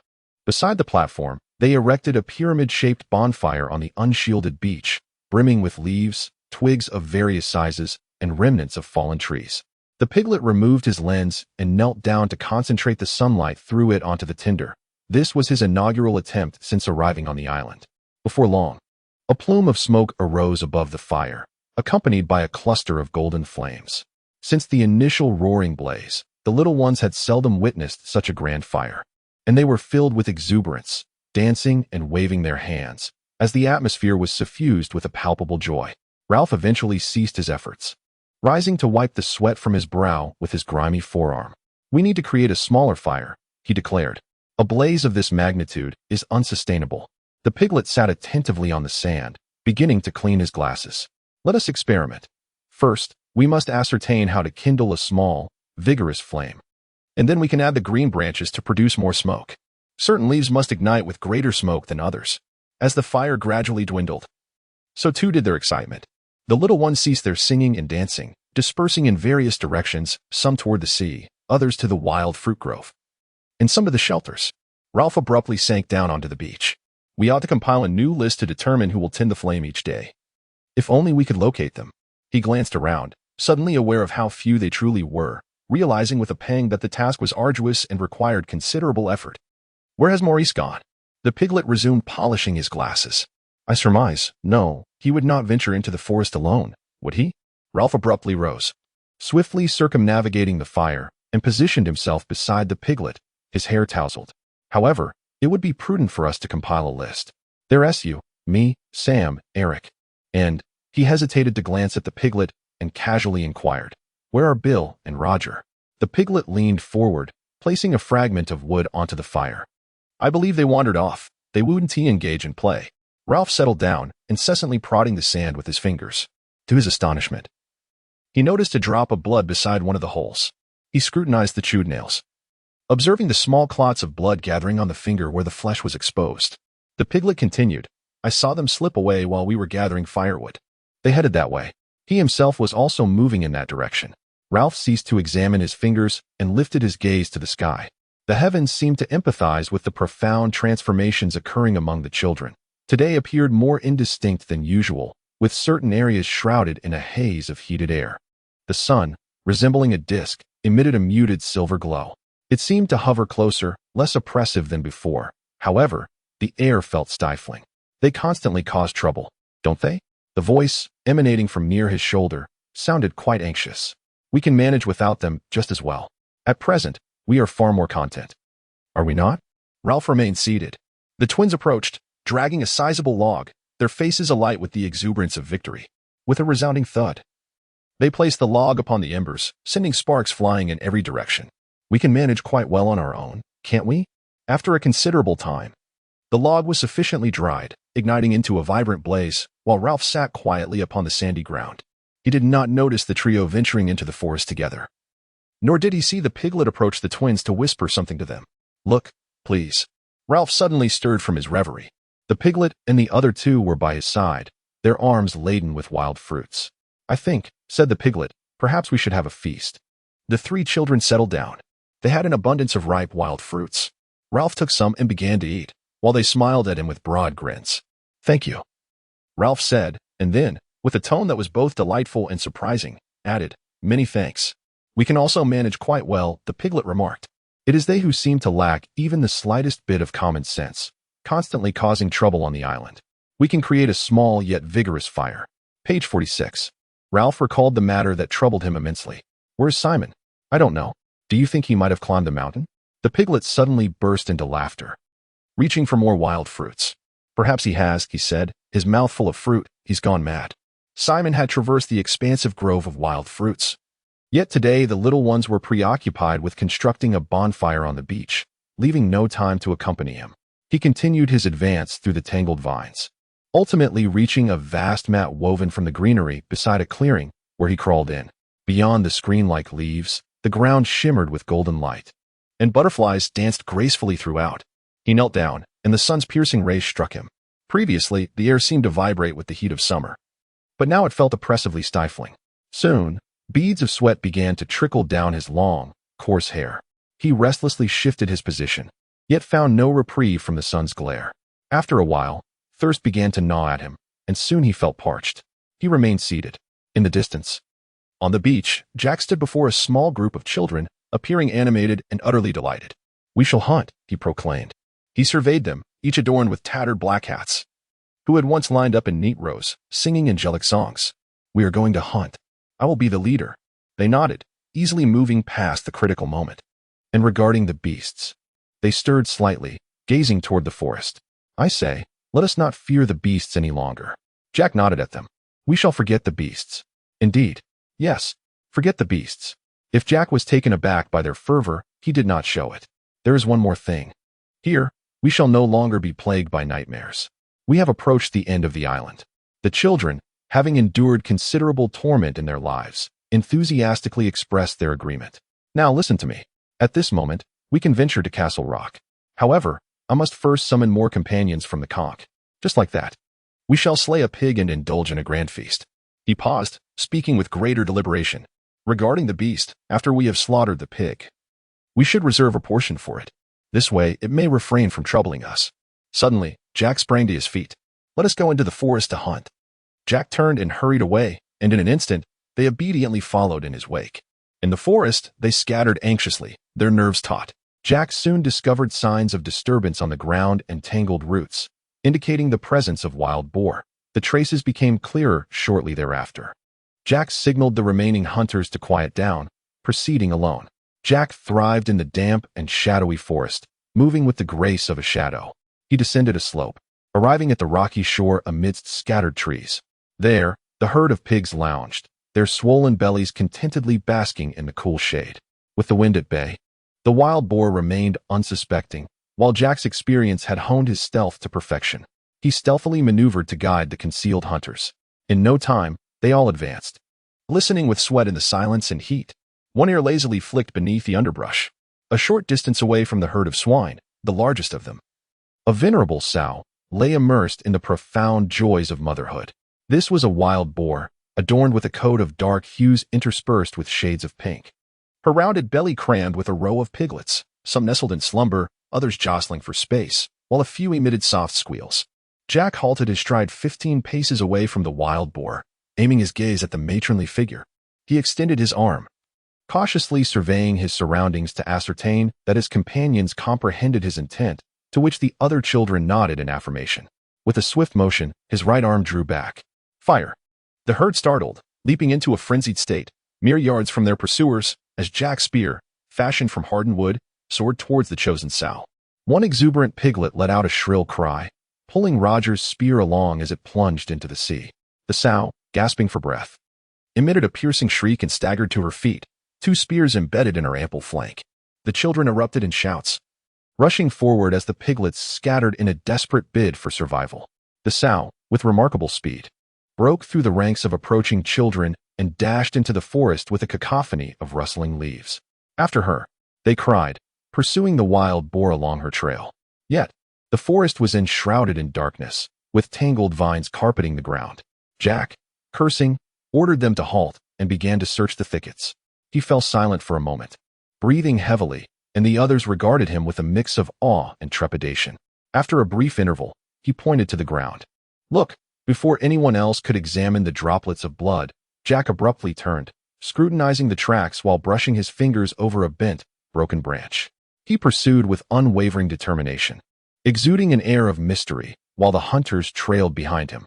Jack halted before a thicket, surrounded by the woodland. The old sow, despite having been pierced by a spear, managed to evade capture. The spear's shaft, dragging upon the ground, hindered her escape.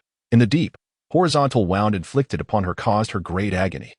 In her frantic state, she collided with a tree, driving the spear deeper into her flesh, leaving a trail of blood for each hunter to follow with ease. The afternoon was shrouded in a thick, oppressive haze, gradually succumbing to the humid warmth of summer.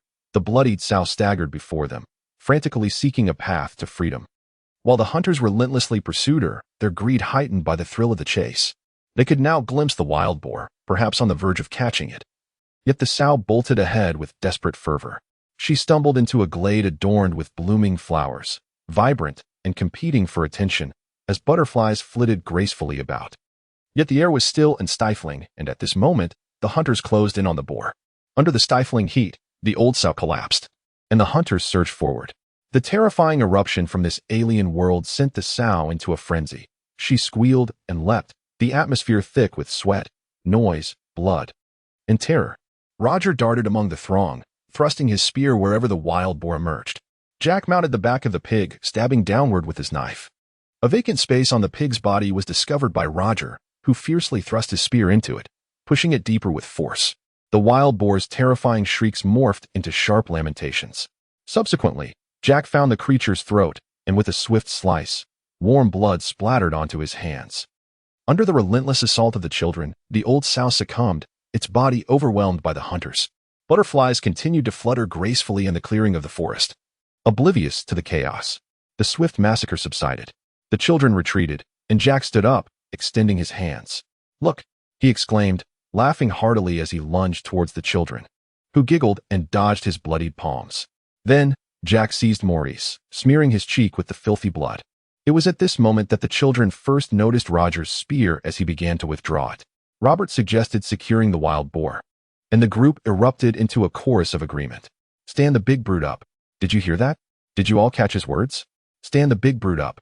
This time, Robert and Maurice took on these roles. Maurice pretended to be the wild boar, desperately attempting to evade Robert's advancing spear, performing comical antics that sent the children into fits of laughter. Eventually, the children grew weary of this game. Jack wiped his bloodied hands against a rock, then commenced the butchering of the pig. He opened its chest, extracting steaming, colorful entrails, which he piled upon the rock, while the others looked on in fascination. Jack spoke, while working, "Let us take the meat to the beach. I will return to the platform and invite them all to feast." "What a waste of time that would be," Roger interjected. "But, how shall we kindle a fire?" Jack furrowed his brow, squatting down to observe the wild boar. "We shall launch a surprise attack and procure the means to ignite the flames. You four must accompany me, Henry and you, Bill and Maurice. We shall paint our faces and stealthily approach. When I call for something, Roger will snatch a burning branch, while the others carry the pig back to our original spot. There, we shall construct a pyre." He paused, standing and gazing into the shadows beneath the trees. When Jack spoke again, his voice had softened. "However, we must reserve a portion of this dead pig for—" He knelt once more, swiftly grasping his knife. The children clustered around him. He turned his head over his shoulder to Roger and instructed, "Procure a stick and sharpen both ends." Before long, Jack rose, bloodied pig's head in hand. "Where's the stick?" "Here it is. Insert one end into the ground." "Oh, this is rock. Place it in the crevice." "There." Jack lifted the pig's head, the stick's point piercing through the soft throat and emerging from the mouth of the lifeless creature. Leaning back, the pig's head dangled, blood trickling down the stick. The children instinctively recoiled, and at that moment, the forest fell into an eerie silence. The buzzing of the flies had become the loudest noise they could hear, swirling around the exposed entrails. Jack spoke softly, urging them to lift the pig. The carcass was prodded by Maurice and Robert's sharp sticks as they hoisted the dead pig. Standing ready, in the stillness, they stood upon the dried blood, appearing somewhat sinister. Jack proclaimed loudly, "This pig's head shall be offered as a sacrifice to the beast." What filled them with awe was the silence that accepted this offering. The pig's head remained, its eyes dim, mouth slightly agape, with dark, congealed blood filling the gaps between its teeth. They immediately turned and fled, hastening through the forest toward the open beach. Simon lingered at the edge of the thicket, concealed in a small human shape. Even with his eyes closed, the image of the pig's head persisted in his mind. The old sow's half-open, dim eyes held an infinite mockery of adult life. Those eyes seemed to convey to Simon that everything had gone terribly wrong. He realized he was speaking aloud. He quickly opened his eyes. In the awkward sunlight, the pig's head appeared to grin as if amused, ignoring the swarming flies, the scattered entrails, and even the humiliation of being skewered on a stick. Simon turned away, licking his parched lips. This was a sacrifice for the beast. Perhaps it was not the beast that would come to claim it. Simon felt as if the pigs had agreed with him. The head silently urged him, "Run away." Quickly returned to the others. "What a joke. Why should you worry? You are mistaken. It is simply the way things are. Perhaps you are experiencing a slight headache, likely due to something you consumed. Return home now, child," the silent pig's head seemed to utter. Simon raised his gaze to the sky, feeling the weight of his damp hair. The clouds, towering and voluminous, transformed rapidly against the vast expanse above, shades of gray, beige, and brass. Above the land, the cloud cover intermittently unleashed a stifling, torturous heat. Even the butterflies had fled, leaving behind that loathsome visage, baring its teeth and oozing blood. Simon lowered his head, cautiously closing his eyes and shielding them with his hand. There was no shade beneath the trees. Everywhere lay a pearl-like stillness, rendering the tangible world almost ethereal, lacking in clear boundaries. A swarm of flies encircled a pile of pig entrails, forming a dark mass that emitted a sound reminiscent of a saw cutting through wood. Before long, these flies discovered Simon. Having feasted, they now settled upon the beads of sweat on his skin. His nostrils itched as they landed upon his thighs, biting here and there. Countless flies, dark and glistening with a green sheen, hovered before Simon, while the king of flies grinned from a wooden stick. At last, Simon succumbed. He turned his head and beheld the glistening white of the pig's teeth, its dim eyes, and a pool of blood, an ancient, inescapable summons that ensnared him. Within his right temple, an artery pulsated rhythmically in his mind. Ralph and Piggy reclined languidly on the beach, their eyes fixed on the flickering flames of the bonfire, occasionally tossing small pebbles into the smoke-free center. The branch had been consumed by the fire. "Where has Sam Merrick gone? We need to gather more firewood. The green branches are all burnt out." With a sigh, Ralph rose to his feet. Beneath the palm trees on the platform, there was no shade, only an eerie light that seemed to emanate from all directions. The clouds high above were swelling, rumbling like distant cannon fire. A torrential downpour was imminent. What about the fire?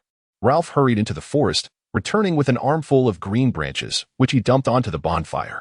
The branches crackled, the leaves curled, and yellow smoke billowed outward.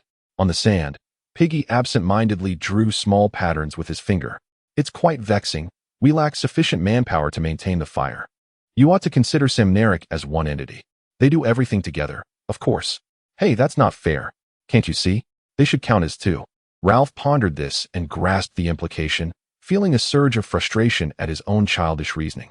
He sighed again, realizing that the situation on the island was deteriorating. Piggy gazed at the fire, aware that another green branch would soon be necessary. Ralph turned over. "Piggy, what should we do? We must carry on without them. But the fire." He furrowed his brow as he gazed at the black and white remnants of smoldering twigs lying among the ashes. Ralph endeavored to articulate his thoughts. "I am afraid." He observed the piglet raising its head and hastily continued, "It is not merely the beasts that frighten me. I fear them as well." Yet none seemed to regard the matter of the fire with the seriousness it warrants. If you were on the brink of drowning and someone tossed you a rope, you would undoubtedly cling to it with all your might. If a doctor instructed you to take your medicine lest you perish, you would surely do so without hesitation, wouldn't you agree? I certainly would. Can they not perceive this? Are they oblivious to the fact that without smoke to signal our presence, we shall meet our demise here? Look at that. A current of warm air quivers above the embers, yet there is not a wisp of smoke. We cannot even ignite a single flame, and they remain indifferent. Especially, Ralph fixed his gaze upon the perspiring face of the piglet. Particularly, there are moments when I too feel indifferent. If I were to become like the others, utterly unconcerned, what would become of us? The piglet removed his glasses, visibly distressed. I do not understand, Ralph. Nevertheless, we must persist. It is simply how things are. Adults would do the same. Ralph began to deflect responsibility, repeatedly questioning, Piglet, where has it all gone awry? The piglet stared at him in astonishment. Are you referring to? No, not the beasts. I mean, what has caused everything to fall apart, just as they have? The piglet slowly adjusted his glasses, deep in thought. He was acutely aware that Ralph had, to a considerable extent, regarded him as a close confidant, which filled his cheeks with a proud flush. I don't know, Ralph. I suppose it's him. Jack. Jack. It seemed he hesitated to utter the name, wary of taboos. Ralph solemnly nodded. Yes, he said, I suspect that must be the case. A cacophony erupted from the nearby forest. Shadows resembling demons, their faces painted in hues of white, red, and green, emerged with frenzied cries, sending the little ones scurrying in all directions. Out of the corner of his eye, Ralph spotted the piglet fleeing. Two figures dashed toward the fire, and as Ralph prepared to defend himself, they snatched up half-burnt branches and swiftly retreated along the beach.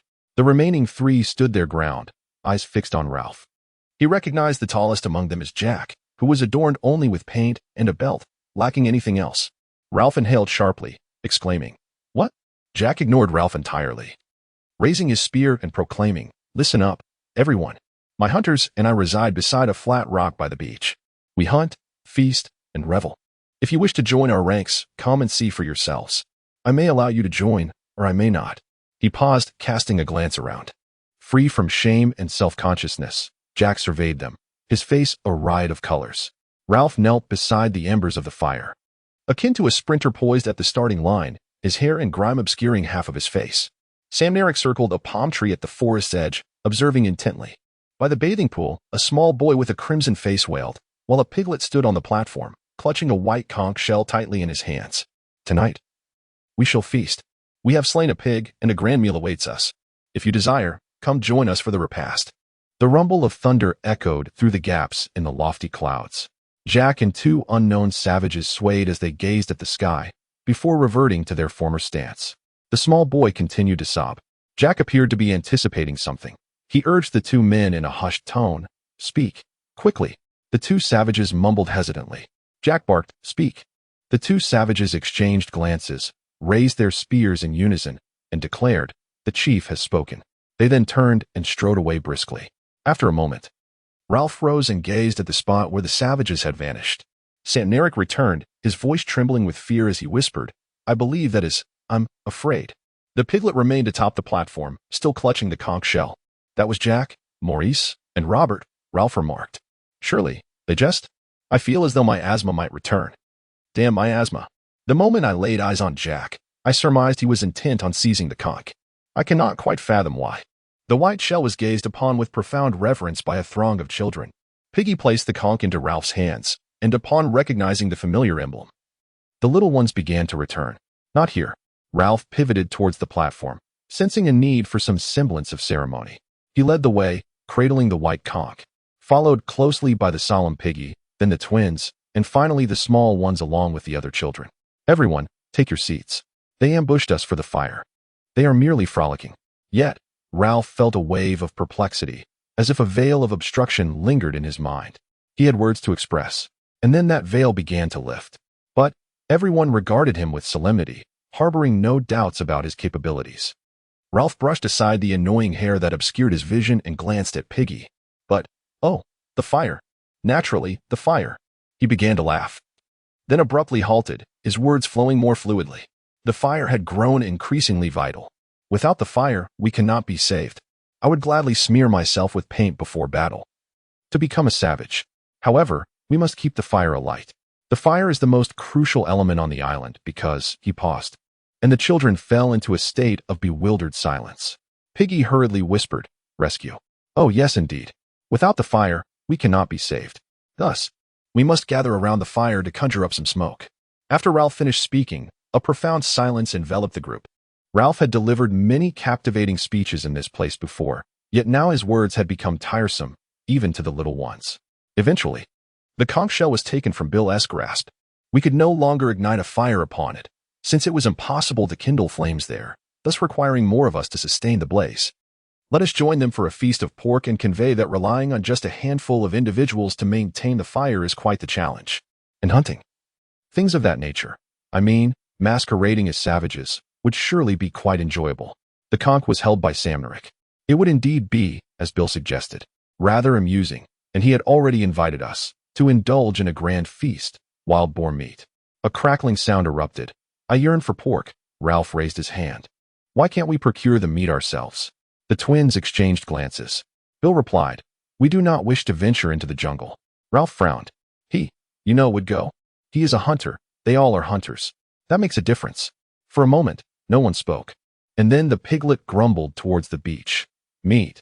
The little ones sat, their expressions grave as they pondered the allure of pork, their mouths watering at the thought. At that moment, a thunderous roar akin to cannon fire resounded above them, as the desiccated palm fronds rattled violently in the sudden gust of hot wind. You are a foolish boy, proclaimed the Lord of the Flies, an ignorant fool. Simon, his swollen tongue barely able to move, remained silent. Do you not disagree? The Lord of the Flies continued. Are you not indeed a fool? On page 50, Simon persisted in his silence, offering no reply. Very well. The Lord of the Flies said, you would do well to run away and play with others. They believe you are mad. You wouldn't wish for Ralph to think you are insane, would you? You like Ralph, do you not? And what of Piggy, Jack? Simon slightly lifted his head, unable to tear his gaze away, as the Lord of the Flies loomed before him. What brings you here all alone? Are you not afraid of me? Simon trembled. Only I can assist you, and I am the beast. Simon struggled to articulate, barely managing to form the words. The pig's head is on a stick. Do not dream of capturing and killing the beast, the pig's head declared. For a moment, a ridiculous laughter echoed through the forest and other shadowy places of vague admiration. You are aware, are you not? I'm a part of you. Come a little closer. Is it my fault that things have not progressed? Why have matters turned out this way? The trembling laughter arose once more. Go on, said the Lord of the Flies. Return to the remaining individuals, and the entire affair shall be forgotten by us. Simon's head began to sway. With his eyes half closed, he seemed to mimic the vile entity upon the stick. He was acutely aware of his dizziness. The Lord of the Flies swelled like a balloon. How absurd. You are fully aware that descending there will only lead you to me. Do not entertain any notions of escape. Simon's body rigidly arched. The Lord of the Flies admonished in a tone befitting a master. This seems rather excessive. It is worthy of my sympathy, lost child. Do you believe yourself superior to me? After a brief pause, I warned you. I am on the verge of losing my temper. Do you not realize? No one requires you. Understand? We are destined to revel upon this island. Do you comprehend? We shall seek joy upon this island. Cease your attempts, my pitiable, misguided child. Or, Simon felt a colossal mouth directed at him, within which lay darkness, a darkness that continued to expand. Or, the Lord of the Flies proclaimed, we shall demand your life. Do you understand? Jack, Roger, Maurice, Robert, Bill, Piggy, and Ralph all seek your demise. Do you grasp this? Within that gaping maw, Simon plummeted downward, ultimately losing consciousness. Chapter 9. The glimpse of the corpse. Dark clouds continued to gather above the island. The sultry air flowed relentlessly from the mountain, ascending to heights of 10,000 feet. Countless swirling masses of air amassed, generating static electricity, and the atmosphere was poised for an imminent explosion. As dusk approached, the sun had already set, and the brilliant daylight was replaced by a dazzling, bronze-hued glow. Even the gentle breeze wafting in from the sea felt warm, devoid of any refreshing coolness to revive the spirit. The colors on the water, the trees, and the pink surfaces of the rocks gradually dimmed, cloaked by a shroud of grayish-brown clouds. All was silent except for the incessant buzzing of flies, which darkened the scene further, rendering the exposed entrails reminiscent of a heap of glistening coal. Even when a blood vessel in Simon's nose burst, sending blood gushing forth, the flies chose the stench of the pig over him, ignoring his plight. The flow of blood from Simon's nose subdued his convulsions, lulling him into a drowsy state. The vines, like a comforting blanket, cradled him, while the evening continued to pass, the sound of thunder rumbling like cannon fire in the distance. Eventually, Simon awoke to the vague sight of dark earth close to his cheek. He remained motionless, lying there with his face against the ground, his gaze vacantly fixed ahead. Then he turned over, curling his legs beneath him, and grasped the vines to stand. The vines swayed incessantly, and swarms of flies buzzed away from the entrails, creating a cacophony before returning in a flurry. Simon stood up. The light was enigmatic. The Lord of the Flies hung like a black orb suspended from a wooden stick. Simon addressed the clearing aloud. What then? There was no response. Turning away from the clearing, Simon slowly crawled out from the vines, immersed in the twilight of the forest. He trudged among the tree trunks, his expression despondent, his face and chin stained with blood. At times, he would part the tangled vines, selecting his path according to the contours of the terrain, mumbling indistinctly under his breath. Gradually, the intertwining vines hanging from the trees began to diminish, casting dappled shadows upon the underbrush. This was the ridge of the island, where the land lay slightly elevated below, the woods sparse. In this open space, scattered among chaotic undergrowth and towering trees, he ascended along the incline, the forest becoming more expansive. Although fatigue rendered him unsteady, he pressed onward relentlessly. The once bright glimmer in his eyes had faded, and Simon resembled an old man, trudging forward with a sullen determination. A gust of wind sent him staggering, and he realized he had reached an open area atop the rocky outcrop, beneath a brass-hued sky. His legs felt weak, and his tongue throbbed with pain. He noticed something moving at the mountaintop, a blue object swaying against the dark clouds. With the wind at his back, he struggled to advance, the gusts intensifying, howling through the treetops, bending them low. Suddenly, he beheld a bulging figure rising abruptly, gazing down at him. Simon covered his face and continued to laboriously move forward. The flies had also taken note of the figure. Startled by its animated motion, they scattered, forming a dark cloud around its head. Subsequently, the blue parachute collapsed, the corpulent form leaning further forward and emitting a sigh as the flies settled once more. Simon felt his knee collide sharply with the rocky terrain. He slowly inched forward, and soon he grasped the situation. The ropes lay tangled in a chaotic mass, revealing the crude imitation of a structural framework. He scrutinized the pallid nasal bridge, the teeth, and the grotesque decay of the form before him. Layer upon layer of rubber and canvas mercilessly bound together the wretched body that should have succumbed to rot. Then a gust of wind swept through, lifting the figure once more, bowing it as it emanated a foul stench. Simon pressed his limbs to the ground and expelled the contents of his stomach. Subsequently, he grasped the parachute's lines, unraveling the portions ensnared by the rocks, allowing the figure to break free from the tempest's fury. Finally, he turned his gaze towards the beach below. The fire beside the platform appeared extinguished, or at least no longer emitting smoke. Across the small river, further along the shore, near a large flat stone, a wisp of smoke curled languidly into the air. Simon dismissed the flies, encircling his eyes with his hands as he stared at the smoke. Even from that distance, he could vaguely discern numerous children, perhaps all the children, gathered there. They must have relocated their camp to evade the beast. With this thought, Simon turned towards the stinking, pitiful remnant beside him. The beast was formidable and terrifying. This news must reach the others without delay. He began his descent down the mountain. His legs faltered beneath him, and despite his utmost effort, he could only manage a staggered gait. A bath, Ralph had said. That is the only thing to be done. The piglet scrutinized the dimming sky through his glasses, discontent with the ominous clouds. Do you recall the torrential rain that poured down as we landed? Another storm is imminent. Ralph dove into the waterhole, while the two little creatures sought solace in the warm, moist waters, playing amidst their splashes. The piglet removed his glasses, cautiously stepped into the water, and then put them back on. Ralph surfaced, spraying a jet of water towards the piglet. Careful with my glasses, the piglet admonished. If they get wet, I'll have to crawl out to dry them. Ralph retaliated with another splash, but missed his target. He mocked the piglet, anticipating that he would, as usual, retreat in defeat without uttering a word. To Ralph's surprise, the piglet retaliated, splashing water back. Stop it, he shouted. Can you hear me? He angrily doused Ralph's face. All right, Ralph replied. No need to get upset. The piglet ceased his splashing. I have a headache. Perhaps the air would feel cooler. He wished for the rain to come soon, longing for the comfort of home. The piglet propped himself up, reclining on the sloping sandy bank of the waterhole, allowing the water on his belly to dry. Ralph sprayed water into the air, and one could discern the sun's direction by observing the dance of light among the clouds. Ralph knelt in the water, scanning their surroundings. Where have all the others gone? The piglet sat up. Perhaps they are resting in the shelter. Where is Sam Nalick? And Bill? The piglets were directed by the platform towards a more distant place. They ventured forth, accompanied by Jack and his group. Let them go, Ralph said, a hint of discomfort in his voice. I have no objection.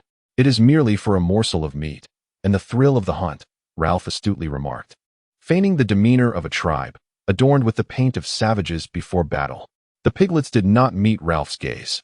Instead, they bowed their heads, stirring the sand beneath the water. Perhaps we too should venture forth, Ralph mused, noticing the piglet's cheeks flush with embarrassment. I mean to ascertain that nothing untoward is occurring. Ralph then expelled a spray of water. Long before Ralph and the piglets arrived at Jack's territory, the raucous noise of that group had already reached their ears.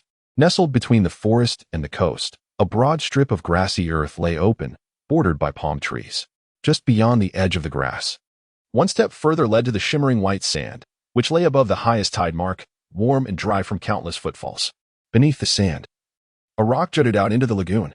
Beyond this rock, a small stretch of beach met the lapping waves. A fire crackled atop the rock, the sizzling fat of roasting pork dripping into flames that were obscured from view. Aside from the piglets, Ralph, Simon, and 2 others tending to the roast, all the children on the island gathered on the grassy earth. They laughed and sang. Some reclined on the grass, others squatted or stood, striking various poses, each clutching morsels of food. However, judging by their soiled faces, it was evident that the pork was nearly consumed. Some children were sipping from coconut shells. Prior to the gathering, a large log had been dragged to the center of the grassy area.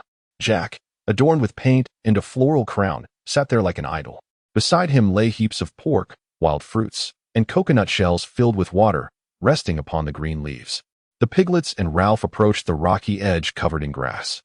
Upon seeing them, the children fell silent, save for one who continued to speak beside Jack. Eventually, he too fell silent.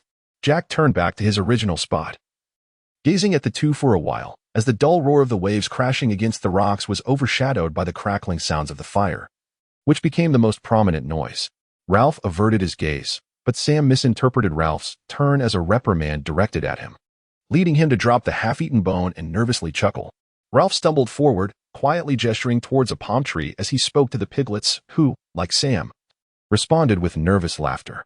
Ralph, wishing to wander, extracted his feet from the sand. The piglets attempted to whistle. At that moment, the children roasting meat by the fire suddenly rushed over, dragging a large piece of meat across the grass. They collided with the piglets, causing them to stomp and jump around, squealing in distress. Ralph immediately joined the group, and a storm of laughter softened the atmosphere among them. The piglets once again became the focus of attention, and everyone, filled with joy, began to regain a sense of normalcy. Jack stood up, brandishing his spear, ready to offer them some meat. The children wielding wooden forks presented Ralph and Piggy with substantial portions of succulent meat. They eagerly accepted the offerings and began to feast. The sky took on a brass hue, rumbling thunder heralding the imminent storm. Jack brandished his spear once more. Has everyone had their fill? Some meat remained, sizzling on small forks, while others lay piled upon verdant leaves. Piggy, unable to contain his hunger, cast aside the bones he had already gnawed and bent down to request more. Jack, growing impatient, inquired again, has everyone had their fill? His tone carried a warning, a possessive admonition born of pride. The children were urged to eat while they could. Anticipating that the children would not cease their indulgence immediately, Jack rose from his log, his makeshift throne, and strolled to the edge of the grass.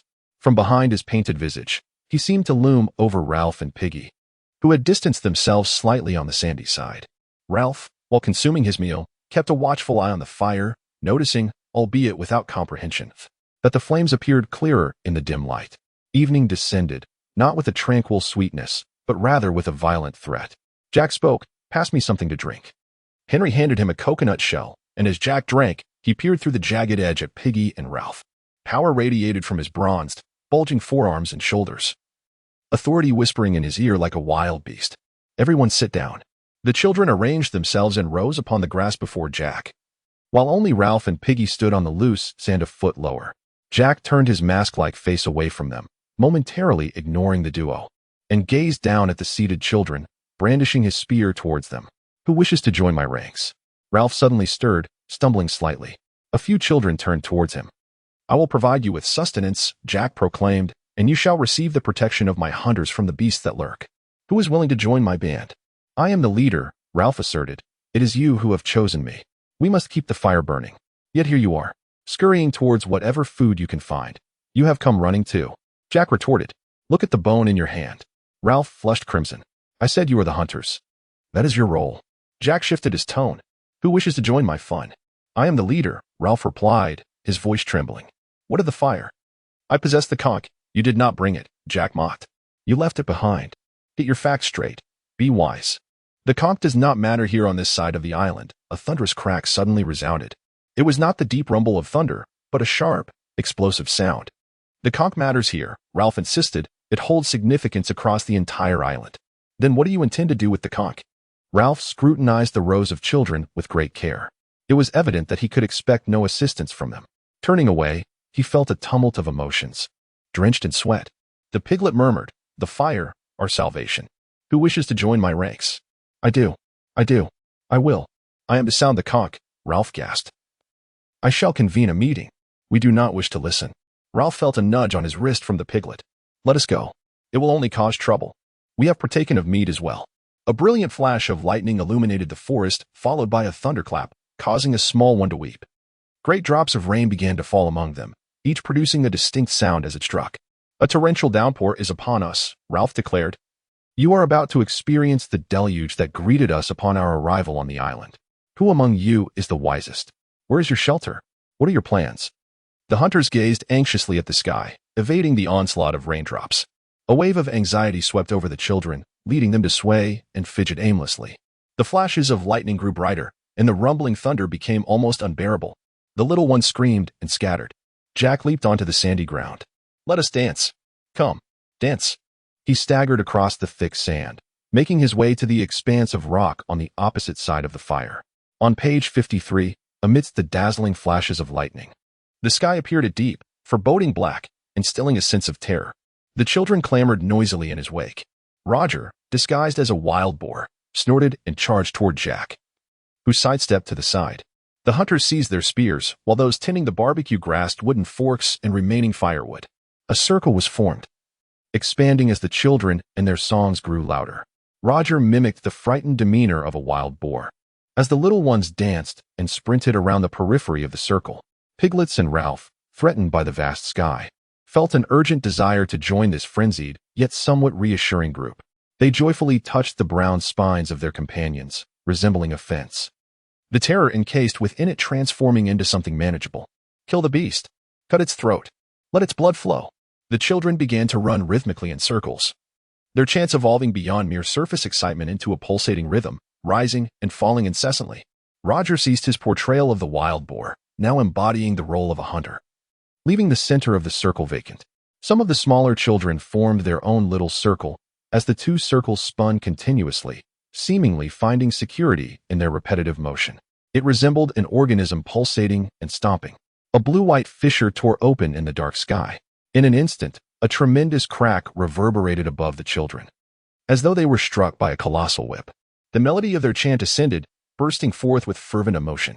"Kill the beast. Cut its throat. Release its blood." At this moment, a different yearning emerged from the depths of terror, an intense, urgent, and blind desire. "Kill the beast. Slash its throat. Release its blood." A blue-white, saw-like fissure split open above them, accompanied by a thunderous roar that struck down once more. At this time, the little ones rushed out from the edge of the forest, shrieking in panic as they scattered in all directions. One of them broke through the circle of larger ones, crying out in fear, "The beast! The beast!" The circle transformed into a horseshoe shape as something emerged from the forest, indistinct and dark.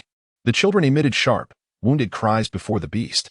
The creature staggered into the horseshoe formation. "Kill the beast. Slash its throat. Release its blood." The blue-white fissure in the sky ceased its movement, the thunderclaps becoming unbearable. Simon shouted loudly, proclaiming that there was a corpse on the mountain. "Kill the beast. Slash its throat.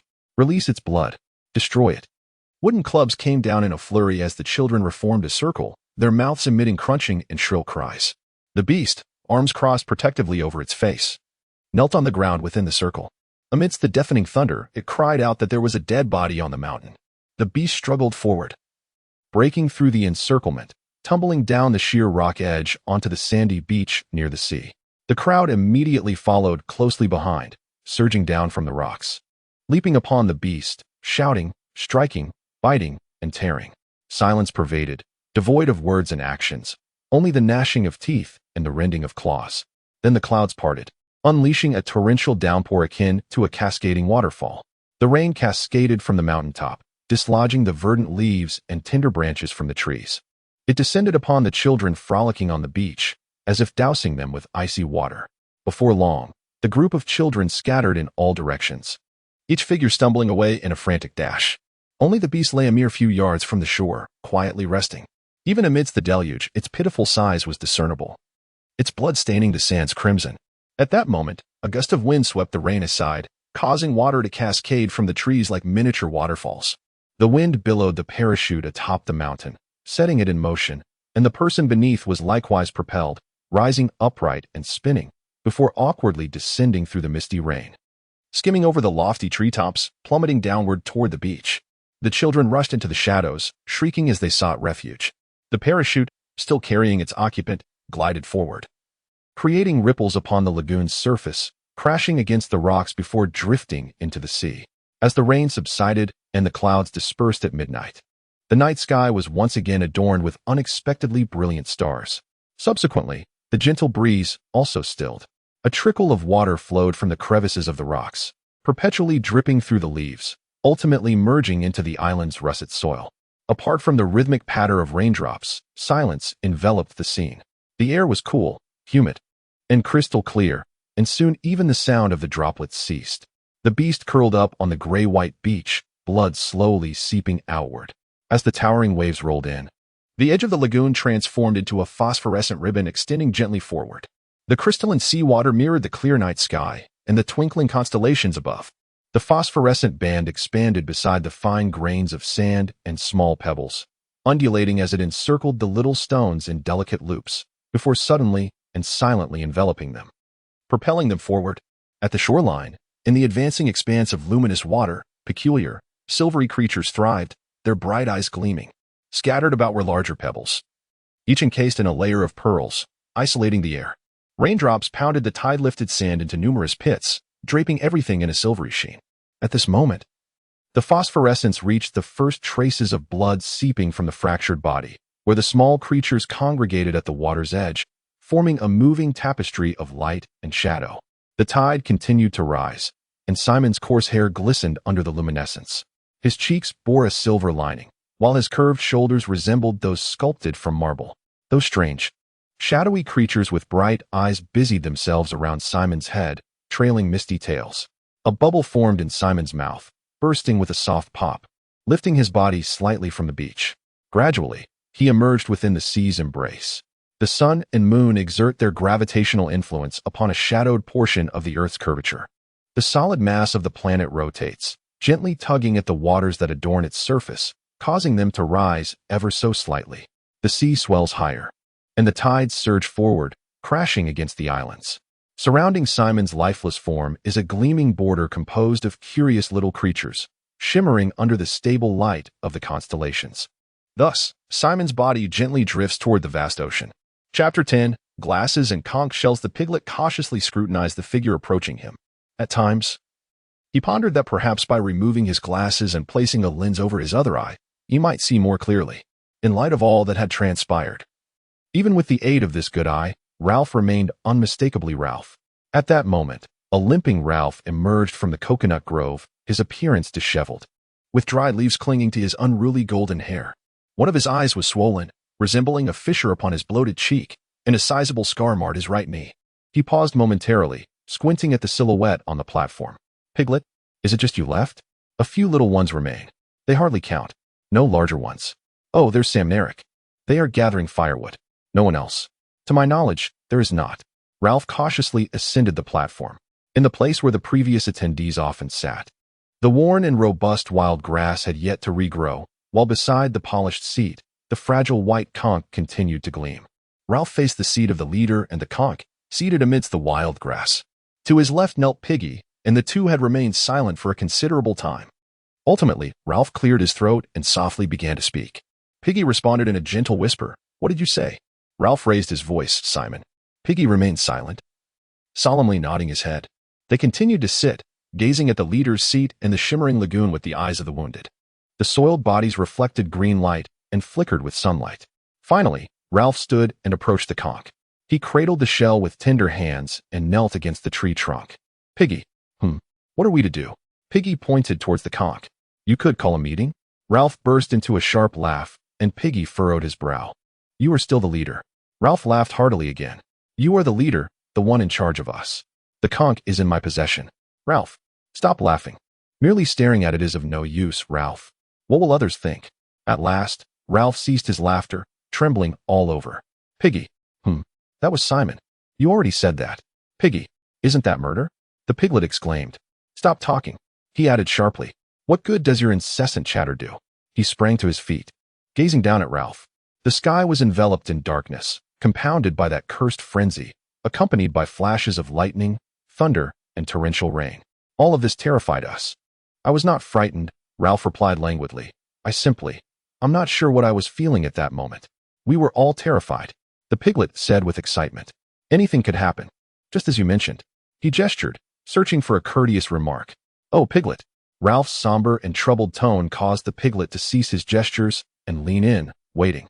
The conch shell was cradled in Ralph's hands, swaying gently. Piglet, don't you understand? What we have done? He hesitated. No. Perhaps he was merely pretending. Ralph's voice dwindled as the piglet observed his expression. You are outside, on the periphery. You have never truly entered the circle. Can't you see what they have done? Disgust tinged Ralph's voice, yet it was laced with a fervent excitement. Piglet, did you not notice? I did not see clearly. No, I have only one eye left. Ralph, you should be well aware. Ralph continued to sway back and forth. It was merely an occurrence, the piglet suddenly remarked. Just that once, a chance event. He exclaimed sharply, entering a realm of darkness. He need not have crawled out from it. He had lost his mind, suffering the consequences of his own actions. The piglet gestured animatedly. A calamity had befallen us. Did you not witness their actions? I said. Ralph, we ought to forget about that incident. Is there any benefit in dwelling on it? It terrified me. It frightened us all. I longed to return home. Oh, how desperately I wished to return home. It was an accident, the piglet insisted stubbornly. That is simply the way things are. Ralph's bare shoulders trembled under the touch. Yet this physical contact caused him to shiver. Ralph, I said, as the piglet glanced around in haste, leaning toward Ralph. Do not let it slip that we skipped that dance, not even to Sam Narlick. But we did skip it. We all skipped it. The piglet shook his head. We only danced later. In the enveloping darkness, they were oblivious to everything around them. Regardless, you mentioned I was merely outside the circle. I was as well, Ralph mumbled. I too was outside. The piglet nodded anxiously. Indeed, we were outside. We neither did anything nor witnessed anything. The piglet paused for a moment, and then spoke. We are capable of self-sustenance. The four of us, just the four of us, are rather few to maintain the fire. Let us give it a try, shall we? I shall ignite it. Sam Narlick emerged from the forest, dragging a large log behind him. They placed the log beside the fire and turned to head towards the pond. Ralph leaped up and shouted, Hey, you two, halt. The twins froze for a moment before approaching. We intended to take a bath, Ralph. It would be prudent to clarify matters. The twins gazed at Ralph in astonishment, their faces flushed as they averted their eyes to the sky. Hello. It's quite unexpected to encounter you here, Ralph. We were just in the forest, searching for firewood for the bonfire. We lost our way last night. Ralph lowered his gaze to inspect his toes. What transpired that led you two astray? The piglet adjusted his glasses. After consuming pork, Sam replied in a somber tone. Eric nodded in agreement. Indeed, after having pork. We departed long ago, the piglet hurriedly interjected, because we were fatigued. We too left quite some time ago. Ages ago, we were utterly exhausted. Sam touched the scar on his forehead and quickly withdrew his hand. Eric traced his fingers along his split lip. Indeed, we are utterly exhausted, Sam remarked once more, which is why we departed so early. It was far from an enjoyable experience. An unspoken understanding lingered in the air, thick with gloom. Sam shifted slightly, and that vexatious term slipped from his lips, dancing. The recollection of that evening's revelry, in which none of the four children participated, sent shivers down their spines. We had left long before it ended. As Roger approached the narrow passage connecting Castle Rock to the island's main body, he anticipated the inquiries he would face, which did not surprise him. He expected that, amidst that dreadful night, at least a few members of Jack's group would be hiding in the safest spots, grappling with their fears. Suddenly, a sharp voice echoed down from the heights of Castle Rock, where the weathered stones leaned upon one another in precarious balance. Halt. Who goes there? Roger, came the response. Step forward, friend. Roger advanced cautiously. Can you discern my identity? The leader inquired, asserting that all must be interrogated. Roger tilted his head back, scrutinizing the figure above. I intend to ascend, and you shall not impede me. You shall see about that, came the retort. Roger began to climb the ladder-like cliff. Behold this. A stout log was wedged beneath the highest rock, supported by another lever beneath. Robert leaned his slightly tilted body against the lever, producing a grating sound from the stone. If he exerted enough force, that rock would thunderously plummet down the passage. Roger was filled with admiration. Was he not a true leader? Robert nodded affirmatively. We requested him to accompany us on a hunting expedition. As Robert turned his head towards the distant hut, he noticed a wisp of white smoke ascending into the sky. Roger sat at the edge of the cliff, grimly gazing back at the island while absently fiddling with a loose tooth. His gaze lingered on the distant mountaintop, remaining silent. Robert shifted the conversation, expressing his desire to confront Wilfred. Why? Robert shook his head in confusion. I do not know, he replied. He did not specify. He was furious, insisting we bind Wilfred. He is already, Robert chuckled with excitement, been tied up for several hours, awaiting. But did the leader not mention the reason? I have never heard him say anything. Beneath the scorching sun, Roger sat on the large rock, and suddenly a premonition erupted in his mind upon hearing this news. He ceased his fidgeting with his tooth, remaining still as he contemplated the myriad possibilities that such irresponsible authority might bring forth. Subsequently, he silently descended from behind Castle Rock, making his way toward the cave where Jack and his group resided. The leader sat there bare-chested, his face adorned with red and white paint. In front of them, a group was seated in a semicircle. Wilfred, having just been beaten and now untied, was sobbing loudly behind them. Roger joined the others in a crouched position. Tomorrow, the leader announced, we shall embark on another hunting venture. He gestured with his spear towards one savage, then indicated another. Some of you stay here to prepare the cave and guard the entrance diligently. I shall take a few hunters to pursue our quarry. Those at the gate must remain vigilant, ensuring no one sneaks in unnoticed. A barbarian raised his hand, and the chief turned his cold, painted face towards him. Chief, why do they not enter openly? The chief replied vaguely yet with a serious demeanor. They will. They intend to undermine our efforts. Hence, it is imperative to guard the entrance carefully, and the chief paused. His pink tongue astonishingly extended outward, licking his lips before retracting. This sequence of actions was witnessed by all. Moreover, the beast seeks to enter as well. You should remember how it crawls. The children, encircling in a half-moon, were filled with terror, murmuring in agreement. It masquerades. Even if we slay a pig and offer its head, it may still come. Thus, caution is essential. We must remain alert. Stanley lifted his forearm from the rock, raising a finger to inquire. What is it? But can we not? He hesitated, twisting his body and lowering his gaze. No. A profound silence ensued as the barbarians recalled their fears, unwilling to contemplate further. No. How could we kill it? As they envisioned the horrors yet to come, they experienced a fleeting sense of relief, while simultaneously feeling a shudder of dread, prompting more whispered murmurs among the barbarians. Do not dwell too much on the matters of the mountain, the leader solemnly stated. If we are to hunt, let us offer the head of the pig as a tribute. Stanley, toying with his fingers, remarked, I believe the beast has concealed itself. Such a possibility always exists. The leader replied, it is a presumption steeped in theological speculation. Regardless, we must exercise caution. One can never predict its actions. The group contemplated his words, and soon, they engaged in battle, as if a fierce wind had blown through. The leader's words bore fruit, and they sprang to their feet. However, tomorrow we shall embark on our hunt, and with luck, we shall procure meat for a splendid feast. Bill raised his hand. Leader? Yes. How shall we kindle a fire? The leader's face flushed crimson, though it was obscured beneath the white clay mask. He hesitated, unsure of how to respond, and for a moment, silence fell, allowing the group to murmur once more. Then, the leader raised his hand again. To obtain fire, we must source it from elsewhere. Listen. Tomorrow we shall hunt and gather some meat. Tonight, I shall accompany 2 hunters who wishes to join me. Morris and Roger raised their hands. Morris, yes, leader. Where can we find their fire pit? At the usual spot, behind the rocks near the fire. The leader nodded. As the sun sets, the rest of you may retire for the night. However, the 3 of us, Morris, Roger, and I have tasks yet to attend to. As the sun descends beyond the horizon, we shall set forth. Morris raised his hand. What events might unfold? Should we encounter? The leader waved dismissively, disregarding the dissent he had voiced. We shall proceed directly along the beach.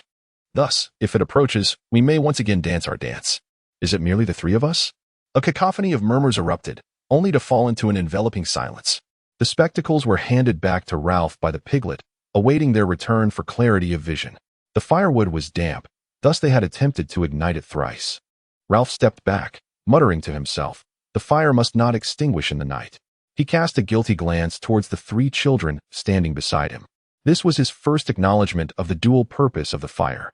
Indeed, on one hand, the fire served to send forth plumes of smoke as a signal. On the other, it functioned as a hearth, providing them with a sense of security and comfort for slumber. Eric blew gently on the kindling, and sparks leapt forth, followed by a small cluster of flames. A thick column of yellowish-white smoke ascended into the night sky. The piglet retrieved his spectacles, joyfully observing the rising smoke.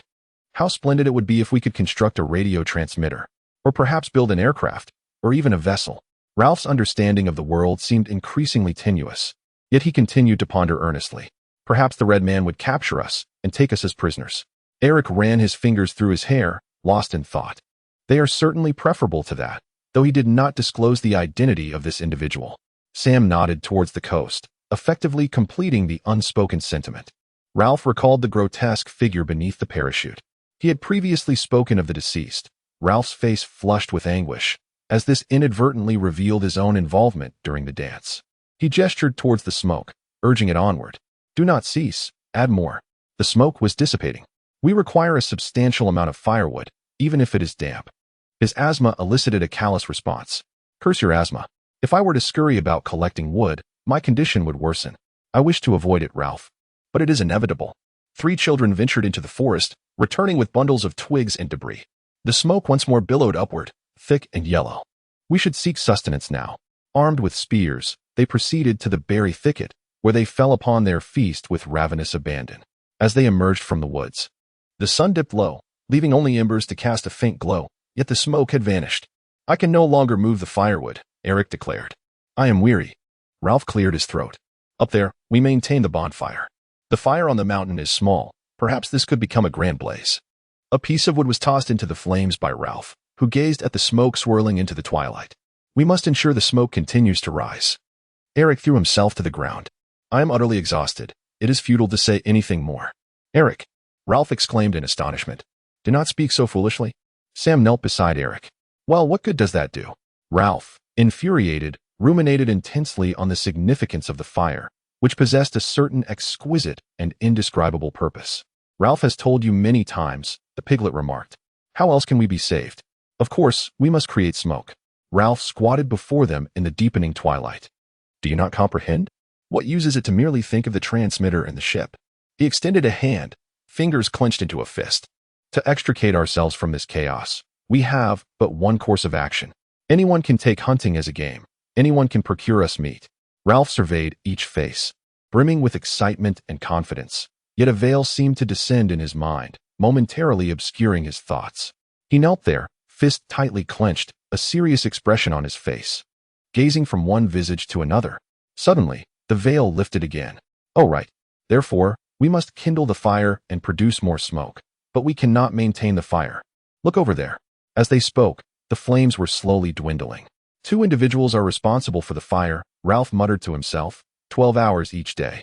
Ralph, we can no longer procure more firewood.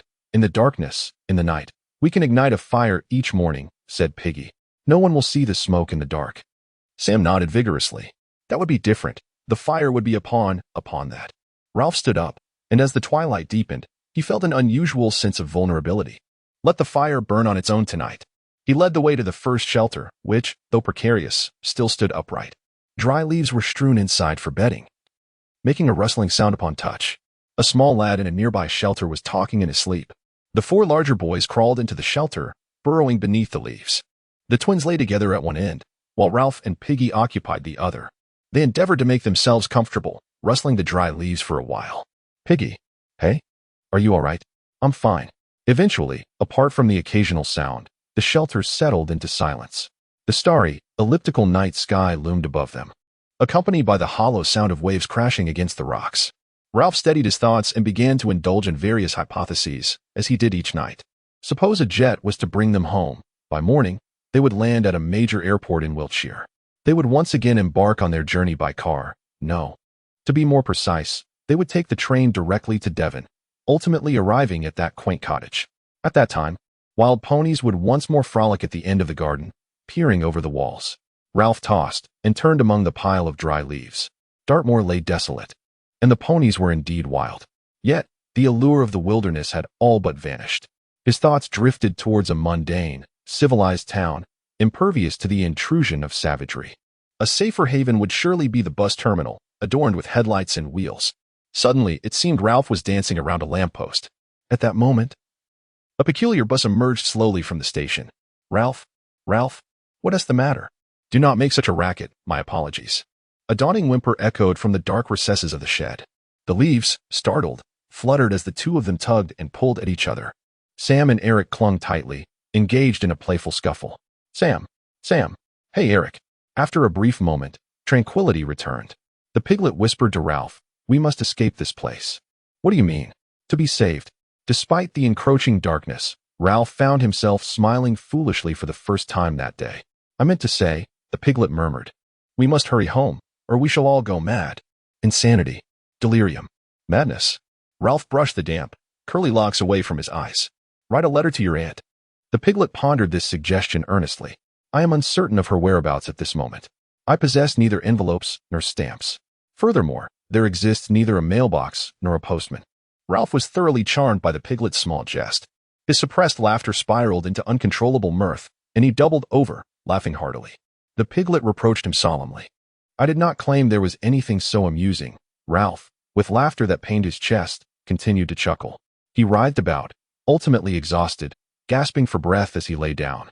A frown etched on his face as he awaited the next bout of laughter. In his alternating fits of laughter and pauses, he eventually succumbed to sleep during a brief intermission. Ralph, you've caused quite a ruckus again. Quiet down, Ralph, because... In the midst of the pile of dry leaves, Ralph gasped for air. His pleasant dreams were shattered, yet he found solace in the clarity that emerged as the bus drew nearer. Why because? Be quiet, listen. Ralph cautiously settled down, a long sigh escaping from the heap of leaves.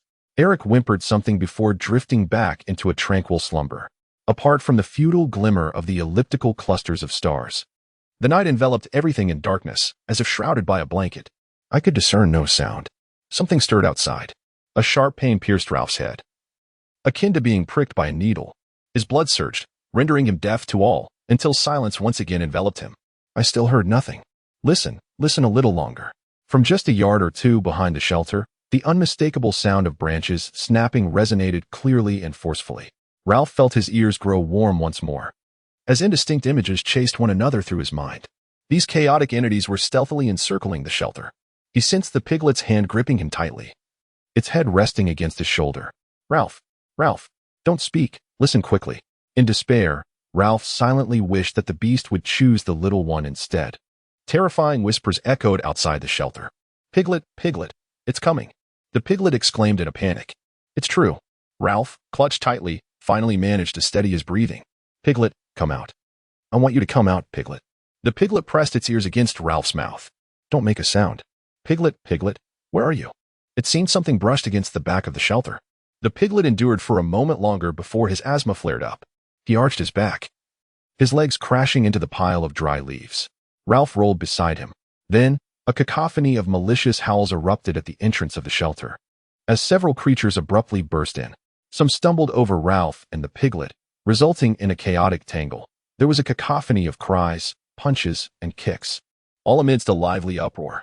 Ralph swung his fist, and soon found himself entangled in a chaotic melee with what seemed like a dozen other entities, grappling, biting, and clawing. He was being torn at, struck fiercely, and felt another's fingers in his mouth, prompting him to bite down hard. A fist recoiled, then retaliated like a piston, causing the entire shelter to shudder precariously, allowing the outside light to seep in. His body was twisted by Ralph, who mounted a contorted figure. Realizing a warm breath had splashed onto his cheek, he raised his tightly clenched fist, hammering it down upon the mouth of the body beneath him, striking with increasing fervor. His blows becoming frantic and hysterical, the visage beneath his fist growing slick with sweat. Suddenly, a knee thrust violently between Ralph's legs, sending him rolling to the side, where he instinctively tended to his injured area, only to be assaulted again by his opponent, who tumbled atop him. Then, the suffocating shelter finally collapsed. The nameless individual struggled to escape. Shadowy figures emerged from the wreckage, fleeing swiftly, and in the distance, The piercing cries of the little ones and the panting of piglets could still be heard. Ralph shouted with a trembling voice, "Little ones, hurry to sleep. We are fighting with others. Go to sleep now." Sam Narek regarded Ralph as he approached. "Are you both all right?" "I believe so. I've been struck. I too have been hit." "What of the piglet?" The piglet was dragged from the rubble and propped against a tree. The night was chillingly cold, and the terror gradually faded away. The piglet's breathing had calmed somewhat. "Piglet, are you hurt?" "Not too bad," came the response. "It's Jack and his hunters," Ralph lamented. "Why are we always being disturbed?" "They ought to learn a lesson from me," Sam declared. "I was merely being honest," he continued. "At least you fought." "I was cowering in the corner." "I managed to land a blow," Ralph said. "I hit him hard enough that he won't be eager to confront us again." "So did I," Eric chimed in. "I felt as though someone stepped on my face when I woke up." "Ralph, my face has been thoroughly kicked, but at least I managed to strike back." "How did you do it?" "I curled my knees," Eric said proudly, "and I delivered a sharp blow with my knee to his groin." You should have heard his agonized cries. He certainly won't be rushing back anytime soon. "We did well." Suddenly, Ralph shifted in the darkness, only to hear Eric fiddling with something in his mouth. "What's wrong?" "One of my teeth is a bit loose." The piglet curled its legs. "Piglet, are you all right?" "I think they intended to steal the conch." Ralph hurried down the pale beach and leapt onto the platform. The conch, resting in the leader's seat, still emitted a faint glow. He gazed at it for a moment before returning to the piglet. The conch had not been taken. "I understand. They have come for something other than the conch." "Ralph, what am I to do?" Along the arch beach, in the distance, three figures hastily approached Castle Rock. They circumvented the woods, advancing along the shoreline. At times, they sang softly. At others, they tumbled forward across the shifting, narrow phosphorescent strip. The leader guided them, jogging ahead, a sense of triumph blossoming in Jack's heart. He was indeed a leader now, wielding his spear, jabbing it this way and that. Dangling from his left hand was Piggy's broken glasses, swaying gently. Chapter 11.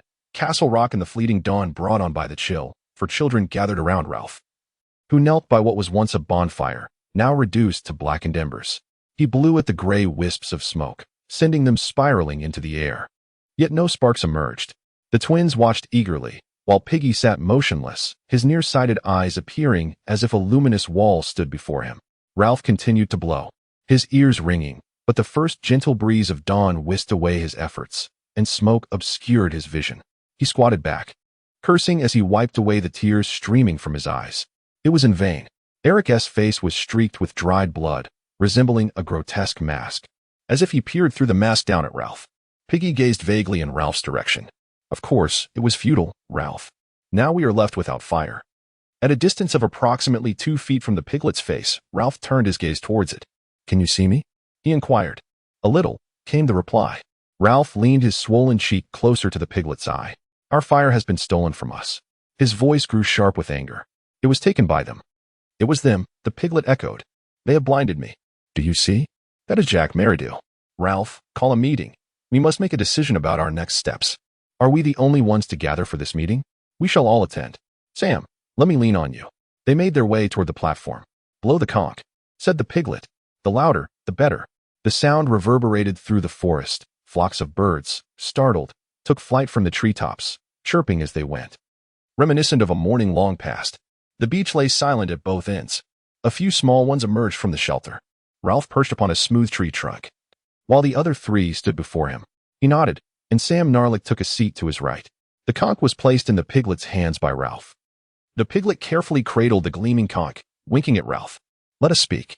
I have the conch. I must say, I need to retrieve my glasses, or else I cannot see a thing. Someone on this island has committed a grievous wrong. I choose you as our leader. Only Ralph has truly done something for us." "Ralph, now it's your turn to speak. Enlighten us on what we ought to do." Otherwise, Piggy suddenly ceased his discourse, succumbing to tears. As he settled down, the conch was reclaimed by Ralph. It was merely an ordinary bonfire. "Do you not believe we can accomplish this? As long as there is smoke to serve as a signal, we shall surely be rescued. Are we savages? Or something else entirely? Yet at present, no signal smoke rises into the sky. Perhaps a ship is passing by. Surely you remember that incident. The individual deemed most suitable to lead was the one who ventured off to hunt, causing the fire to extinguish. Then it happened again and again. All of it was his fault. Had it not been for him, that calamity would not have transpired. Now Piggy sees nothing. They came and stole." Ralph raised his voice. "In the night, in the darkness, they stole our fire. If they had asked us for fire, we might have granted it, but instead, they took it from us. We are now unable to secure our salvation, for the signal is gone. Do you comprehend my meaning? We would have given them fire, yet they chose to steal. At that moment, a curtain of thought swept through Ralph's mind, interrupting his words. Piggy extended his hands to grasp the conch. Ralph, let us not merely linger here. What do you propose? Make a decision swiftly. I want my glasses back. I am contemplating. If we are to go, let us groom ourselves as we did in the past, washing our hair thoroughly before setting out. Truly, we are not savages, and our salvation is no trivial matter. He puffed his cheeks and gazed at the twins. Once we are adorned, we shall depart. We ought to carry spears, Sam remarked. We must even bring the piglet, for we may find it useful. You did not acquire the conch. The piglet raised the conch. What use is there in carrying spears? If you wish to bear them, then do so. I shall not. Regardless, I still require someone to lead me like a dog. Indeed, how amusing. Go ahead, laugh, laugh. Their group finds humor in everything on this island. What would the adults think? Yet, what has come of it? Little Simon was murdered. Aside from the brief period when we first arrived, who else has seen that boy with the birthmark? Piglet, hold on. I possess the conch. I will seek out Jack Meridew. I shall go now and confront him. They will harm you. What can he do to me? He has already done enough harm. I intend to clarify matters with him. Ralph, allow me to hold the conch. There is something he lacks, and I must show him that. The piglet paused for a moment, surveying the dim silhouettes. The wild grass lay trampled and disordered, reminiscent of the time when gatherings were held. As if there were still some listening to his speech. I shall seek him out, extending this conch before him with both hands. I will say, look. You are stronger than I, yet you do not suffer from asthma. I wish to articulate that you possess the ability to perceive, both eyes functioning admirably. Yet, my presence here is not to implore for spectacles, nor to seek clemency. I wish to assert that I am not here to beseech you for justice. Do not presume that your strength grants you the liberty to act as you please. Only righteousness can traverse the world. Return my glasses, I insist. You must return them. The piglet, trembling and flushed, uttered these words with urgency, as if eager to liberate himself from the burden. He hastily handed the conch to Ralph, wiping away the tears that brimmed in his eyes. The verdant glow surrounding them was gentle and soothing. Beneath Ralph's feet lay a delicate, white conch, from which a solitary tear slipped through the piglet's fingers, glimmering like a star upon the softly colored surface of the shell. Finally, Ralph swept his hair back and straightened his posture. Very well, I declared, if you choose to proceed in this manner, then so be it. We shall accompany you. He will paint himself in garish colors, Sam said, filled with trepidation. You know he will. He wouldn't regard us. If he were to lose his temper, we would be in dire straits. Sam was met with Ralph's fierce gaze. He vaguely remembered words Simon had once shared with him by the rocks. Do not be foolish, he said, quickly adding, let us be on our way. The conch was placed into the piglet's hands, his face reddening once more, this time radiating a sense of pride. You must hold on to it.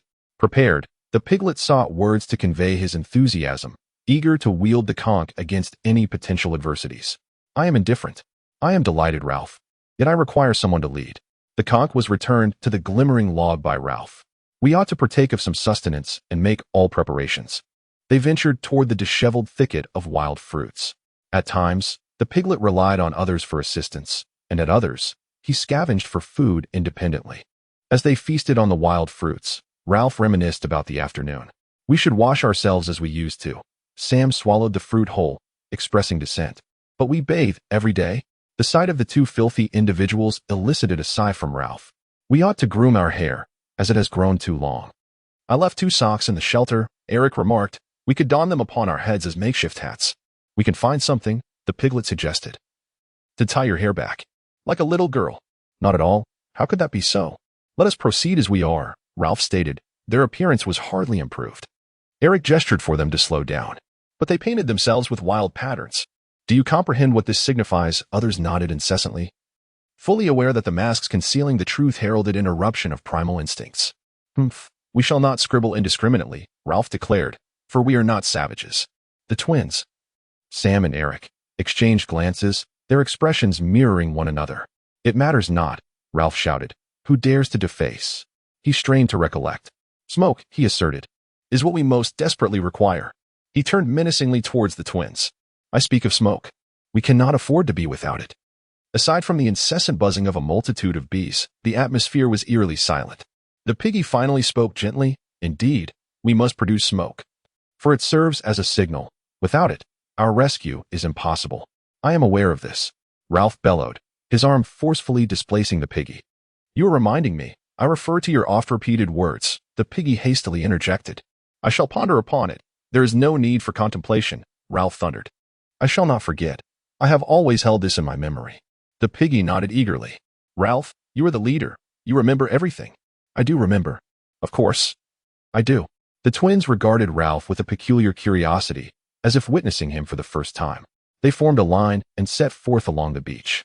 Ralph limped slightly, yet remained at the forefront, spear resting upon his shoulder.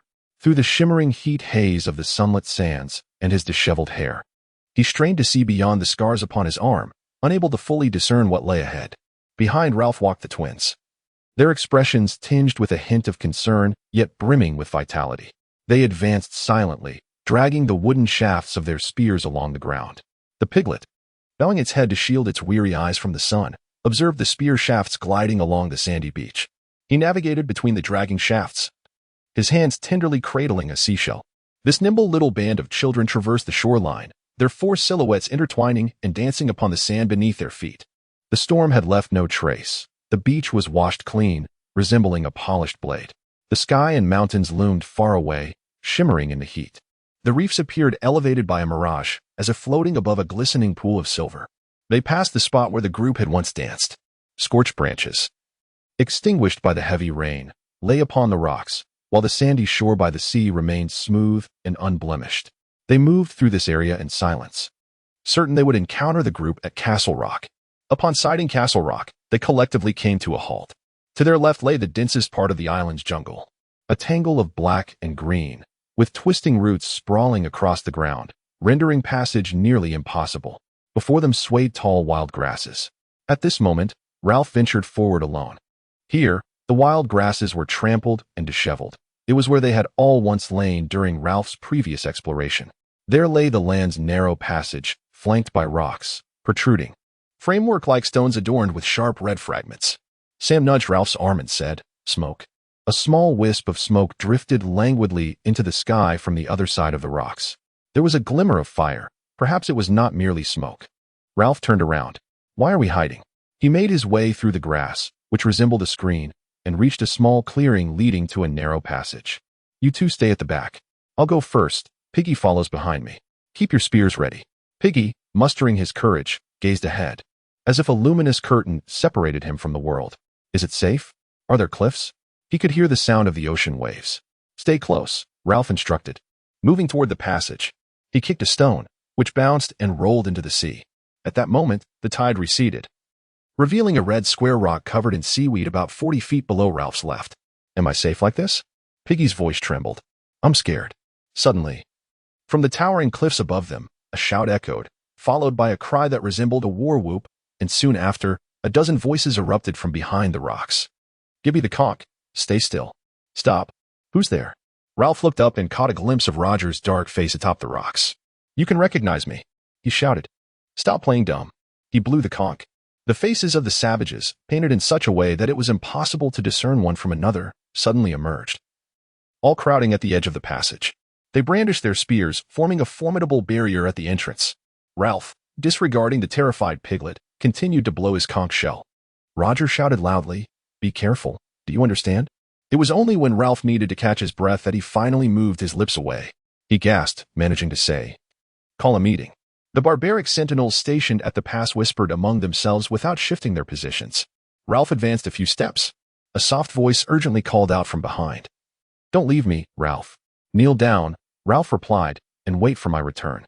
He stood in the middle of the path leading up through the pass, intently observing the vividly painted, composed barbarians with their hair pulled back. These savages appeared more at ease than he did. Ralph resolved to tie his own hair back as well. He felt an urge to call out to them to wait, but he quickly tied his hair instead. It was unavoidable. The barbarians chuckled, one of them aiming his spear directly at Ralph. Roger loosened his grip on the lever and leaned out over the rocky ledge to assess the situation. A few children at the entrance stood in their shadows, appearing merely as disheveled heads. The piglet had lost its original shape, curled up like a sack. I shall convene a meeting. A profound silence followed. Roger tossed a small stone between the twins, but missed. They all began to throw stones while Sam remained standing there. On page 62, a powerful force pulsated within the body, acutely felt by Roger. Ralph declared, "I shall convene a meeting," sweeping his gaze over the savages. "Where's Jack?" The group of children stirred restlessly, engaging in hushed discussions. A boy with a painted face spoke up, his voice reminiscent of Robert's accent. "He has gone hunting. He instructed us not to let you in." Ralph replied, "I came to check on the bonfire and to inquire about Piggy's glasses." The crowd before Ralph swayed amid the cacophony of laughter, their joyous and exuberant sounds echoing off the towering rocks. Suddenly, a voice emerged from behind Ralph. "What are you doing?" In an instant, the twin boys dashed past Ralph, positioning themselves between him and the entrance. Ralph quickly turned around. Jack, recognizable by his demeanor and fiery hair, was advancing from the forest. The hunters flanking him bore faces smeared with black and green paint. Behind them lay a gutted sow, its head severed, discarded on the grass. Piggy cried out, "Ralph, don't leave me." Below him, the tumultuous sea surged, instilling a sense of dread, compelling him to clutch tightly to the rock, a sight both pitiful and absurd. The derisive laughter of the savages escalated into raucous jeers, with Jack's mockery ringing louder than his shouts. "Get away, Ralph. You keep to your side. This is my domain, my group. Don't interfere with me." The mocking laughter subsided. "You have taken the piglet's glasses," Ralph gasped. "You must return them." "Must I?" Ralph was infuriated. "Hey, it was you who elected me as your leader. Did you not hear the voice of the conch? You are playing dirty tricks. Had you asked for the fire, we would have willingly given it to you." The heat surged to his cheeks as his swollen eyes blinked. "You may request the fire at any time. Yet you sneak around like a thief, not only stealing the fire but also the piglet's glasses." "Say that again." "Thief! Thief!" The piglet shrieked. "Ralph, help me." Jack lunged forward with his spear, aimed directly at Ralph's chest. Ralph, having caught a glimpse of Jack's arm, sensed the position of his weapon. The thrusting spear was deflected by his own spear shaft. Ralph then pivoted his spear and thrust it towards Jack, the tip brushing past Jack's ear. They glared at each other, panting heavily, their chests nearly touching. "Who is the thief?" "It is you." Jack broke free, swinging his spear towards Ralph. At this moment, both men tacitly refrained from using the lethal spear tips, wielding their spears like swords instead. Jack's spear struck Ralph's, sliding down and causing his hand to ache.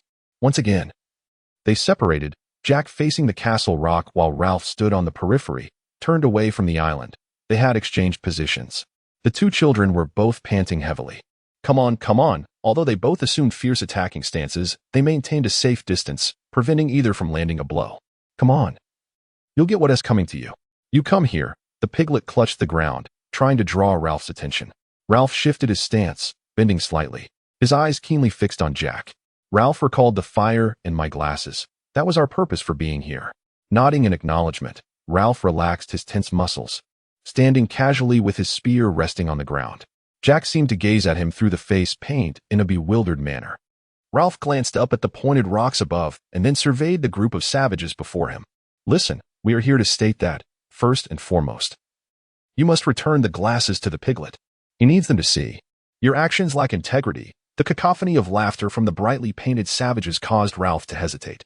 With a sweep of his hand through his hair, he stared at the grotesque green and black masks before him, struggling to remember Jack's original visage. The piglet whispered, "And the fire. Oh, I almost forgot about the fire. I keep bringing it up.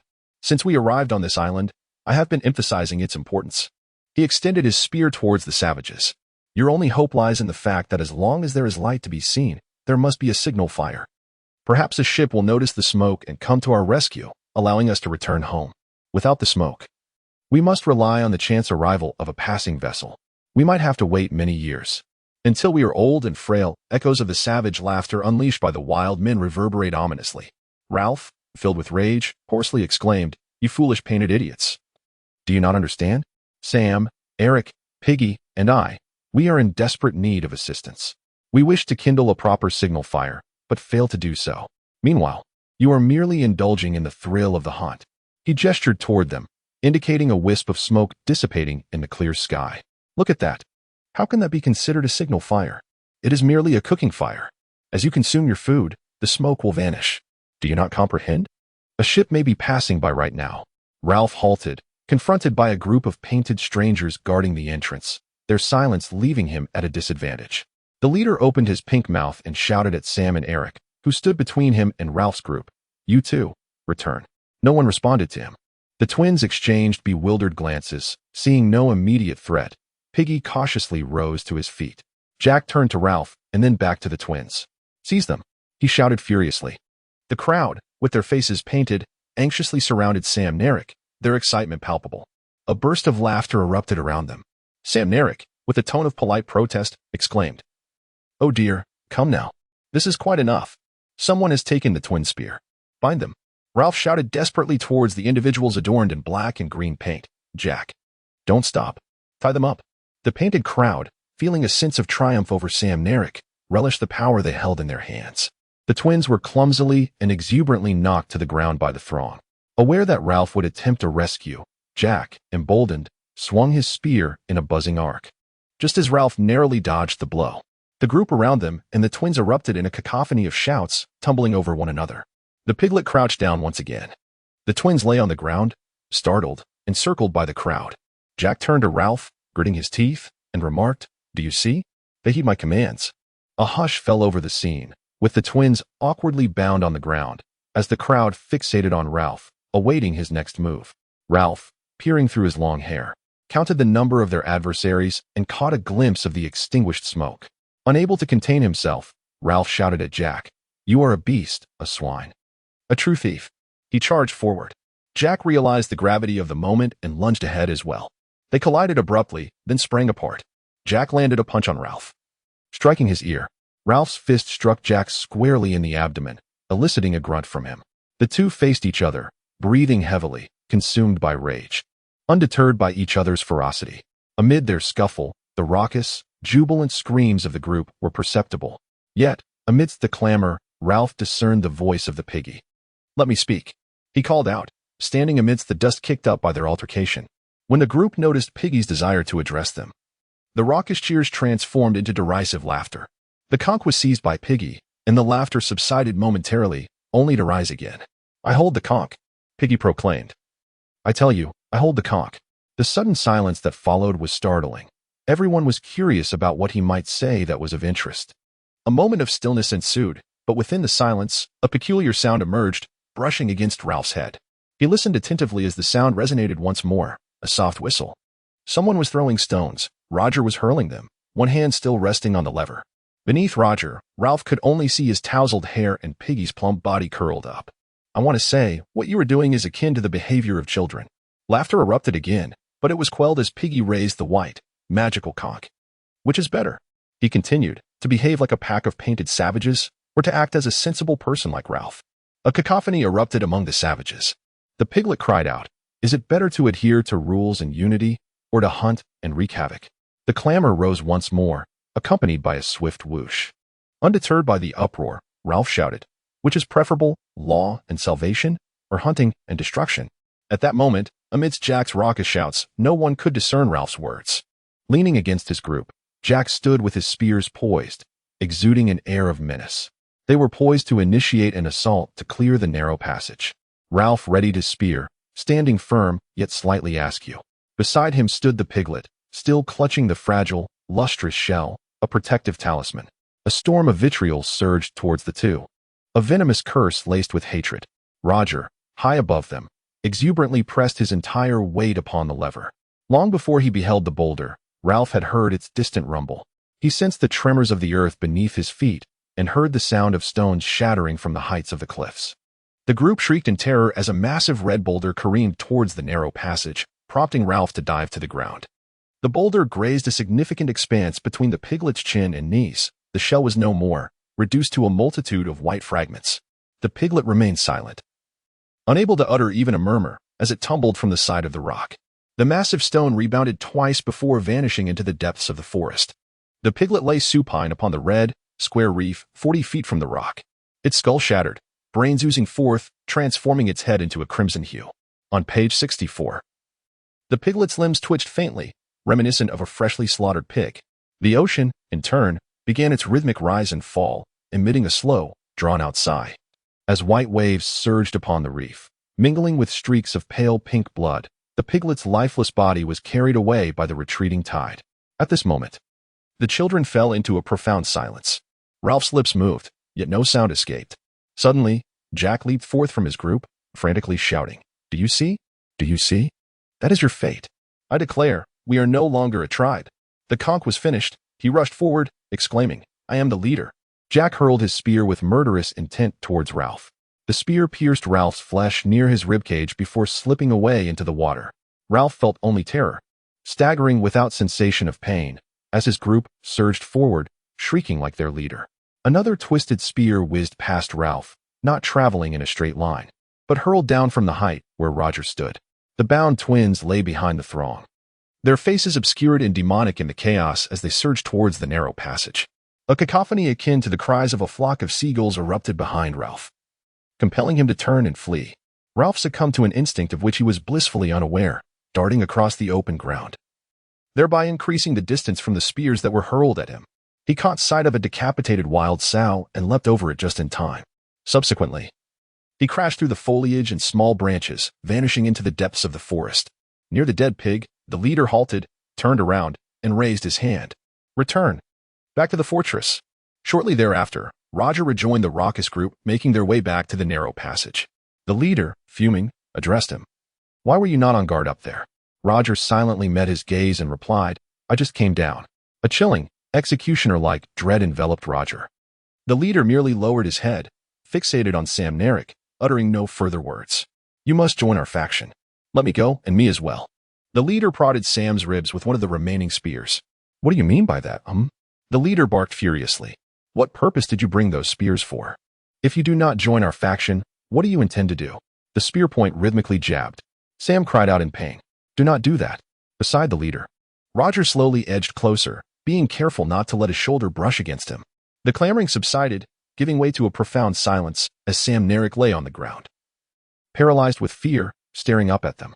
Roger advanced towards them as if wielding an indescribable authority. Chapter 12. The hunters scream in a thicket. Ralph lay contemplating his injuries. A purplish bruise marked his right rib where a spear had pierced his flesh, swollen and adorned with a crimson scar. His hair, tousled and unkempt, resembled filthy tendrils of vine. Having hastily navigated through the forest in flight, he bore the scratches of branches that had marred his skin. As his breath gradually steadied, he resolved that these wounds would have to await a time for cleansing, for if he splashed water upon them, he might not hear the sound of approaching footsteps. How could he find safety by the brook or on the open beach? Although Ralph was not far from Castle Rock, he turned to listen intently. In his earlier panic, he had thought he heard the echoes of pursuit. Yet perhaps the hunters had merely crept to the edge of the greenery to retrieve their spear, only to retreat en masse back to the sunlit Castle Rock, as if the shadows beneath the foliage had instilled fear in them.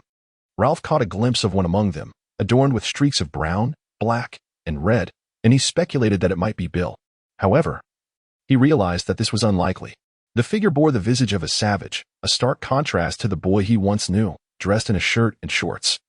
The afternoon waned, though the green fronds of palm leaves and the brown tree fibers were illuminated by the sun's dappled light. No sounds emanated from behind Castle Rock.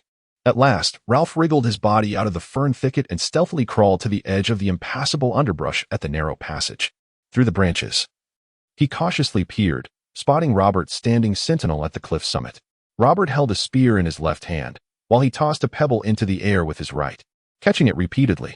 A thick plume of smoke rose languidly behind Robert, and Ralph's nostrils flared, his mouth watering with anticipation. He wiped his nose and mouth with the back of his hand.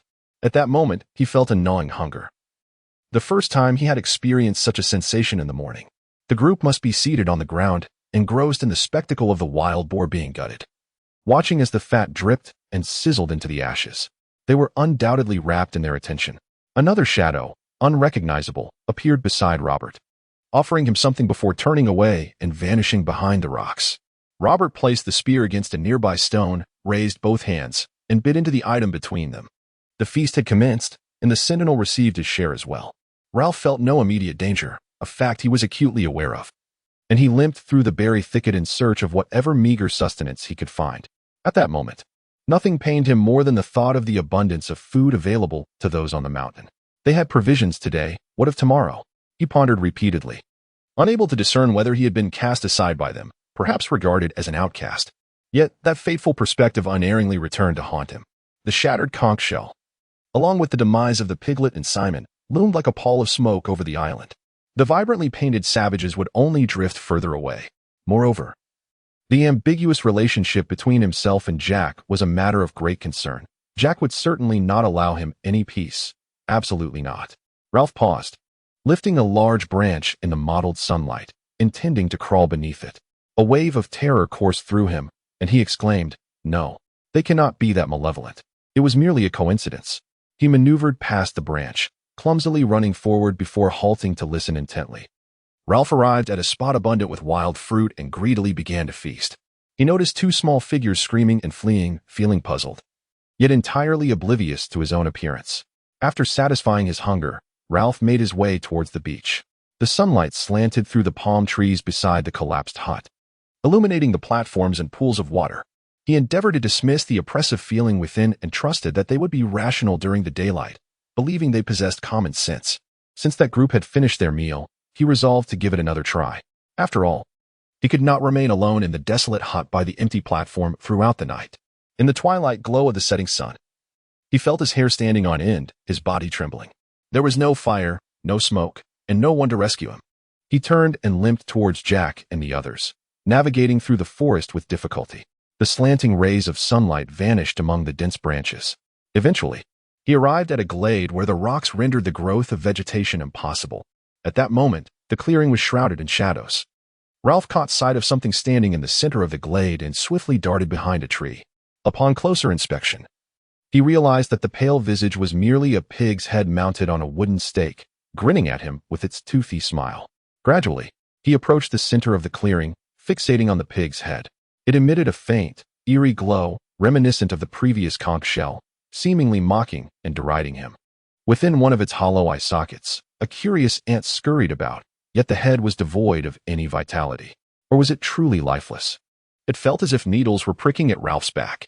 He stood there, his hands raking through his hair, the pig's head aligning with his face at a similar height. It bared its teeth in a grin, as if its hollow eye sockets effortlessly ensnared his gaze. What was it? Ralph felt as though the pig's head possessed all the answers, yet remained silent. A nauseating sense of fear and anger enveloped him. He struck the grotesque figure with all his might.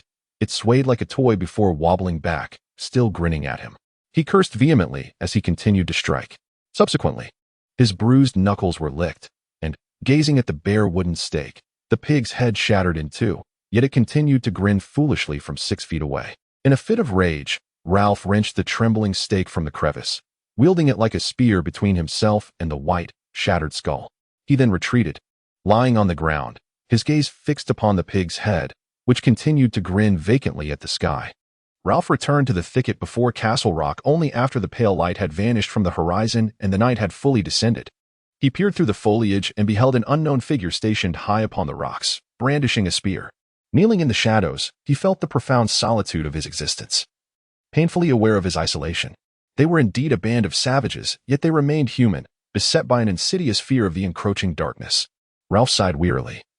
Despite his exhaustion, the dread of those marauders prevented him from surrendering to slumber. The prospect of sleep seemed unattainable. With resolve, he ventured into the occupied fortress and addressed them, declaring, "I shall not quarrel with you," accompanied by a faint smile, as he settled among them. They regarded him as if he were a mere child, a student of the past, perhaps a boy in a cap, always replying, "Yes, sir." Such a response might suffice in the light of day. However, under the shroud of night and the terror of death, the answer was starkly different. In the enveloping darkness, Ralph lay, acutely aware that he was without a home, yet his mind remained intact. He rubbed his cheek with his forearm, catching a whiff of a pungent odor, a mixture of salt, sweat, and the musty stench of filth. To his left, the sea surged and receded, crashing against the rocks. Sounds emanated from behind Castle Rock, and Ralph strained to distance his thoughts from the rhythm of the tides, recognizing a familiar cadence. Slay the beast. Cut its throat. Let its blood flow. The band was engaged in a dance. On the other side of this wall formed by rock, there exists a place where they must have gathered in a pitch-black circle, a fire blazing and meat sizzling. They may be relishing the delectable feast. Content in this cozy sense of security. Ralph heard a sound closer to him that sent shivers down his spine. The savages were climbing the castle rock, ascending towards the summit, and Ralph could hear a cacophony of voices. He stealthily crawled a few yards forward and beheld the shapes at the top of the rock. Now magnified, Only 2 children on the island moved and spoke in such a manner. With his head resting on his forearm, Ralph sorrowfully accepted this new reality. Their group had now gained a Sumeric. The 2 of them were guarding the castle rock against him. The chance to rescue them had vanished. As had the opportunity to rally a group of exiles at the other end of the island. Sumeric had, like the others, transformed into a savage. The piglet lay dead, and the conch had been shattered to pieces. The guards eventually descended. The 2 who remained appeared to have melded into the darkened rock, as if they had become an expanded part of it. A star emerged behind them, and in an instant, something moved to obscure it. Ralph, like a blind man, slowly advanced, groping along the uneven ground. A murky expanse of seawater lay to his right, while the restless ocean sprawled to his left, resembling the depths of a well when viewed from above, instilling a sense of dread. The treacherous reef rose and fell, perpetually embraced by the encircling sea, merging into a misty expanse of white. Ralph ascended slowly, ultimately grasping the jagged rocks at the entrance. Above him, he discerned the tips of spears protruding from the sentinel's rocky perch. He called softly, Samneric, but received no reply. He realized he must raise his voice to be heard. However, doing so might alert those hostile, striped adversaries who were feasting heartily by the fire. Gritting his teeth, he began to climb, his hands searching for secure footholds. The wooden pole he clutched, once an impediment, was now his sole weapon, and he was reluctant to relinquish it. Ralph ascended to a height comparable to that of the twins before calling out again, Samneric. A startled cry and a flurry of commotion echoed from the rocks. The twins clung to one another, stammering incoherently. It's me, Ralph. He climbed with urgency, fearful they might alert the others, peering over the edge of the rocks. From his vantage point, he could see the white waves crashing against the reef below. It's me, Ralph. At last, they bent forward, gazing at his face. We thought it was. We didn't know what it was. We thought. Their newfound yet shameful loyalty was rekindled. Eric remained silent, while Sam attempted to fulfill his duty. You must go, Ralph. Depart at once, he commanded, brandishing his spear with fierce intensity. You must leave. Do you understand? Eric nodded in agreement, thrusting the spear skyward. Ralph, however, leaned against his arm, unwilling to depart. I have come to see you both, he stated, his throat uninjured yet his voice raspy and pained. I am here for you too, yet words could not convey the hidden anguish within. He fell silent, while the bright stars continued to twinkle above. Sam shifted uneasily. Honestly, Ralph, it's best if you leave. Ralph tilted his head back once more. You both bear no markings. How can you? If only there were light. If only there were light. Perhaps acknowledging these matters would ignite a sense of shame, searing under its illumination. But the night remained pitch black. Eric seized the conversation, followed by the twins who echoed in unison, You must go, for it is unsafe. We are being coerced. They have harmed us. Who? Jack? Oh. No. They both leaned closer, lowering their voices. Leave now. Ralph, it is a gang. They are forcing us. We are powerless. Ralph's voice was low when he spoke again, seemingly drained. What have I done? I care for him. I wish for everyone to be saved. The stars twinkled softly in the sky. Eric shook his head earnestly and said, Listen, Ralph. Stop thinking about reason. That is settled. Do not concern yourself with the leader's affairs. For your own good, you must leave. The chief and Roger. Yes, Roger. They harbor resentment towards you, Ralph. They plan to eliminate you. Tomorrow, they will hunt you down. But why? I do not understand. Ralph and Jack, the chief, he said it would be perilous. We must proceed with caution, like spearing wild boars. We will traverse the island, spreading out our search lines. We must start from this end. You are essential. We will signal like this. Eric raised his head, clapping his hands together, making a soft murmuring sound. Then, anxiously, he glanced back again. Just like that, of course. The sound must be loud enough. I have done nothing wrong, Ralph whispered urgently. I only wish to maintain the signal fire. Ralph paused for a moment, painfully contemplating the events of tomorrow. Nothing was more significant to him than the unfolding of this very situation. What do you intend to? At first, he was unable to provide a clear response. However, the pangs of fear and loneliness soon spurred him into action. What did they intend to do after finding me? The twins remained silent. Beneath Ralph, the jagged rock of death sent up splashes of water. They planned, oh dear. I am truly famished. The towering rocks beneath him seemed poised to tremble. So, how? The twins did not directly answer his question. You must leave immediately, Ralph. For your own good. Keep your distance. Do you two wish to accompany me? Together, the three of us, we shall have hope. After a moment of silence, Sam gasped as if struggling for breath. You still underestimate Roger. He is genuinely terrifying. And the leader, they both, are frightening. But Roger, the two children were paralyzed with fear at the sight of one of the group climbing toward them. He has come to check on us. Hurry, Ralph. As Ralph prepared to descend the cliff, he sought to seize this final opportunity for a brief exchange. I will lie among the brambles down there, not far from here, he whispered. Do not let them discover that place. They would never think to search so close. The sounds of footsteps indicated that there was still some distance to cover. Sam, surely I will be all right. One TI? The twins fell silent once more. Here, Sam suddenly exclaimed. As Ralph felt a hefty chunk of meat thrust upon him, he grasped it tightly. But what do you intend to do once you capture me? No one responded. He foolishly muttered to himself as he descended from the rocks. What are your plans? An enigmatic reply echoed down from the towering cliffs. A stick had been sharpened at both ends by Roger. Ralph struggled to comprehend the meaning behind this statement, yet could not decipher it. A torrent of foul words surged in his mind, yet he found himself yawning. How long can one endure without sleep? He yearned for a bed dressed with sheets. Yet, 40 feet below, there lay a vast expanse, white and glimmering, reminiscent of spilled milk, slowly spreading around the rock. This was the very spot where the piglet had fallen, and it was all that this place possessed. The piglets were omnipresent, and here at this narrow passage. They became terrifying amidst the darkness and death. How wonderful it would be if a piglet-esque gleaming head were to emerge from the water and return to his side. Ralph wept like a child, stifling another yawn. He felt the world spinning before him, using the stick as a crutch. Yet soon, Ralph grew anxious. There were voices atop Castle Rock. The sound was Sam Narek bickering with someone. However, the fern thicket and the grassy expanse were drawing near. Beside him lay the thicket where he planned to conceal himself come morning. Here, his hand brushed against the wild grasses, was a place not far from that band. An ideal refuge for the night. Thus, when that monster reemerged, bringing terror, he could at least blend in with the crowd, albeit this entailed. What did it entail? A sharpened stick. What secrets lay within? They hurled their spears, yet only one struck true. In such circumstances, misfortune could easily befall him.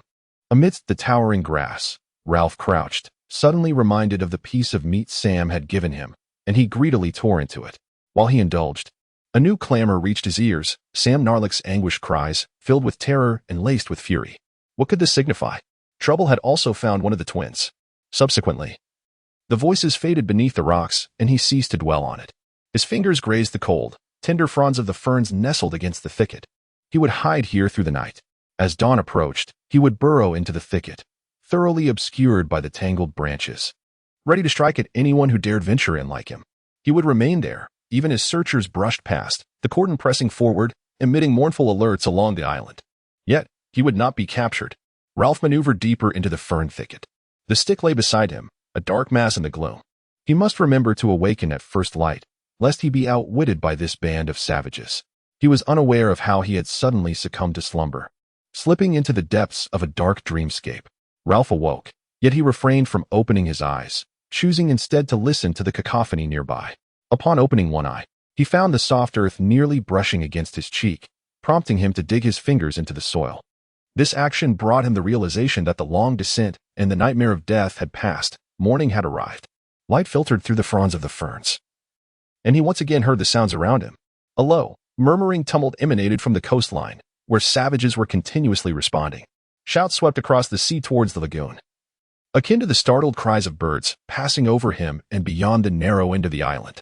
He had no time for contemplation. He swiftly grasped his sharpened wooden spear and twisted his body to crawl back into the thicket of ferns. Within seconds, he began to ascend towards the tangled undergrowth. Before fully entering the thicket, he caught a glimpse of two legs. A savage was approaching him.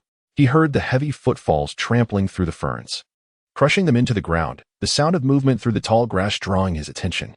A savage, though he could not discern which, let out a couple of low cries. Shouts echoed from two directions, only to fade away shortly after. Ralph remained crouched, ensnared within the low shrubbery, momentarily hearing nothing. Eventually, he scrutinized the thicket carefully, assuring himself that no one could mount an attack from this vantage point, and fortune seemed to favor him. A massive stone, which had once crushed a piglet, had tumbled into this tangle of undergrowth, creating a clearing several feet square. As he burrowed into this refuge, he felt a sense of safety wash over him, along with a newfound agility. On page 68, he carefully perched upon the fractured branch, awaiting the passage of the seekers. He lifted his gaze through the foliage and caught a glimpse of something red. It must be the distant pinnacle of Castle Rock, now devoid of threat. With a sense of victorious elation, he composed himself, listening as the sounds of the search slowly faded away. In the verdant thicket, there was neither presence nor sound. With each passing minute, his feeling of triumph gradually dissipated. Ultimately, he heard a voice, Jack's low, restrained tone. "Are you certain?" The barbarian addressed remained silent, merely gesturing. Roger spoke up. "If you dare to toy with us." At that moment, a gasp and a cry of anguish echoed. Ralph instinctively crouched down. One of the twins was outside the thicket, alongside Jack and Roger. "Are you sure he intends to hide in there?" One twin groaned weakly, then howled again. "Is he planning to conceal himself there?" Yes, Al." A burst of laughter rang out through the woods. So, they were all aware. Ralph seized a wooden club, prepared to strike. But what could they do? It would take them a week to carve a path through the underbrush. Anyone who ventured in would find themselves utterly isolated. Ralph caressed the spear's tip with his thumb, unable to muster a smile. Whoever dared to come in would be pierced and squeal like a wild boar. After they departed, he returned to the towering rocks. He could hear the fading footsteps and the sound of laughter. A cacophony of cries akin to birdsong erupted along the search line. This indicated that some were still on watch, awaiting his emergence. Yet, what of the others? The prolonged silence was suffocating. Ralph discovered he had been gnawing on bark from the spear. He rose to his feet and peered toward Castle Rock. At that moment, he heard Jack's voice echoing from the summit. "Hooray! Hooray! Hooray!" A red boulder he could see seemed to vanish like a curtain being drawn at the cliff's edge, revealing silhouettes against the blue sky. Moments later, a tremendous rustling filled the air. The ground trembled as the underbrush was swept aside as if by a giant hand. Boulders tumbled down, crashing violently as they rolled toward the beach, a tumult of broken branches and leaves falling upon him like rain. The group on the opposite side of the thicket erupted in cheers before falling silent once more. Ralph bit down on his fingers. Only a single rock remained at the cliff summit. Perhaps they could push it. That stone was as large as half a hut, the size of a car, or even a tank.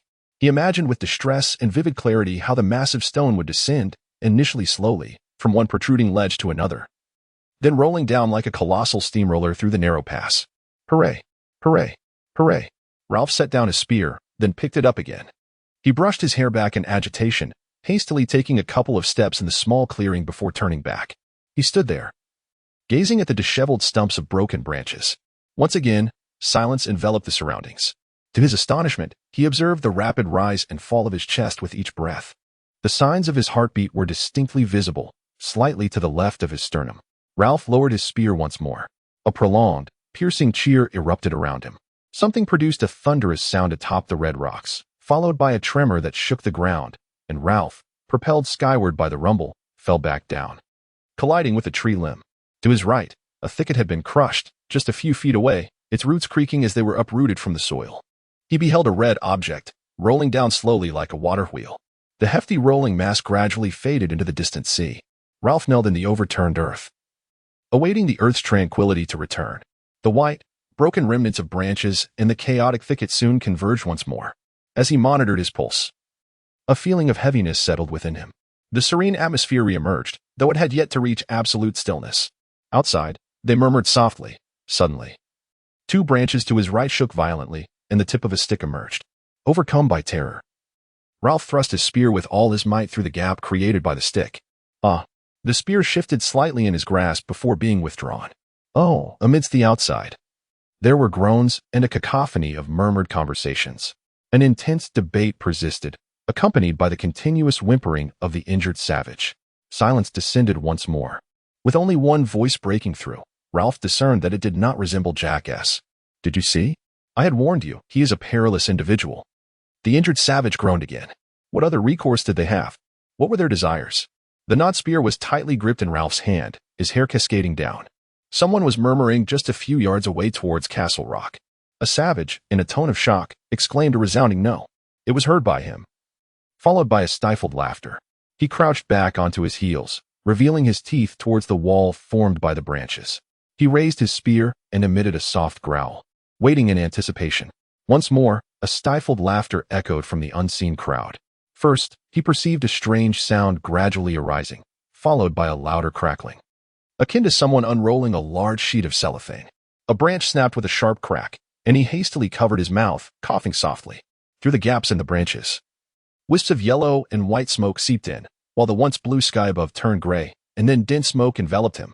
Excited laughter erupted, and a voice cried out, "Smoke!"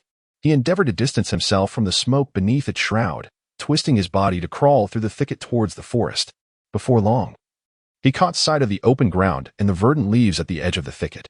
A small barbarian, painted in red and white stripes, stood between himself and the rest of the forest, clutching a long spear. Coughing, the little barbarian rubbed his eyes with the back of his hand. Attempting to see through the thickening smoke that obscured his vision, his eyelids smeared with paint, Ralph darted out like a cat, howling as he thrust his spear, causing the little barbarian to bend down. A cry echoed from beyond the tangled underbrush, prompting Ralph to hastily weave through the low thickets, his heart pounding with trepidation. He reached a narrow path made by wild boars, sprinting along it for about 100 yards before veering off to the side. A mournful wail resonated behind him, reverberating across the island, with a single voice calling out thrice. He surmised this was a signal to advance and quickened his pace, feeling as if a fire ignited within his chest. Eventually, to calm his breath, he hurled himself beneath a low bush, pausing for a moment. His teeth and lips were moistened by his tongue as he distanced himself from the wailing pursuers. He could venture far. He could ascend a tree, though that would be somewhat of a desperate gamble. If they discovered him, they would need only to wait. How splendid it would be to have time to contemplate. The yells came consecutively from one direction, hinting at their intentions. Any barbarian thwarted in the forest would call out twice, causing the search line to halt until he had evaded the obstruction. Thus, they could expect to maintain an unbroken line as they swept across the island. The wild boar recalled by Ralph had effortlessly broken through their encirclement, if necessary. When they pursued too closely, he could exploit the loosened blockade to escape and retreat. But where could he run back to? The blockade would sweep back and forth incessantly. Sooner or later, he would need sustenance and rest, at which point he would be roused by hand and captured by Ralph, marking the conclusion of the hunt. What then? Climb a tree? Burst through the search line like a wild boar? Such terrifying choices. Another cry startled him, sending him racing towards the sea and thick forest.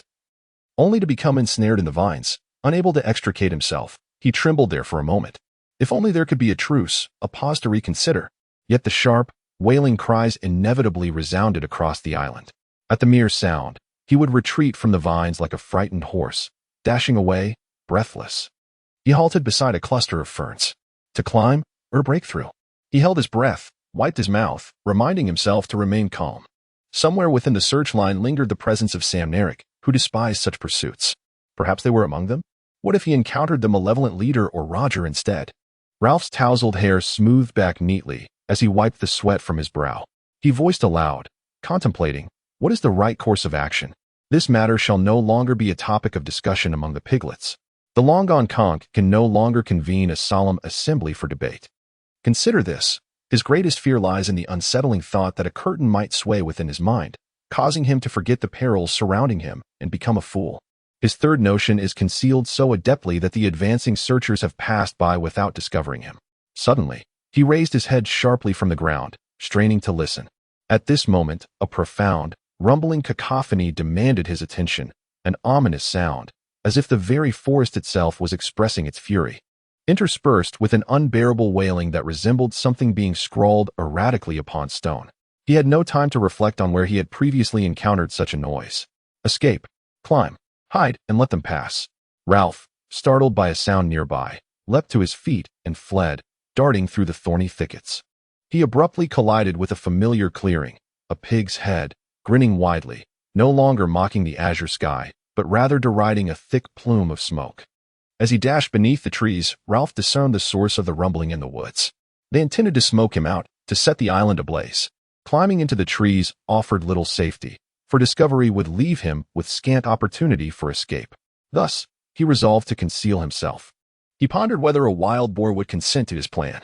He contorted his face in an odd manner, seeking the densest thickets on the island, the darkest hideaways, and then crawled inside. At this moment, he ran while cautiously surveying his surroundings. Sweat trickled down his filthy body, glistening under the beams and patches of sunlight. At that moment, the cries faded away, and the sounds grew faint. Eventually, he discovered a place that seemed more suitable for him, though making such a decision was a reckless gamble with his life. Here, the sunlight was shielded by a blanket woven from low shrubs and intertwined vines. Beneath this cover lay a space approximately a foot high, with slender branches stretching horizontally towards the center or extending upward in every direction. If one were to burrow into this refuge, they would find themselves 5 paces from the edge of the thicket. If the savages did not crouch down, they would remain oblivious to his presence, making it an excellent hiding spot. Even in such circumstances, one would still be cloaked in darkness. Should the worst occur and he be spotted, there remained a chance to break through the entire search line and rush towards him, forcing them to retreat once more. Ralph cautiously dragged a wooden stick behind him as he maneuvered through the upward-reaching branches. Once nestled within the blanket, he lay still, listening. The crackling fire roared. He had not anticipated that the drumming sound, once thought to be far behind, was now closer than ever. Could the fire race faster than a galloping horse? From his prone position, he could gaze out at a patch of ground approximately 50 yards away. Dappled with shifting light and shadow, he observed the sunlight flickering on each illuminated spot, and for a moment, he felt as though the glimmers mirrored the curtain of thoughts swirling in his mind. Yet soon the flickering light grew ever swifter, dimming until it ultimately vanished, revealing the sun obscured by the billowing smoke rising from the island. There existed a scenario in which Sam Narek would silently feign ignorance, particularly if someone were to spy upon them from beneath the low shrubs and inadvertently catch a glimpse of a human figure. Ralph's cheek was pressed against the ochre earth. His cracked lips licked, his eyes gently closed. Amidst the subtly trembling ground, beneath the tangled underbrush, and overshadowed by the resounding roar of the ferocious blaze, perhaps there existed a sound so faint it eluded perception. Someone was calling out. Ralph hastily lifted his face from the mud and gazed into the dim light. He thought, they must be closing in now. His heart began to race. The difficulty lay in the singular opportunity to hide, to break free, to climb a tree. What strategy would prove most effective? The fire was now perilously close. The sounds of large branches, even the cracking of tree trunks, resonated like the thunder of artillery. What a fool! What an idiot! The flames must have reached the wild fruit thicket. What would they eat tomorrow? Ralph restlessly fidgeted in his cramped hiding place. One could not afford to take risks. What could they possibly do? Strike him with a sharpened stick? And what of that? Kill him? He was startled to his feet by a sudden cry from the nearby vicinity. He saw a savage, painted with stripes, emerging hastily from the entwined green foliage, brandishing a spear, making directly for the blanket concealing him. Ralph dug his fingers into the soil. Now, in order to be prepared for any eventuality, Ralph tentatively grasped the spear, directing its tip forward, only to discover that this wooden implement was pointed at both ends. The barbarian halted 15 paces away, raising a cacophony of shouts. Perhaps he could hear the frantic rhythm of my heartbeat amidst the clamor of the roaring flames. Remain silent. Be ready. The barbarian advanced, revealing only the shaft of his spear, which was the portion below his waist. Now, one could glimpse the area beneath his knees. It was imperative to maintain silence. A raucous herd of wild boars erupted from the verdant thicket behind the barbarian, darting into the depths of the forest. Birds screeched in alarm, mice squeaked in terror, and a small, leaping creature scurried beneath the blanket, frightened. The barbarian stopped 5 paces away, standing beside a tangle of underbrush, and let out another bellow. Ralph's feet curled and recoiled. The double-pointed spear trembled in his grasp, oscillating as if varying in length, weight, and lightness in a disconcerting rhythm. A mournful cry echoed from one shore to the other. The barbarian knelt beside the thicket, flickering light casting shadows in the forest behind him. It became evident that one knee pressed into the yielding earth, followed by the other knee, 2 hands, a long spear, and then a face. The barbarian peered into the murky depths beneath the underbrush. Thus, it could be inferred that he perceived light on both sides, while Ralph, concealed in the middle, remained shrouded in darkness. The center was an abyss of blackness, and the barbarian furrowed his brow, troubled by the uncertainty of what lay hidden in the shadows. Time flows inexorably. Ralph fixated on the barbarian's piercing gaze, urging silence. You must return. Now he has seen you, and yearns for clarity. The sharpened spear glinted ominously. Ralph emitted a chilling, furious, and desperate scream. He stiffened, his cry elongated and grew more ferocious. He lunged forward, bursting through the underbrush. Howling in the clearing of the forest, he brandished his spear, toppling the barbarian to the ground. Yet, more savages approached, clamoring wildly towards him. Ralph deftly sidestepped the spear hurtling his way, silencing his cries as he hastily fled. Suddenly, a cascade of shimmering lights flickered before him, merging into a dazzling spectacle. The forest roars morphed into a thunderous cacophony, as a cluster of towering shrubs ahead was engulfed in flames, contorting into the shape of a colossal fan. He veered to the right, sprinting with all his might, while on his left, the flames surged like a relentless tide, pressing ever closer. Behind him echoed the haunting cries of those who had spotted prey, accompanied by a series of sharp, staccato sounds. This noise reverberated through the air. A brown figure appeared to his right, only to vanish moments later. They all were running, screaming in a frenzy. He could hear the crunching footsteps among the lower foliage. To his left, the roaring flames crackled loudly, exuding searing heat. He cast aside his wounds and thirst, gripped by terror. As he fled at breakneck speed, despair enveloped him, propelling him through the forest towards the open beach. Before him, flickering lights transformed into a multitude of red circles, rapidly expanding and then vanishing. Below him, his legs grew increasingly heavy, as if they belonged to another, teetering on the brink of despair as ominous wails surged forth like a threatening line of serrated edges. A tree root tripped him, sending him crashing to the ground, the cacophony of pursuit intensifying around him. He glimpsed a hut engulfed in flames, the crackling fire dancing to his right, as well as the shimmering sea. Then he tumbled down, rolling upon the warm sands, curling his body and raising his arms to shield his head, yearning to cry for mercy. He staggered to his feet, bracing himself for the terrors that awaited him. And upon looking up, beheld a grand hat adorned in white, with a green brim embellished with a crown, an anchor, and golden foliage.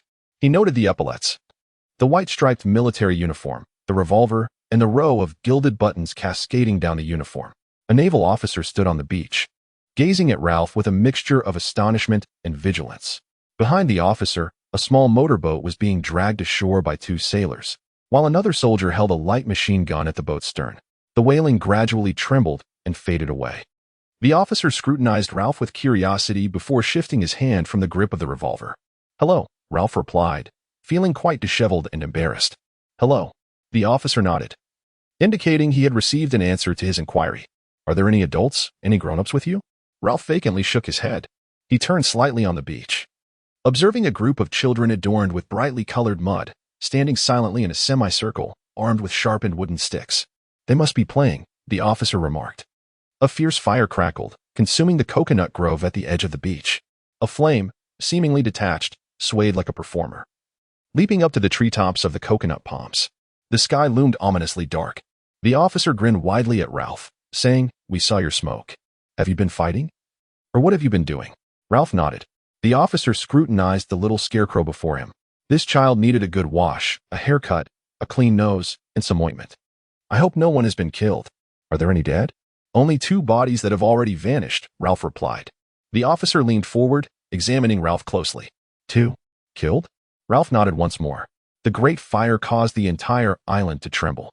The officer realized Ralph was not speaking falsely, as was his custom. He let out a soft whistle. At that moment, some of the younger children among the others emerged, little brown savages with round, protruding bellies. A small child approached the officer and, tilting his head upwards, began to say, I am, yet he could not continue. Percival Wymus Madison desperately searched for the long-forgotten incantations buried deep within his mind. The officer turned to Ralph and inquired, "We are to take you away. How many of you are there?" Ralph shook his head. The officer's gaze drifted past him to a group of colorful children. "Who is the leader here?" Ralph responded with a firm voice, "I am." A red-haired boy stepped forward, wearing a tattered and uniquely styled black hat, with a pair of broken glasses at his waist, only to hesitate and remain still. "We saw your smoke, yet you do not know how many of you there are?" "Yes, sir." The officer mused, "I had assumed." As an image of all the children searching for Ralph surfaced in his mind, that a group of English children, "You are all English, are you not?" would fare better than you have just now. "Initially, we played quite well," Ralph replied, "but then," he fell silent. "Then we together," the officer nodded encouragingly. "I understand." It truly resembled Coral Island. Ralph stared blankly at him, as fleeting images of the enchanting allure that once graced the beach flashed through his mind. Yet the island lay charred like a withered tree. Simon was dead, Jack had already. Ralph could not contain his tears, sobbing uncontrollably as his body convulsed with sorrow. This was the first time since arriving on the island that he allowed himself to weep freely. His whole being seemed to be racked by immense grief, twisted into a tangled mass. Amidst the swirling black smoke, Ralph faced the island being consumed by flames, and his cries grew increasingly desperate. The other children, sensing his anguish, began to tremble and weep as well. Among this group of children was Ralph, disheveled and filthy, with no care to wipe his nose. He wept for the loss of innocence and the darkness of humanity, lamenting the tragic death of his loyal and intelligent friend, Piggy. The officer was moved by the chorus of weeping, momentarily taken aback.